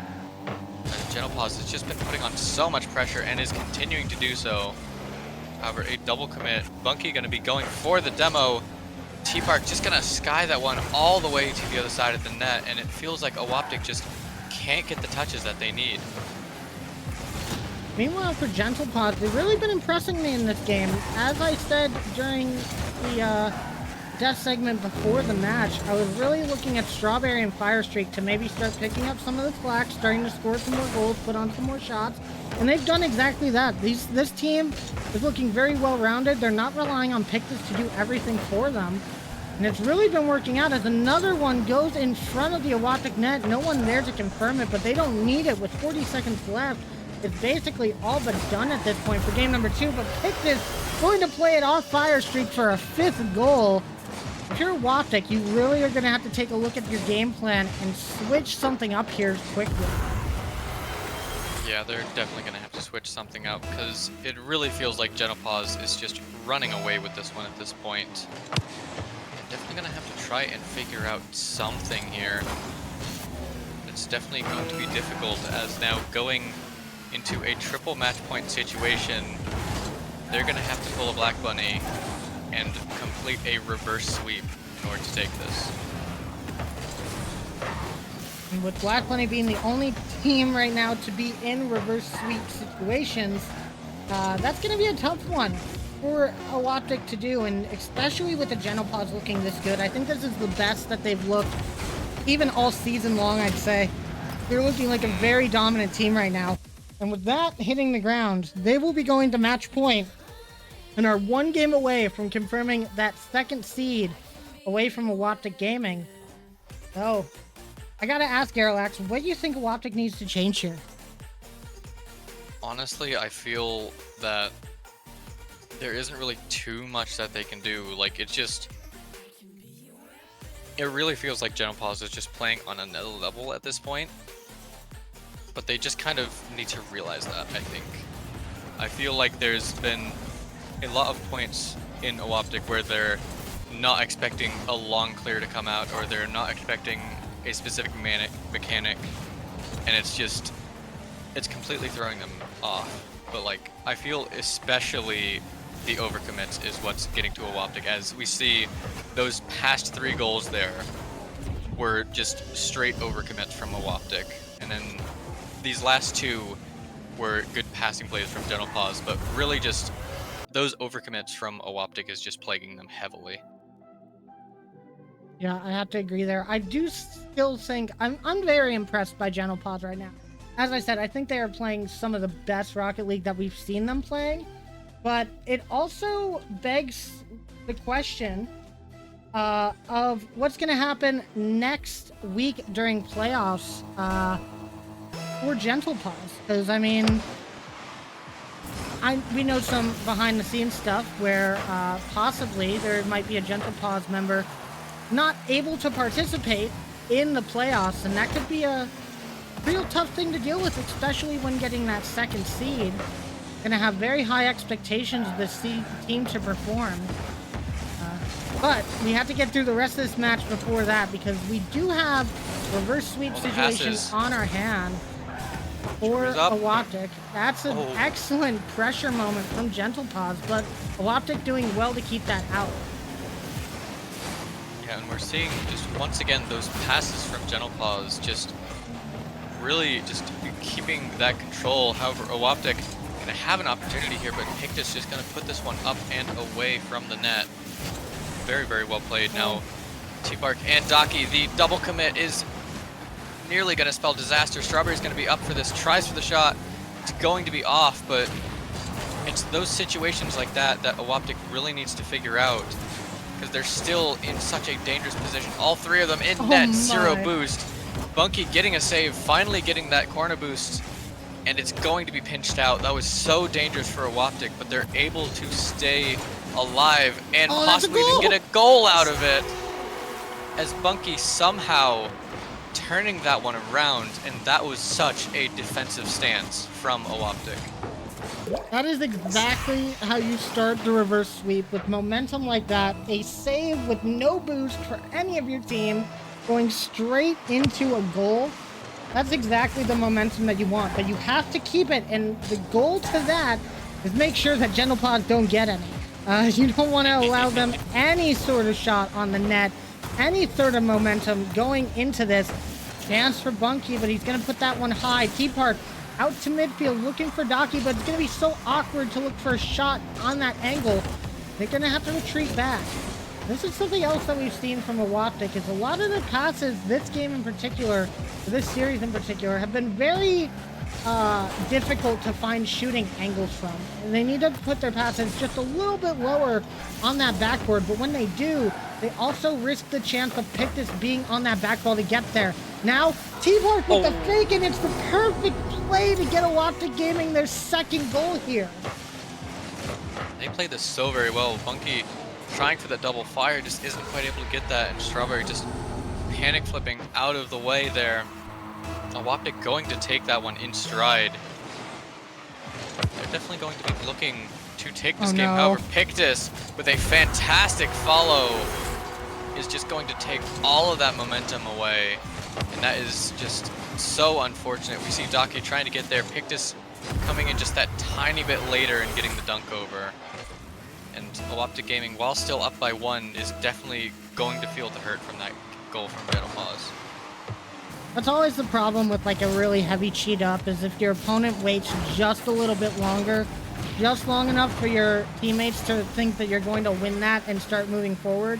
That's all it takes for a counter-attack the other way, and with no one in the back of the net, it's probably going to be going in. And that's not going to be good on the mental, as is this shot, but it's going to be a little bit wide from Pictus.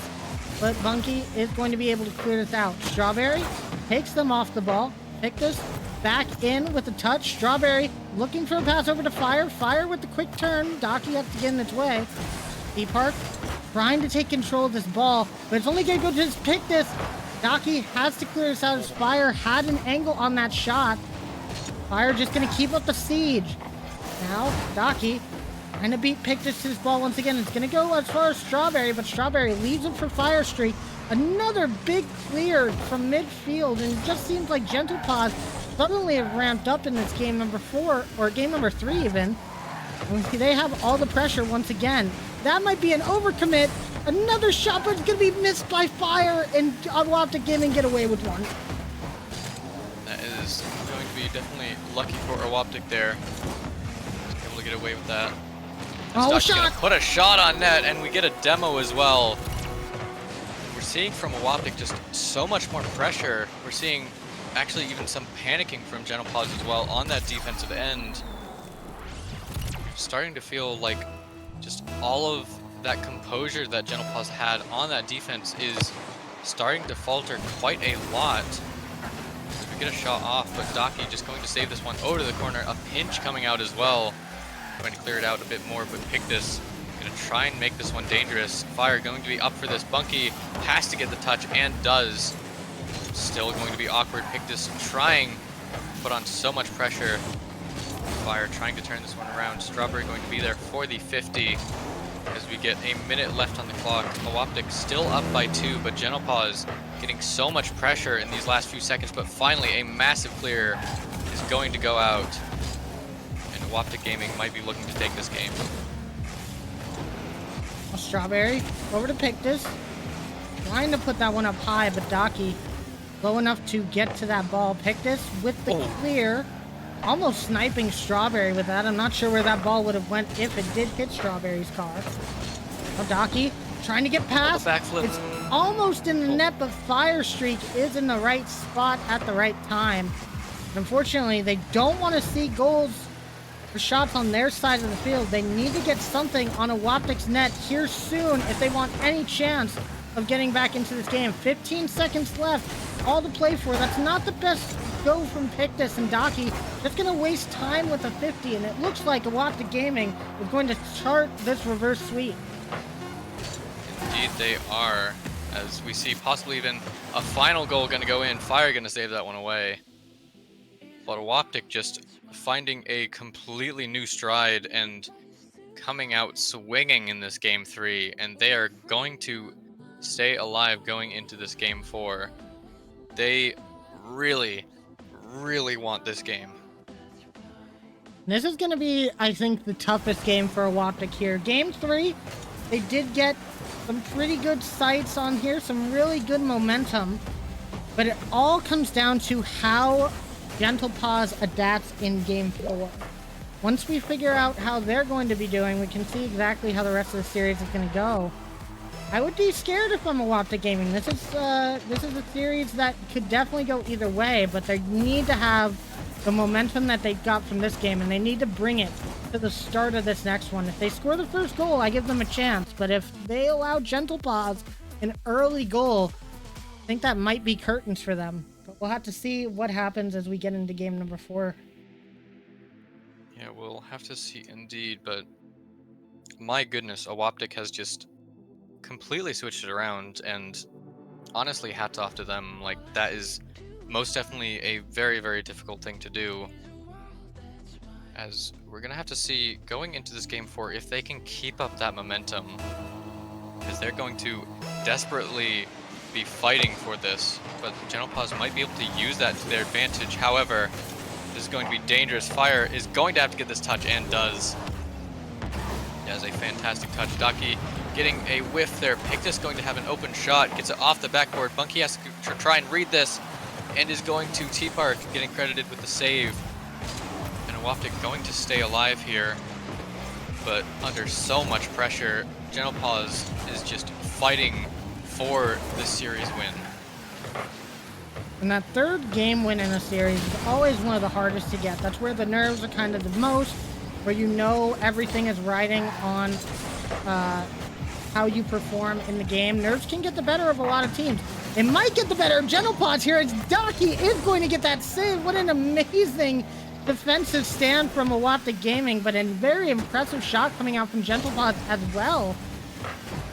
This is where it all comes down to who gets the first goal, I think. As I said, between games, I think the team that gets the goal first is going to have a major advantage in this game 4, and possibly game 5 if it does turn out to be a Waptik Gaming who wins this one. Now, Daki having to play this past Fire Streak. Strawberry maybe over on the side, gets this up towards Pictus. T-Part can't get the touch. Is that in the back of the net? No, it's rolling up off the post. And I think Pictus thought it was in. Strawberry with the shot. Save. Monkey can't get there in time. Fire Streak scores the first for Gentle Paws. That is just so much pressure from Gentle Paws there. Just a fantastic save from Daki, and then Fire getting the shot past all 3 defenders. Slow enough so that it gets by T-Park and Daki, and fast enough so that Bunky can't get back to that.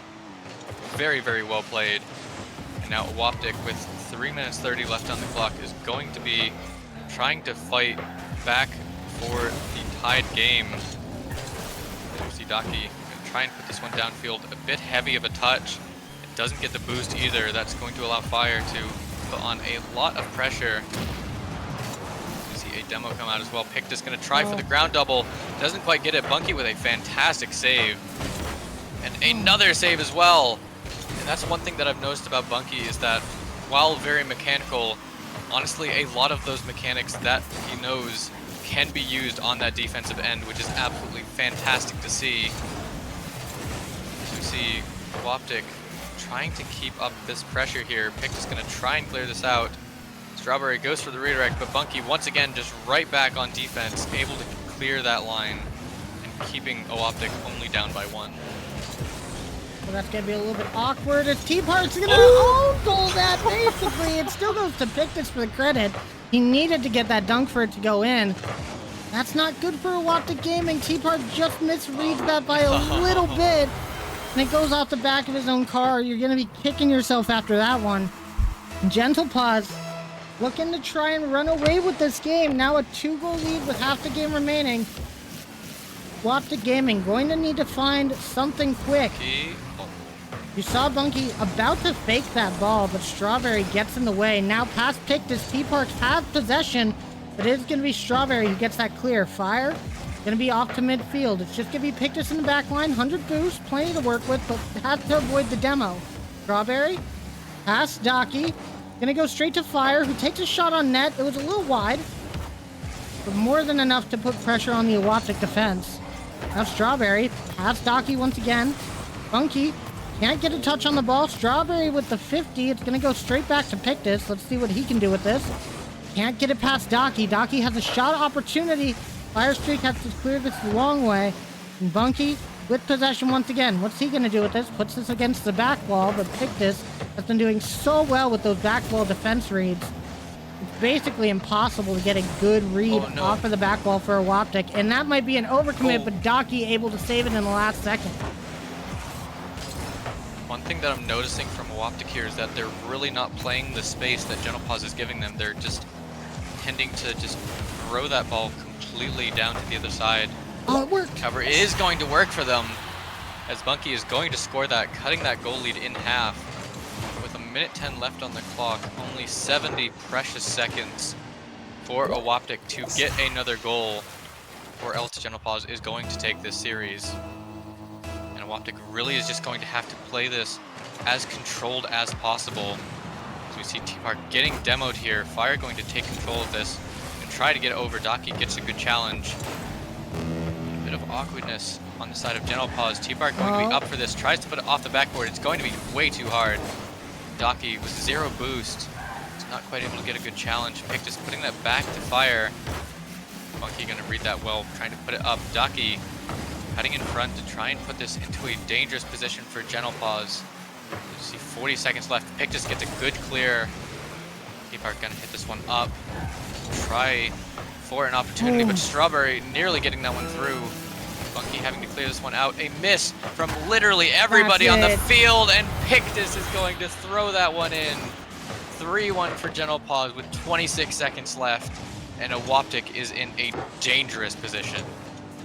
They're going to need some kickoff shenanigans for sure. Just a little bit of an overcommit, and you expect Pictus to be able to put a shot like that in. And they do so. Now, this isn't the best kickoff for OpTic. It will go to Docky, though. Bunky will get it past one, but gets bumped on the play. Pictus just going to play for the long clear, and that might just be enough time taken off the clock, especially with all this stalling that Gentle Pause can do now. T-Part has no boost. It's the last 10 seconds. Docky needs that in the back of the net. Pictus is going to be there, and that's going to be it, ladies and gentlemen. Our second seed in playoffs. It's going to be Gentle Pause with its final goal going in from Pictus. And they played this so very well, coming out absolutely swinging. And OpTic was able to take that third game, but Gentle Pause just able to figure out what was going on and just keeping up that pressure so much. Just hats off to this Gentle Pause team. They absolutely deserve that second place seed. And that's really tough for OpTic Gaming. They really had a lot of chances, but just in the end, the defense was so strong from Gentle Pause, and they just seemed like a team on a different level as of that moment. But Gentle Pause is going to be taking the second seed going into playoffs. They will be getting that bye. But as I said, Aerolax, with them going to be missing out on a team member going into playoffs, we're going to have to see how Gentle Pause fares going into next Saturday. But congratulations to them. As for OpTic Gaming, they're now going to be playing tomorrow even for their bracket lives here in the playoffs and in the league in general. and we're gonna have to see what those matchups are, as I'm sure after this we're going to take a little bit of a break, figure out those matchups so that we can hand them over to you so you guys can get as prepared as possible to fight for those final few spots in playoffs. Yeah, as Arilax just said, we are going to go to a little bit of a break. We are going to go ahead and take a look at the matchups, see what matchups we're going to have for next week. And when we're back from the break, we are going to announce those and then end the day there. But once again, congratulations to Genopause at getting the 2nd seed. And if you stick with us after this break, guys, we will be back with our round 5 matchups. So don't go anywhere. We will be back.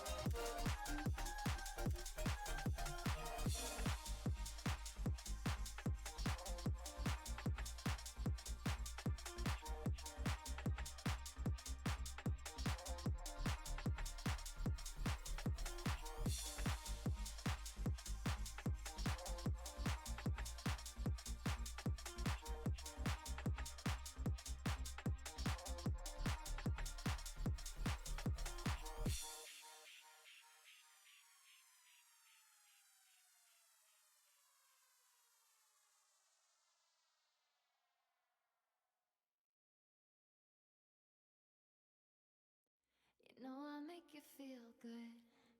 Don't you wanna feel good, good, good?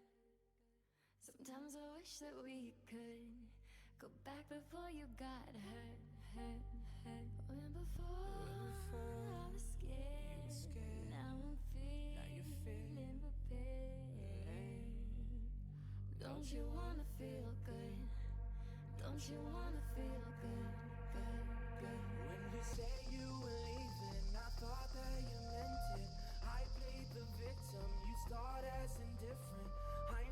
double standard with rose-colored lenses. Hate to admit it, you're better off.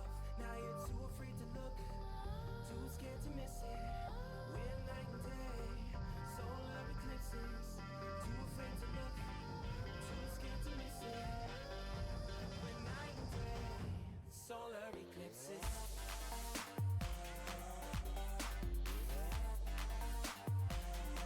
Solar eclipses.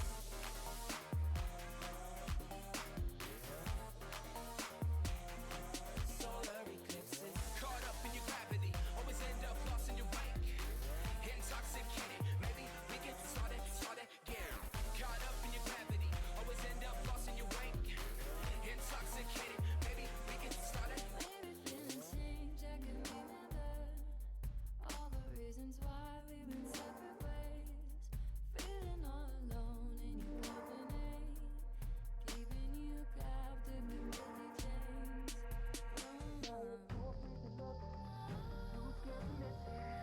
We're night and day, solar eclipses. Too afraid to look, too scared to miss it. We're night and day, solar eclipses.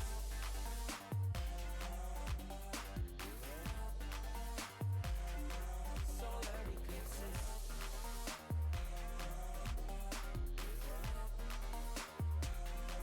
Solar eclipses. Caught up in your gravity, always end up lost in your wake. Intoxicated, maybe we can start it again. Caught up in your gravity, always end up lost in your wake. Intoxicated, maybe we can start it again. Tomorrow we build, depends on the future we want, we can make it as real. Maybe we will go, give up the ego. Making it feel good. Too scared to just let it go. Too scared to just let it go. Tomorrow we build. Depends on the future we want, we can make it as real. Maybe we will go. Give up the ego. Making it feel good. Too scared to just let it go. Too scared to just let it go. Caught up in your gravity, always end up lost in your wake. Intoxicated, maybe we can start it again. Caught up in your gravity, always end up lost in your wake. Intoxicated, maybe we can start it again.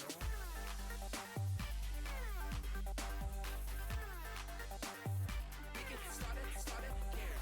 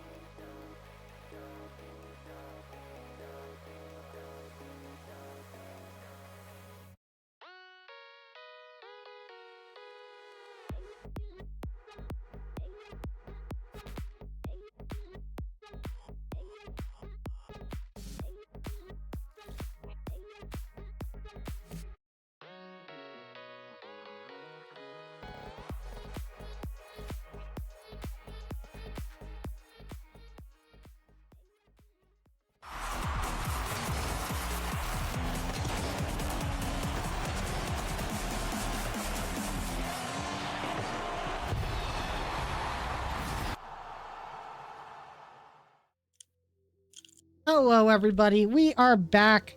RFDL round 4 of Swiss is done.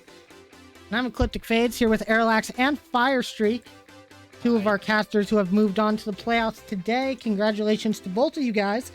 But with your games being done for the weekend, we have one more day of games coming up tomorrow, and we have the matches for them, guys. If you want to take a look on our sheet right here, we got them all for you. We got Protogen Rebellion versus Fox Clan, X3 Tactics versus Big Dragon Squad, and Awaptic Gaming versus Black Bunny Gaming. All of these games, win and you're in playoffs, lose and you are out of the season. Round 5 is going to be tough for all of these teams, guys. We're getting to the final stages. What are you looking forward to tomorrow? Rocket League, mainly. I mean, I wouldn't choose a specific match that I'm most excited about. And honestly, I am very excited to see Awaptic Black Bunny. I think that's going to be a really solid series. And yeah, I think that that one's going to go down to the wire because Awaptic has been playing really solid lately. So Yeah, I am definitely excited for that match as well. Like, it feels like Black Bunny has just been thrown through the ringer in terms of this Swiss bracket, and they've come all the way to round 5. So they're definitely going to be just fighting for that playoff spot, but we know Awaptic. They're going to be fighting for that spot as well. That is going to be an absolute clash, and I am very excited to see it. Yeah, I have to agree. I think that's definitely going to be one of the bigger matches of the day. Of course, X3 Tactics versus Big Dragon Squad, our first seed versus our third seed, one of them not making playoffs. That's also going to be huge too. And I don't think this Big Dragon Squad has had to play against X3 Tactics yet with their new roster, so that could really switch things up a little bit. Meanwhile, Protogen Rebellion Fox Clan, I think that's going to be a great match as well. Protogen has been on an upwards tick as of lately. Meanwhile, Fox Clan haven't been getting the best results lately, so maybe we get a couple of upsets tomorrow going into the playoffs. But either way, I think we're all ready to see some great Rocket League. And with that being said, I think we're ready to call it a day here. It's been a long day here on the desk for our casters. We all want to get some rest, get some food before RFDL After Dark starts tonight. So guys, make sure to tune back in tonight for some RFDL After Dark action. And of course, come back tomorrow at our normal time of 3 p.m. EST to start round 5 of the Swiss. We are going to find out who's making it into playoffs tomorrow. And next week will be our final week of RFDL Season 1 as we finish off these playoffs and get our first official champion of this league. I'm so excited to get this one going, and I am ready for tomorrow. So you all have a good night. We'll see you here for After Dark, and we'll see you tomorrow for the end of the Swiss stage. Have a good night, everybody. See ya! Bye!